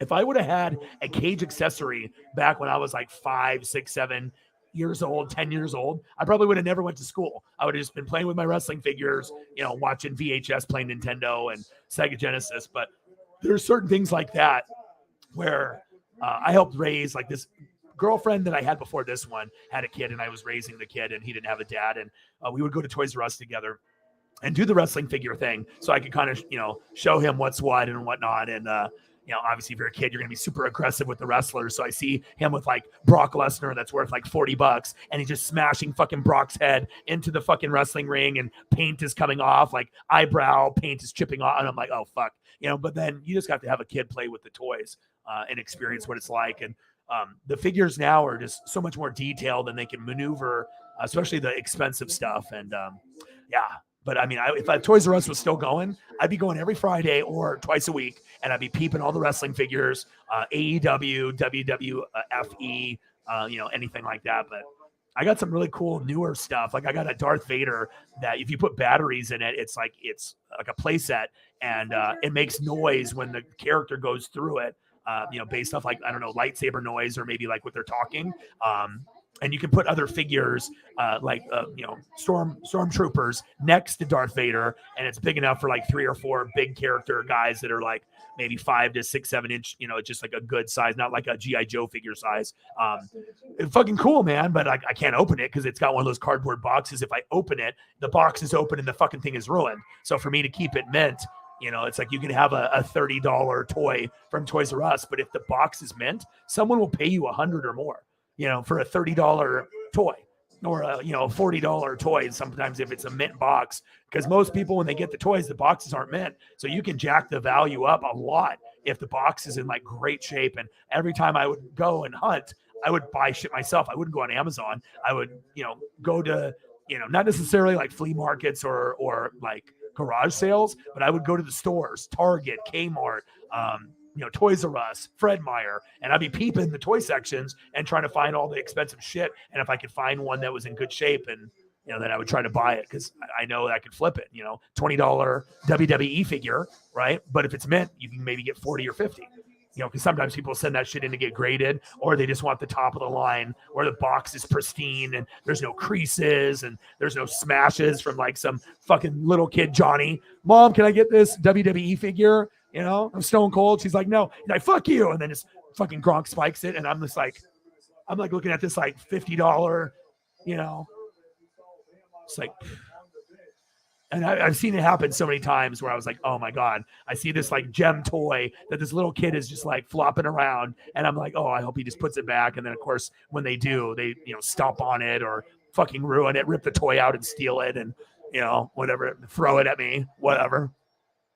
But I miss the Toys R Us. That was actually my favorite thing to do, besides grind it out and watching sports and film and reading. But that was like a fun thing for me to be able to go on that hunt. And I tried to find, because if I didn't find something that was mint, I wasn't buying it. So I primarily buy stuff that would be graded 8, 9, or 10. I never buy anything that's like fucked up unless it's like extremely old. And the only way I can find it if it's fucked up a little bit with the packaging. Like I got this WCW 2-pack. It's Hollywood Hogan and Macho Man, NWO, and this is like old. It's like most WCW stuff doesn't even exist, and I actually have the package, but the package has got some wrinkles in it and stuff. But I ended up paying not too much for it, maybe $40, and it's easily worth like $100 to $150. It's a really cool old school figures because it's WCW. Like most figures are WWF.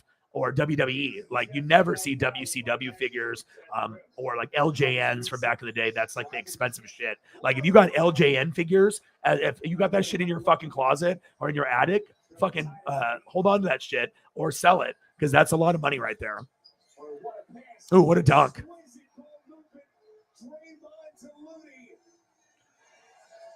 Oh, yeah. Oh, yeah. I've seen videos of it. I mean, I actually saw a video of that probably 3 weeks ago. It just came up on my timeline. I think probably one of my Facebook friends, or it was just like an ad. And I collect a lot of that stuff too. But yeah, it's so cool. It's like you can talk to it and then it will transform like 5 positions, the wheels, and then it comes up, the head will come out and the arms, and then you talk to it and then all of a sudden it'll transform into the semi. It's fucking really cool. And I like the cosplay where people dress up as like a Transformer, like Megatron or Optimus Prime. I think that's dope. And then they even have those kid costumes where the kid can transform into the vehicle. Like it's built where all they have to do is just kind of get down in a crouching animal position and they can look like Bumblebee or Optimus Prime. I don't know if you've ever seen that video. It went viral, but it's like 3 kids and their parents and they're like transform. And then all of a sudden they go from, you can see the kid's head barely with like the, front part of the car or vehicle. And then they just move their body in like 3 spots. And all of a sudden they like flap in and it looks like a transformer. It's crazy. Yeah, if I was rich, I would have this already, as well as like wrestling belts. But I can't see myself paying $300 to $800 for a belt. I can, but if I can give back to the GOATs, I would rather do that than be selfish and just buy myself like an AEW World Championship. And if I do, you'll know because I'll have it around my waist or on my shoulder, probably the whole stream. That's the one thing I don't collect. I don't really like those that much. I get it. There's collectible people like Megan collects those, and some people love those, and they mass produce all kinds. But I just don't like it because I'm a detail guy, and it's just too generic of a toy. I want a toy that actually looks like, like the person like this. You know what I'm saying?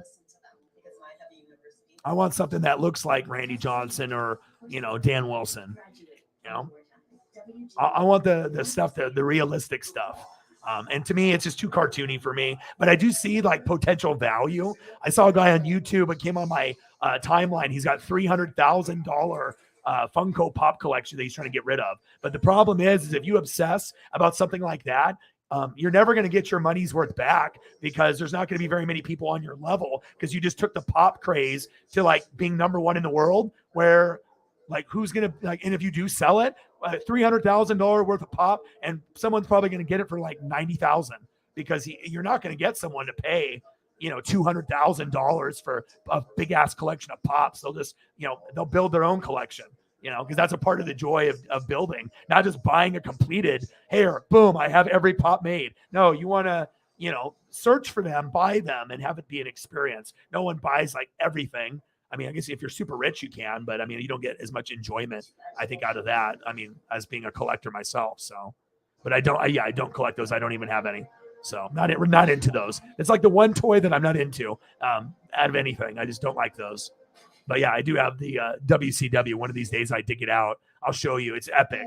And the cool thing is on the back of the cardboard, they had the old label in the back. So when the NWO came out, it was like 96. The back of the cardboard is like 94 or 95. So they had the variation Hollywood Hogan instead of Hulk Hogan and Macho Man, the NWO Macho Man. And what they did is they used the old cardboard. And then once it became 1996, they put it in, but it's got the old 1994 cardboard on the back to not reflect the NWO because they didn't have a backing for that. So it's pretty cool to see the NWO figure in a package that says 94, even though that they existed in 96.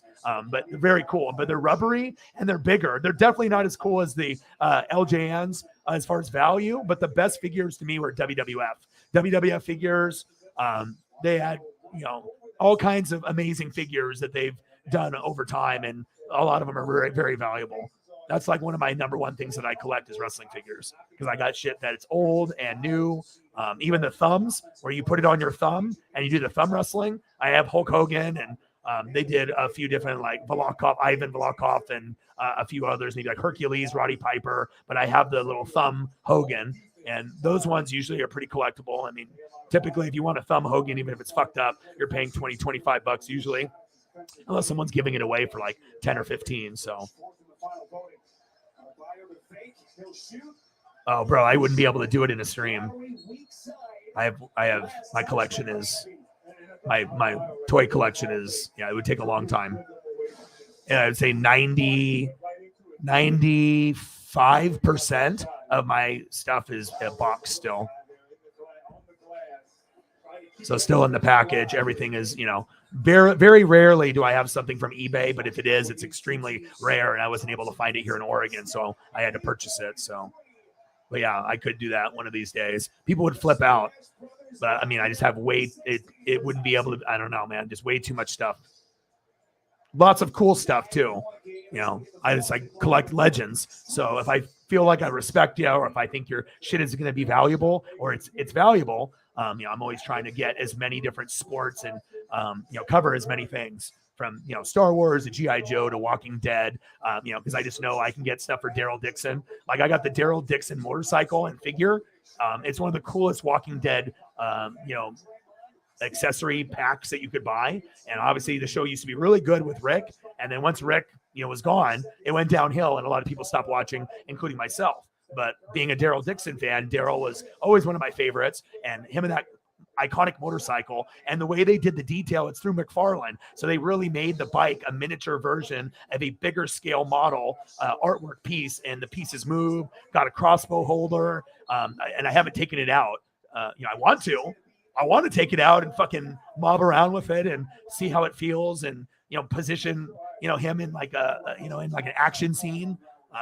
But some stuff you have to just keep. And I think it's got one of those ones where it's got the tape. So it has like, if I cut the tape, I can lift the lid, take it out, and like play around with it if I wanted to, and then put it back in. But then the tape part would be compromised. So you have to keep things mint to show that I've never opened it. And yeah, it's cool. It's one of my coolest ones. It's not worth a lot. It's usually worth, it's a good condition, maybe 40 to 50 bucks. But for a $40 to $50 toy, it's one of the coolest ones you can get for that amount of money, just because it comes with the motorcycle with Daryl. It's pretty awesome, man. 111, 105, Warriors. Curry. Oh, nice layup by Curry. Those are worth something, especially if it's the rare one. I never collected those either, but I do know of some that can go for hundreds or thousands, depending on if you have the correct limited edition. There's variations of usually those as well. So, oh, there's all kinds, man. There's talking ones, bone crunching ones, where you would push down the arms and be like, or like the legs, and you could hear like the snapping where they put that in there with the figures. And they were cool. They would come with like cards, like starting lineups. Like sometimes you would get like additional stuff, or you would get the little hologram. So you would get like the figure, and sometimes you would open it up and there would be like a little hologram of like Hulk Hogan, and you could like flip it around. I remember like some of that shit. Like old school figures were always the coolest though. Like starting lineups came with the coins or the card or the double card or the card in the poster. Shit like that is cool. The old school stuff. Yeah. But yeah, I definitely could do that. I mean, video game stuff, toy stuff. I mean, there's a lot more to me than just obviously just the sports. There's a lot of other interests and stuff like beat making. Like that's another thing. Obviously my boy Brooks, I feel, is one of the best in, the Northwest and in the West Coast. He just needs to be able to keep working hard to get his name out there. But his stuff could be purchased by a big time rapper for like thousands of dollars for a beat. He's that good. Like, someone paying him 1,000 or 5,000 or 10 or 100, for a single beat, but it's just like perfect, mastered and everything. And, he's the type of guy that could have that opportunity. Busta Rhymes even reached out, obviously through the SoundCloud and everything. It didn't go anywhere, but at least having a rapper like listen to your stuff and actually want to reach out to you is saying that, hey, you're pretty good, so I hope that, he puts in the work ethic. But I feel besides myself, he's the most like potential successful person that I know that has like the potential to be like really big time, and not even doing it to be rich, but just because it could be a passion, but you have to believe in yourself and put in the work ethic. But his stuff is like ridiculous, like E40 level Drake, Lil Baby, Lil Wayne, like he's got different styles and he can do like, R&B or reggae or rock. I mean, he started playing piano at like, 3-4 years old. So he's got the ear for the beat. And usually when we would do them together, I would just tell him, insert a bell here, or let's do this snap or a clap. And, let's do this level, and we would kind of build the beats by like scrap, never samples. And then I would just give him advice on my expertise and just music and hanging out with people with the beat making. And we could usually come together within 30 minutes to an hour and actually make something amazing. And we did that quite a few times. And that would be something that I would definitely have a passion for if I wasn't doing this, or I would be doing toys or video games, something, related on here though. Titan toy. I mean, the old school stuff is so cool, man. I mean, if I ever do open some of my stuff and I can get it like donations to get it replaced, then I would be willing to do it. You know what I mean? So that way I could not feel like losing so much value, especially when you're opening up stuff that's like expensive.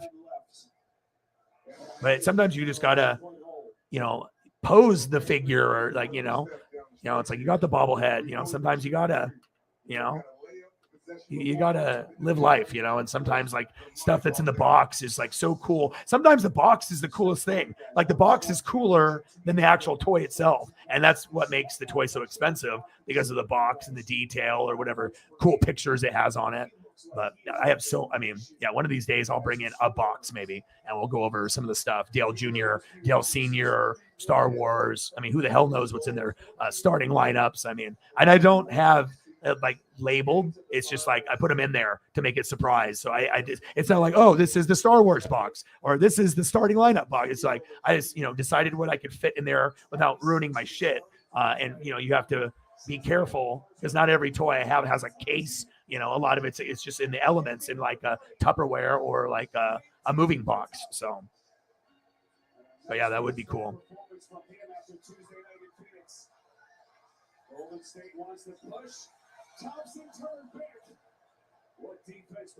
Yeah. Well, I think Lamar already shows you he has limitations, but if you get someone, chances are you're going to get someone much worse than Lamar coming into Baltimore, like poor man's Joe Flacco-ish type of guy, or maybe you get somebody, but it just won't be a Lamar top, 8 quarterback, top 10 quarterback type of talent. So, if he goes to Miami, though, that's where you're going to see him excel the most. Brand new system, and you're getting to throw to the 2 of the top 4 receivers in the NFL right now, in Tyreek and Jalen Waddle. And if you think Tyreek and Jalen Waddle's numbers are decent with Tua, imagine if Lamar went there. Lamar would actually throw to them. He wouldn't run as much. I mean, he could do running, but he could actually trust those guys that are 2 of the best in the world, and that he just has to throw it up, and he doesn't have to worry about running. Then Lamar takes his game from being like a good NFL player to maybe being a top 5 quarterback in the NFL if he could learn, It would just make sense to go to Miami if I was him. I mean, unless you just want to play with Mark Andrews, which I would understand if you were homies, but you need better offensive line and defense. You need to, to prove to Andrews and Lamar that, okay, if we stay, what are you doing to make it better?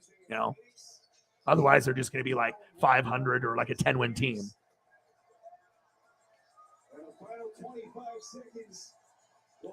Don't lie. On what? Twitter or Instagram or both?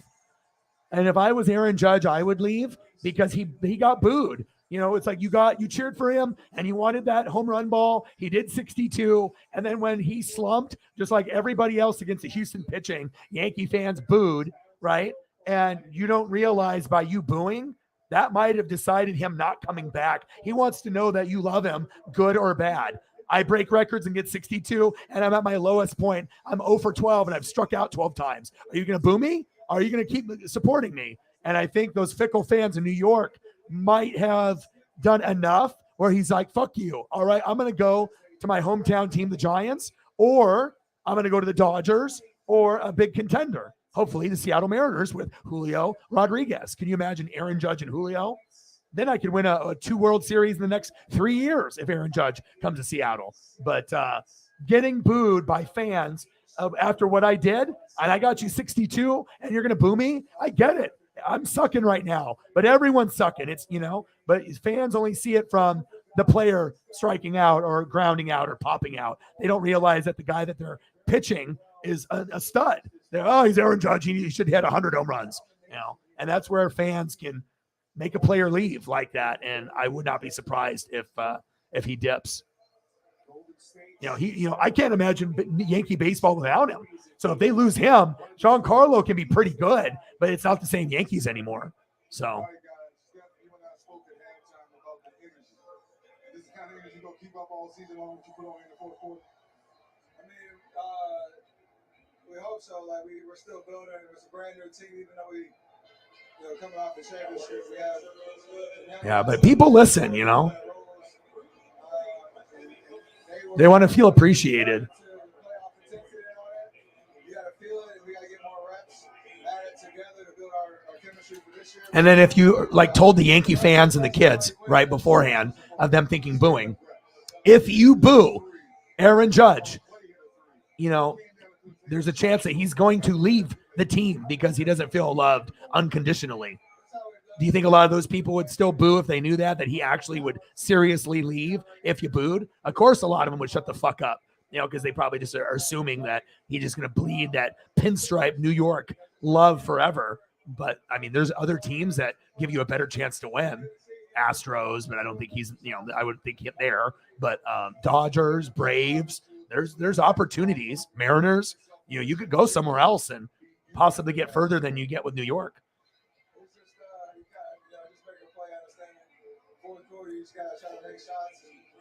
Nice. Yeah, I got some old school, like AA, AAA, Cody Bellinger stuff, Dodger stuff, because I collect Dodger stuff and Mariner stuff and my dad and whatnot. But that's cool, man. Yeah, anytime you have like the old school. So what was that? Is it like Greenville? Is that like the AAA affiliate? I would assume. Yeah, that's cool.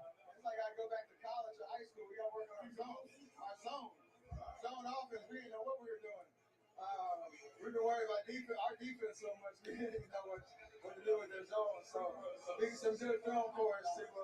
What was the unfollow? Twitter? Verified account. Really Aaron Judge, not a fake Aaron Judge. Real Aaron Judge. But usually people do that when it's like, a negotiation tactic like Kyler, right? Or they genuinely are leaving and they're just letting you know. Coming up next, it's Game Time presented by Kia. All right, I need to change the channel. All right, where am I going? Ravens, Buccaneers replay. Hell no. Phillies Cardinals game is on MLB Network. Ooh, what is this? Oh, this is the playoff. Philly leads 1-0. It's game 2. Well, I guess I'm watching a little Cardinals and Phillies then.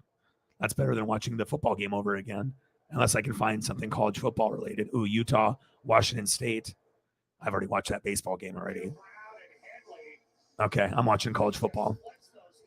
And they play this weekend, I believe. Utah or are they on right now? Is this on right now? It's on right now. Oh, shit. Utah's up 14-7 on Washington State. I thought this game was on tomorrow. Holy shit. That's awesome. Football, baby. Anytime I find football and I forget that it's a day early, I'm like, oh, my. Oh, sack lunch. Yum, yum, yum, yum, yum, yum. So I guess as an Oregon fan, I'm supposed to root for Utah to lose or for them to win. So when we beat them, it means more. So they probably want Utah to keep winning.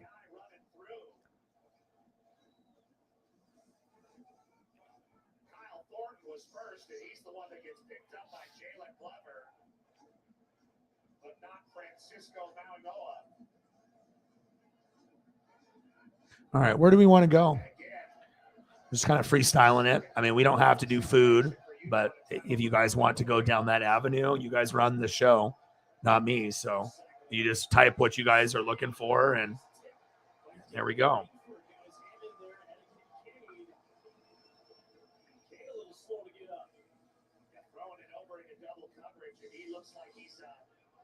Holding in that right arm.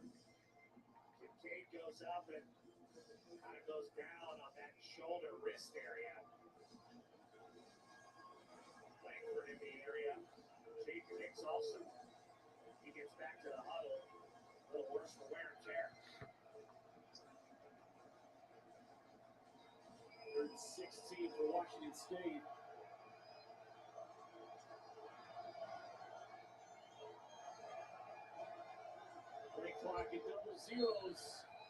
Well, that's cool. At least I got another quarter and 2 minutes to watch for a football game I wasn't expecting tonight. Sometimes that's like when you, well, for me, I lose track of sometimes on days and time just because I'm pretty much recording every day. So sometimes days kind of blend together, and not like in a bad way, like when COVID like blended. Remember when COVID blended and every day was like, every fucking day felt like a Wednesday? Like, what the fuck is going on? What day is it? Have I even left my house? Like, so at least it's not like that. Out here, there's no shortage of beautiful things. But when you have the capability to go anywhere and do anything, you realize 2002, South Carolina. That's cool. Limited edition. And you still have it to this day? That's cool. Greenville, South Carolina used to be one of the minor league spots for Braves. Nice. Yeah, that's always cool. They do them for Mariners usually like in Peoria, and sometimes they'll have teams like in Scottsdale and like Arizona. But my buddy that used to live in Arizona just moved to Dallas, so he doesn't live there anymore. But I always had a free opportunity to watch, Cardinals and Kyler, or to watch Phoenix Suns basketball like close. But I mean, I'm a homebody, and I'd like to just spend time with Paisley and you guys and grind it out, and then we can talk about wrestling or Malik Willis. You never know where we're going to go. Or Aaron Judge. Where are we going to go? So we got about, 35 minutes to go. That'll put us at the 5-hour mark. See if any other goats possibly show up. Maybe they do. Maybe they don't. And then we'll go from there. But you guys let me know if you guys want to go down the food portion. We can do that. If you guys want me to keep going down like wrestlers or just like old school stuff, I'm down for that as well. You guys just let me know and we'll go from there. And I'm just going to watch the rest of this Utah-Washington State game. Oh, yeah. Dogs go bonkers for vegan. And try vegan pizza flavor. Pizza! A breakfast croissant plus seasoned potatoes for $3, and they're red shirting you? It's just a standard work shirt. Hey, let's stay humble, man. Thank you, bitch. Chill's Weiser. Chill's Wendy's $3 breakfast deal. The World Series begins on Fox. Harper and the Phillies look to continue their magical run against Altuve and the Astros, aiming to reclaim their crown. Game 1 of the World Series, Friday on Game 1 of the World Series. O-Dog is doing it. 14-7 Utah, but this is priority number 1 right now. Dalton Kincaid, who took a big hit on the sideline. Watch him get drugged down a little bit by Jacob Hicks. Tries to go up and get that ball. Hicks throws it down, and he comes down on that right shoulder. Obviously, Good old Brisket. When in doubt, Brisket. In trouble, Brisket. Life is going good, Brisket. Life is going bad, Brisket. 30-16 going deep, and a great catch. It's hauled in and a first down for Utah. Jalen Dixon, the senior, the catch of the game. The Ranger at a Lone Star High School, Frisco, Texas. Going up and making that play, only 5'9". He's got to go up and catch that ball as Jackson comes underneath him and Sam Lockett comes on top. And what a play by the young quarterback, standing in there and delivering a strike after the timeout. Yeah, I saw that he bought it. I read the report this morning. Touchdown, Utah. That shoulder and all, and he's feeling every bit of it as he lays in the end zone. Wow. Kincaid has that ball 20-7, Utah. toward the goal line. Pretty well designed play, kind of like a short yardage play. But an inside screen to your tight end is Kyle Whittingham trying to talk to his tight end star. You're going to see him. You look at, he already takes a route right after the snap to the goal line. Well-delivered ball by Barnes. And Utah stretching out this lead. Washington State scored the first 7 of the game. It's 21 unanswered for Utah. Kincaid is the focus now. His 7th touchdown reception of the season. Utes up 14 on the road.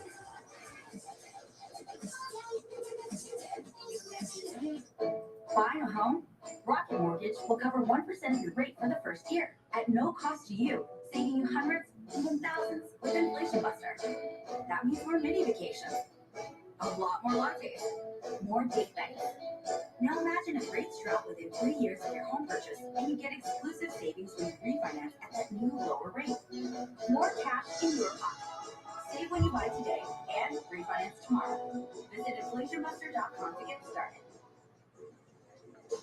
Trick or treat! Chicken Reese's! Oh, great costume. Looks like you just Barbecue. See ya, boys. Like stuff with anything barbecue related, it never disappoints. Ever. Never. Incredible. Meatballs, fresh mozzarella, and pepperoni. Oh, the meatballs out. I thought he never fumbles. The new Subway series. What's your pick? Supposed to be a good love charm, but a chandelier fell on me. Doesn't that sound like a curse? First rule of a curse, they spread it. It's spreading.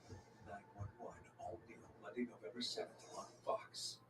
A lot of people have purchased from Landmark Ford multiple times. Good old chicken wings. Few, but thousands. Why does Landmark inspire such loyalty? It starts with the way you're treated, considerately and fairly, whether you buy in our showroom or from home. Landmark customers enjoy service on weekdays till midnight and on Saturdays. They trust our body shop and have priority access to the largest Ford parts inventory and rental fleet in the entire Northwest. Relationships matter at Landmark Ford and Tigard.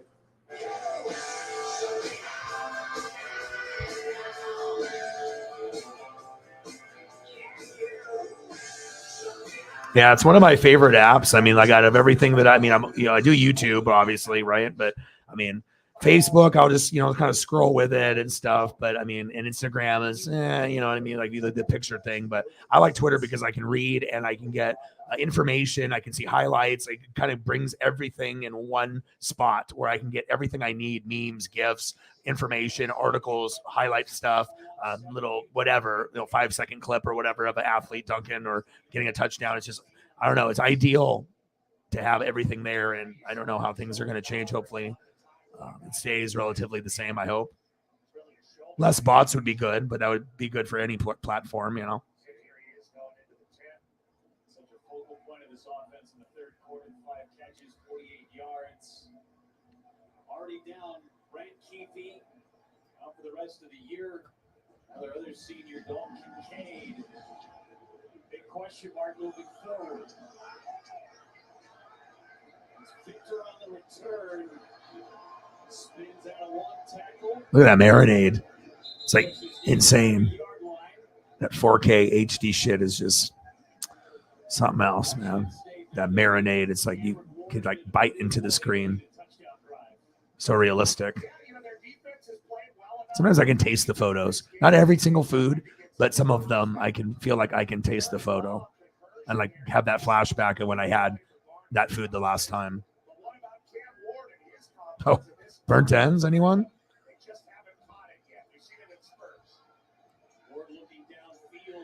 Oh, yeah, damn. I thought so. That sucks. I mean, we're already bad, so it might as well be really bad now.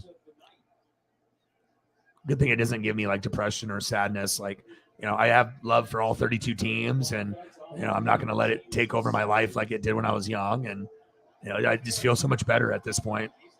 Sometimes when your team is good, and when your team isn't. And you can't trick yourself in thinking your team's better than it is. It's when it's bad, it's bad.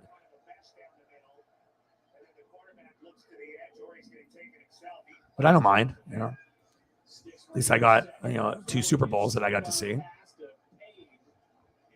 And 2 Super Bowl wins for that matter. Not just 2 appearances, but 2 wins. 2-0 is a good feeling.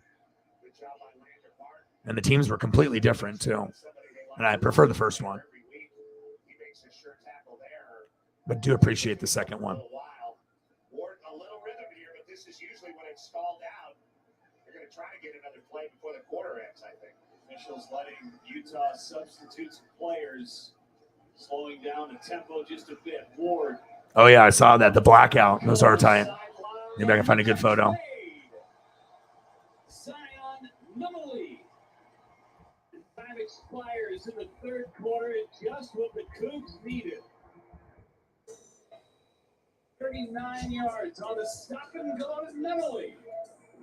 Washington State knocking on the door as we head into quarter number 4. Start Saturday strong. Big news Saturday on Fox. C.J. Stroud looks to add to an impressive Heisman campaign as number 2 Ohio State clashes with Penn State. The best pregame, the best announcers, the biggest game. Big news Saturday. Ohio State. If you still have symptoms, moderate to severe. Yeah, they definitely have an Oregon vibe to it.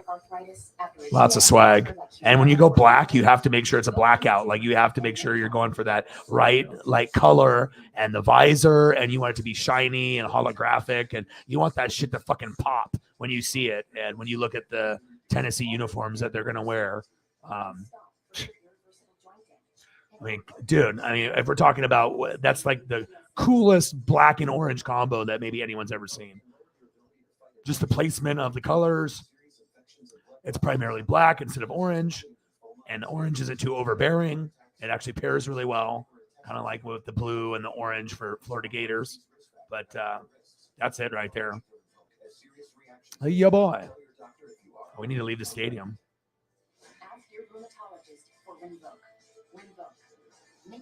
We left.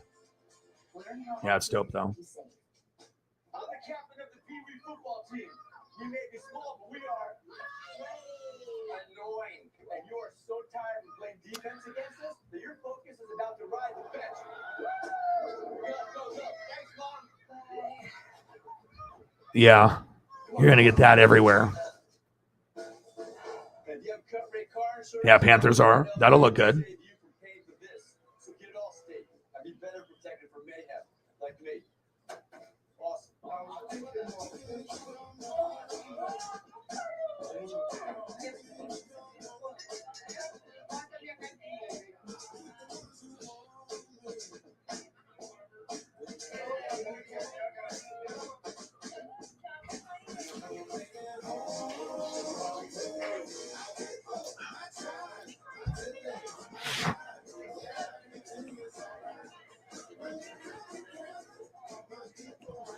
This is Fubo TV. It's a better way to watch live news, shows, and sports without cable. Watch multiple games at once with multi-view. Try free at FuboTV.com.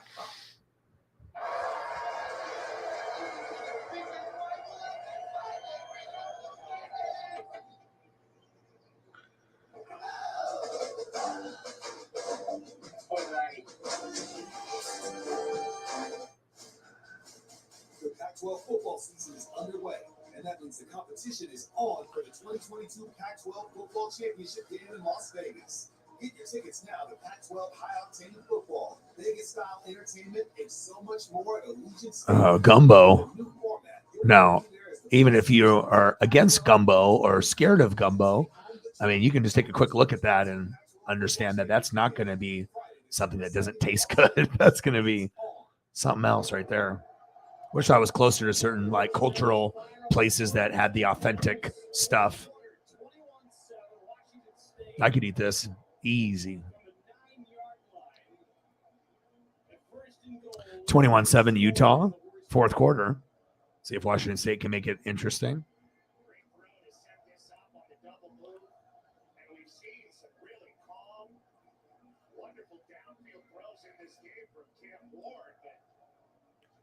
Yeah, I've never had authentic gumbo. I've only been to, Oregon, Washington, California, and Japan. So I've never gone to the Midwest. I went to Chicago for like business trip or whatever, but got to do, go to the Bulls versus Warriors and, get to see I got to see in front of Wrigley, and I went to a couple of the bars and stuff with a couple of the coworkers and stuff. Dangerous place. Could never live there. Scary place. Chicago.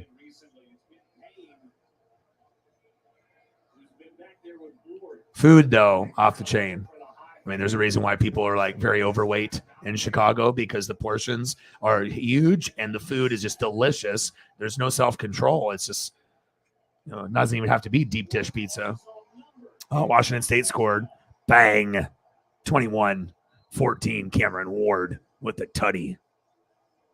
Second rush touchdown of the year for Cam Ward. Tianoza, yeah, the team's not good this year, man. Shit happens.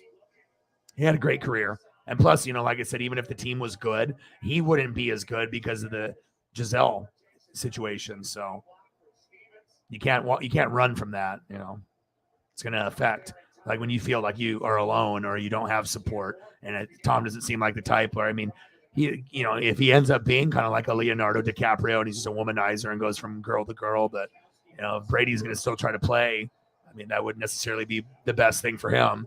So Second rushing touchdown of the year. Cameron Ward. Got a ball game. Moment.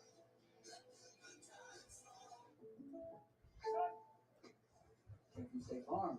Look, I'm not that personal price plan, so I'm in love with you. I've literally never washed Patrick's practice jersey.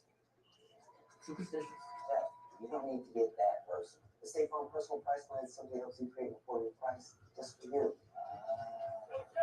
This is Clayton. Absolutely, Patrick. There you go. Oh, that's on me. Call it quick to get a quote today. Like a good neighbor, State Farm is there. This is the hotel breakfast. It looked different online. gumbo looks good. Eggs? There, they make your bones grow. It'll be fine. It'll be fine. Yeah.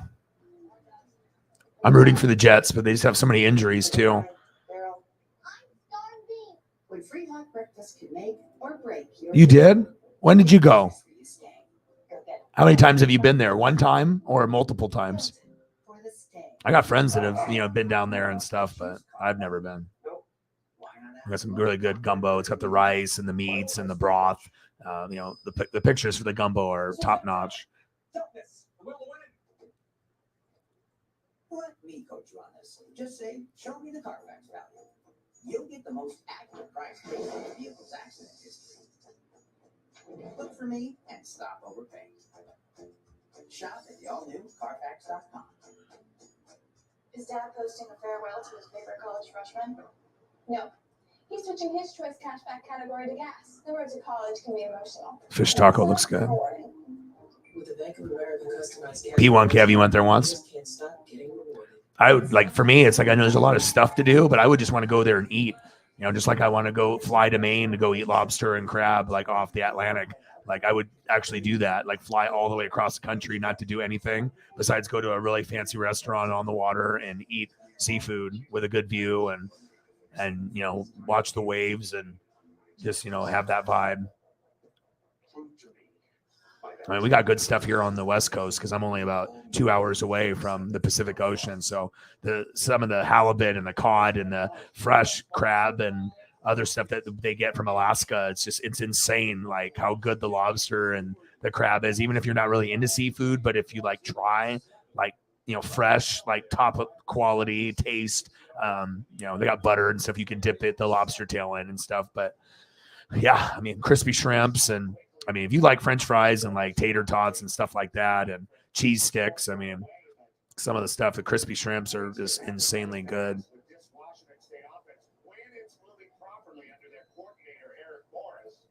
We'll see if that really sparked them and what Utah can do with their young quarterback taking the ball back. Money Parks back. Ready to receive the kick. A little crab bite. That looks good.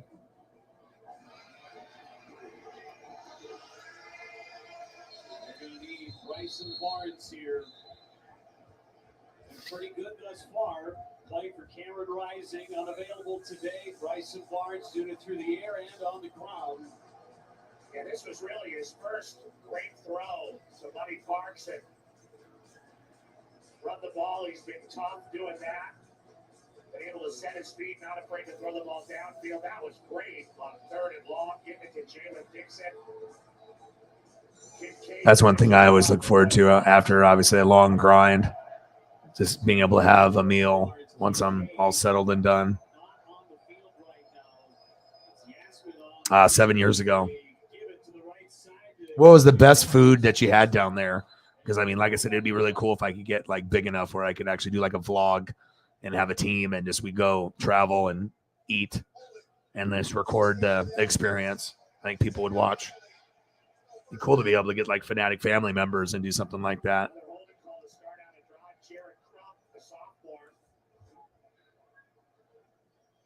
68 here. Holding on to Dayon Henley. Turns the 1 into a 7. The Gainesville would have been a first down run. First and 20.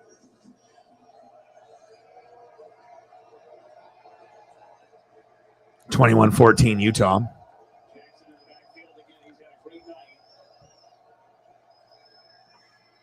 Pass to the inside. Bouncing off one was Parks.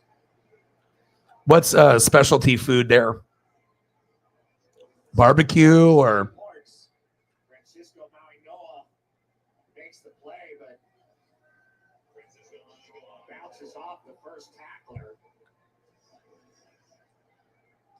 Langford unable to wrap him up. Mauigoa cleans it up. I would just love it. I mean, I live here in Oregon, and to go from Portland, Oregon to Portland, Maine, just to go eat food. I know it sounds kind of crazy, but I mean, I love Gordon Ramsay and I love all the, Food Network and anything related to food. I'm just like, I can watch that shit for hours. Diners, drive-ins, and dives. I can watch like hours of that show if I really want to. And I have in the past where I'll just binge that shit, but it just sucks. Cause like when you eat, you're not eating anything close to what they have. And it's kind of a letdown, when you're eating your cheaper food or food that's good, but just not as good as what they're eating. But watching that when you're hungry is almost the worst, but it can be the best too.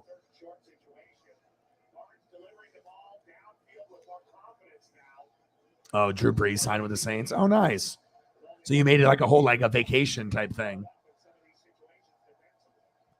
I can only imagine, because I got to experience the Chicago dining, and that's the real deal. Like the deep dish and the wings and just the cheese sticks and, burgers and subs and just like those Chicago Mexican food. And they're like, different types of cultures that are there.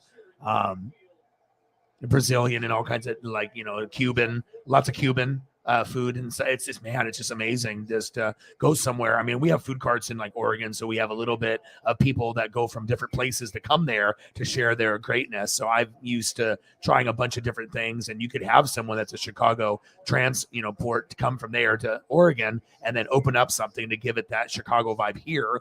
But yeah, like I definitely would love to be able to have like a Louisiana like po' boy and all the gumbo stuff like in my back pocket. Like if I had a spot that could give me that was only like 30 minutes away, I know I would definitely be going there at least once a month to partake, maybe even twice or more often, depending on how much I loved it. So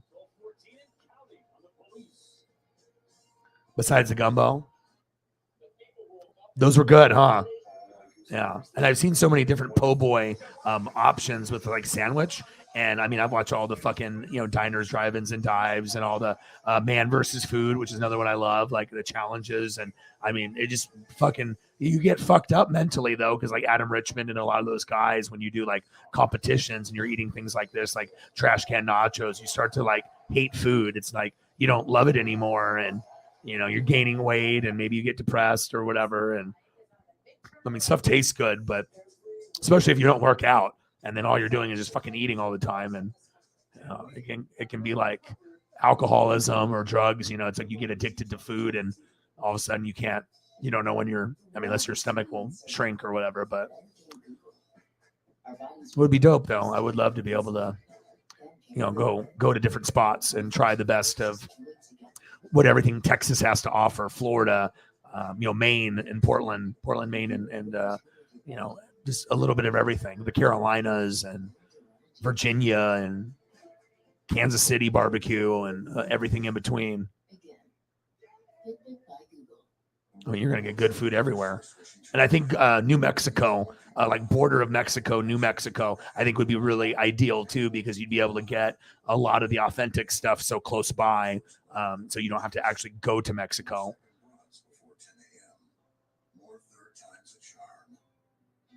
Yeah, I love food, man. It's good for the mental health.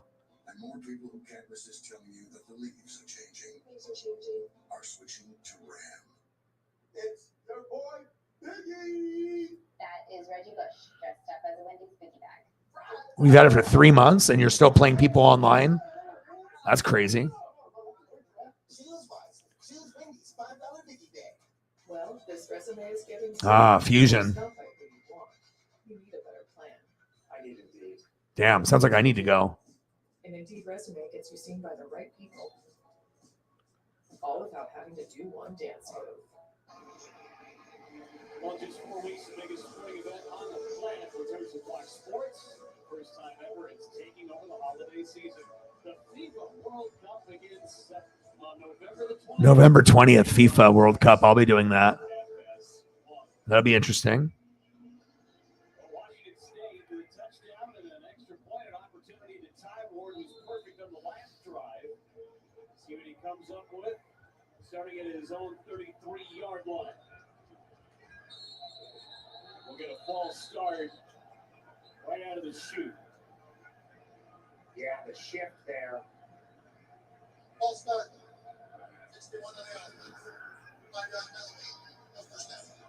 Called it on Christian Hilborn. Just the last second shift from the D line. Got the Wazoo front a little jittery there. So when are you actually going to go and do the trip? Miscues have really told the tale for Washington. When's the last time? You said you haven't been in years. When's the last time you went to Charleston, South Carolina?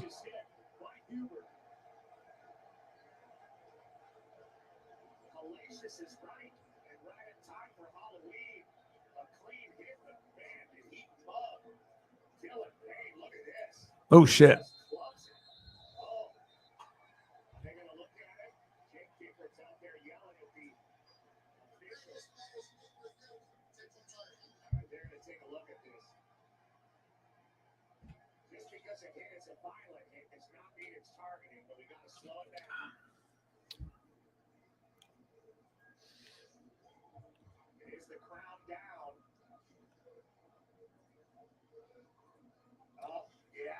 Like it was. Did he attack and launch? Are they going to call targeting? The one at the end of the first half was any indication. Yeah, that's going to be targeting. Streamlined within the same game. Dylan Payne that time. I don't think a defensive player. He made a catch and made a football move. But what do I know when we have Pereira? Brennan Jackson, who was removed from the ball game with just seconds to go on the first half, has to miss the whole second half of this ball game. And let's check in with Mike Pereira. This feels very similar to what we saw in the first half, Mike. You know, Jeff, what really got to look at here, I think, is it a hit against the runner, or are we dealing with a defenseless player here? As the player that made the catch, does he have the ability to actually ward off this contact? Because then, if that's the case, if he's defenseless, ooh, baby, head and neck area completely protected and not worried about the crown. But Ah. the crown, I don't know. The head to me looks 15. Oh, so it'll be a very memorable thing, man. You'll be like really getting your palate back to that time period. And sometimes meals will stay with you, just like when I did the Sisters and Brothers with that Nashville hot chicken and the homemade mac and cheese with bacon. That was probably the best meal I've ever had in my life. Like, it was so good. And I would drive 3 hours to eat that again. And I wouldn't probably do that for anywhere else, but only that place. But sometimes when something is that good, I mean, you'll make the trip. But usually I just go there when we go to Seattle, because then I'm already going to a Mariners or Seahawks game or something.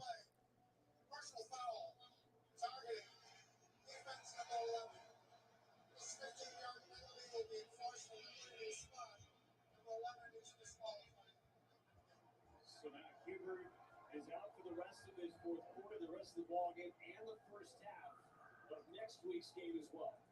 Yeah, tough call for Utah, but it looks like the right call, especially based on the one earlier against Brennan Jackson. R.J. Hubert out of the game.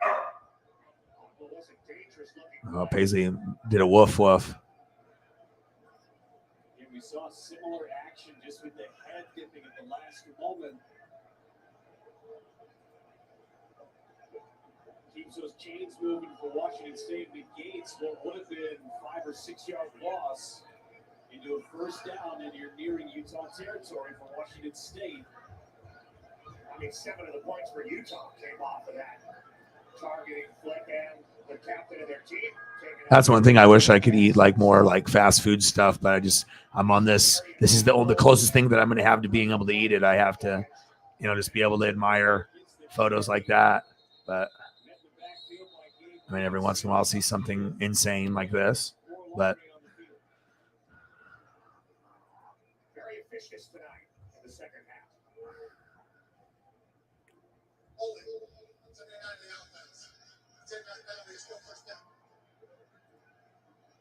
Fa'ili Fa'amole, the freshman, starting at right tackle tonight. Struggling out there a little bit, but it's really been the second half that Ward's had a lot more pressure on him. Third quarter, really. burger heaven. First and 20 to overcome after the penalty. There's a reason why people like burger is usually most people's. I mean, some people like pizza, and they'll have things, but I mean, there's just so many options. It's like impossible to like not go down a road and see a fucking burger place.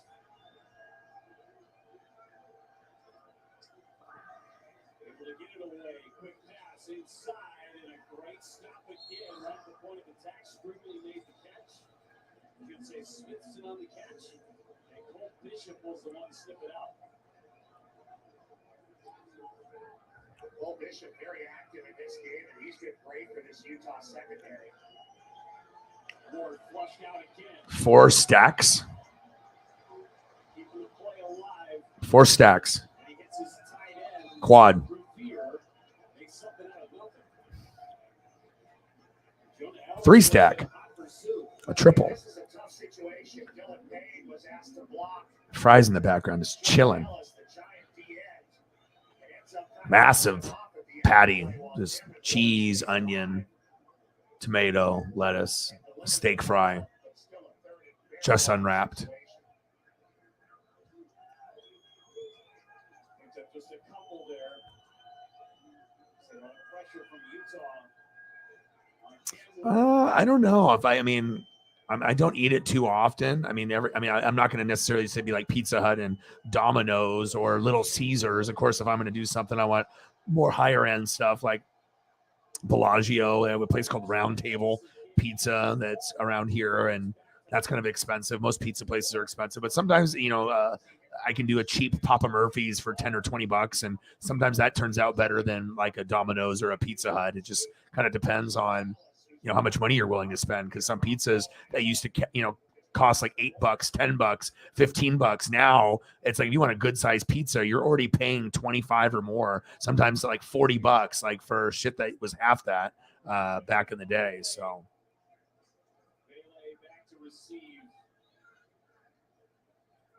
or Bucky's fucking pulled pork sandwich or brisket. Pa-pa! Promising start to the drive, ends up stalling out. And it's into the end zone for a touchback in Utah. They're able to withstand. That's one of the best photos ever right there. Up close with the brisket and the bun and the pulled pork. I've seen like thousands of photos, and that is one of the best. I mean, eating pizza that's like deep dish, and eating. I like combination pizza the best. But going to Chicago and eating that pizza and seeing what it was all about, you have one piece and it's so like thick, and you feel like you're eating 4 or 5 regular pieces. That's how. So you can't really eat that much of a deep dish if it's real deep dish, and yeah, it's fucking crazy. Everything was insane. The fucking mozzarella sticks were fucking insane. And you kind of bite into it in layers. So you'll have like the dough, and then you'll have the layer with the sauce, but then there's like stuff usually in each layer. So there might be like a ground beef layer or a chicken layer as you're going through whatever, toppings and whatnot. But it was hard to eat, chicken and pizza and other stuff once you go to a spot that has something really good, and you're like, I'll eat it, but it's not an experience.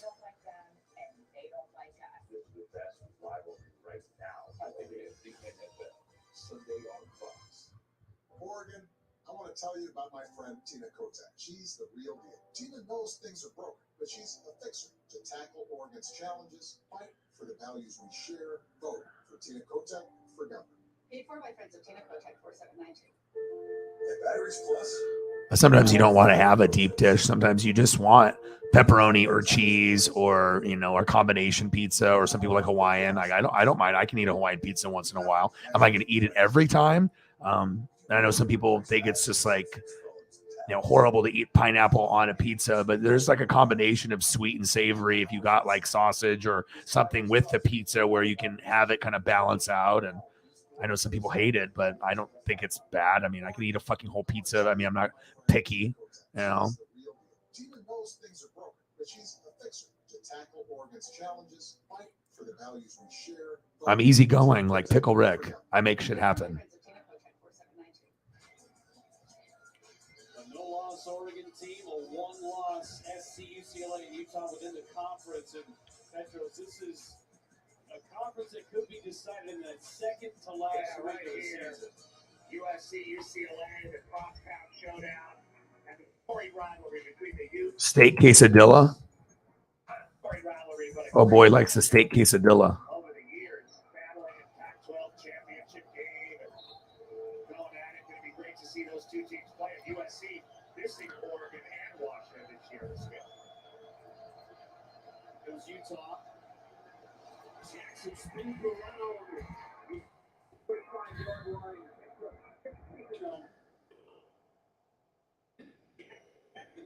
Whale of a game tonight. Yeah, I think they found a little something in Jaquindon Jackson, kind of the same measurement, 6'2", 230. I'm Pickle Rick.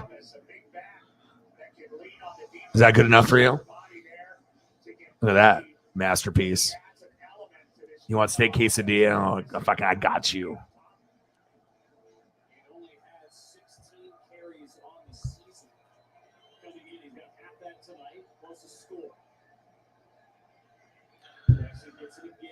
All right, man. Yeah, well, fucking A, it's already been 5 hours. So, I mean, I'll end up calling it good too. I mean, you know, I was hoping that we could maybe get a few more possible goats to come through and say what's up and hang out, and hopefully try to get some more potential views or potential subs or potential donos. But, you know, we've been kind of in that same spot for a while, and hey, 5 hours is a long time. I'm going to be doing the World Series tomorrow. And I'm, you know, like I said, I've been doing 7 days a week since July 4th. So make sure I don't, you know, overdo my voice since I lost it last week. And then I'll just be back for the World Series game 1 at 5 o'clock Pacific time. So that's the stream tomorrow. And then after it's over, we'll do a little food. And then I'll do World Series game 2 on Saturday.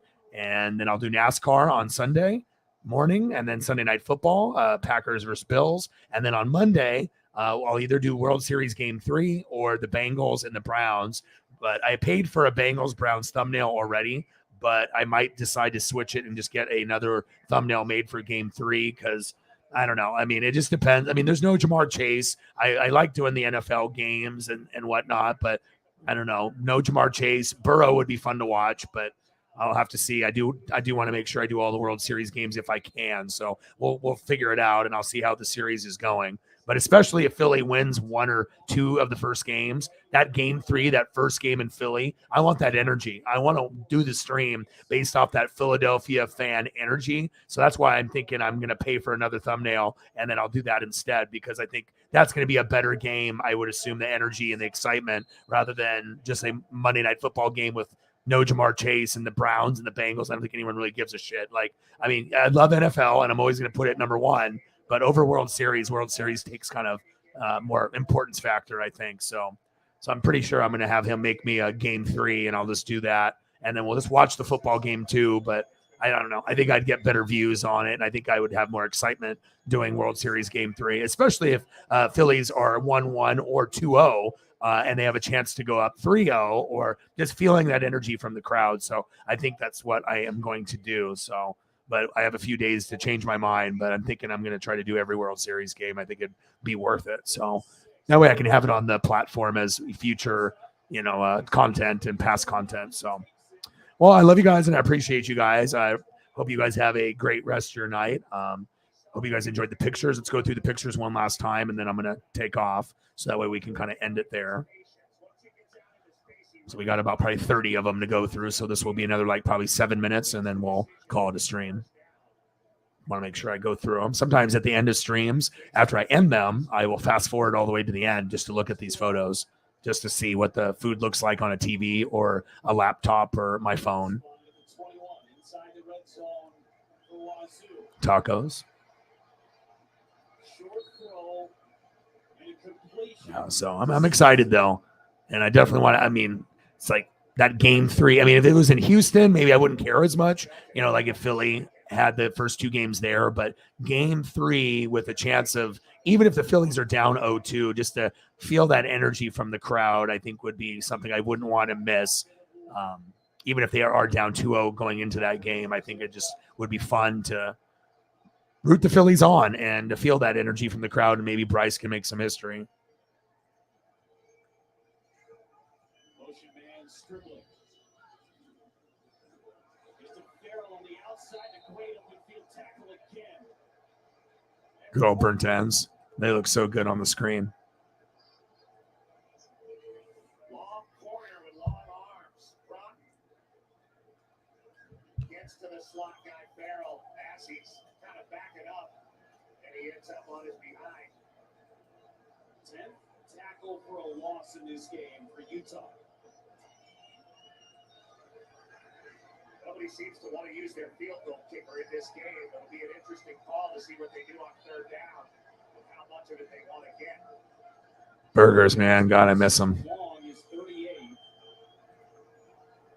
What it would be right around now. So delicious, man. Oh, man. Steak fries in the back, too, with the foil. So, you know, it's like crispy and just ready to go. Like, just perfect. Or good old Buc-ee's with the pulled pork and the brisket. This is I'm keeping this one forever. That's awesome. A little deep dish action.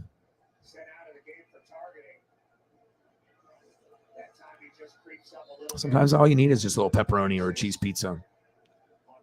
Or cheese and sausage or pepperoni sausage, whatever you feel.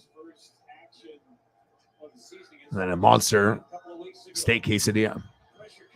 Well, I appreciate you guys very, very much. I hope you guys enjoyed the show. And like I said, I'll be back tomorrow for the World Series at 5 p.m.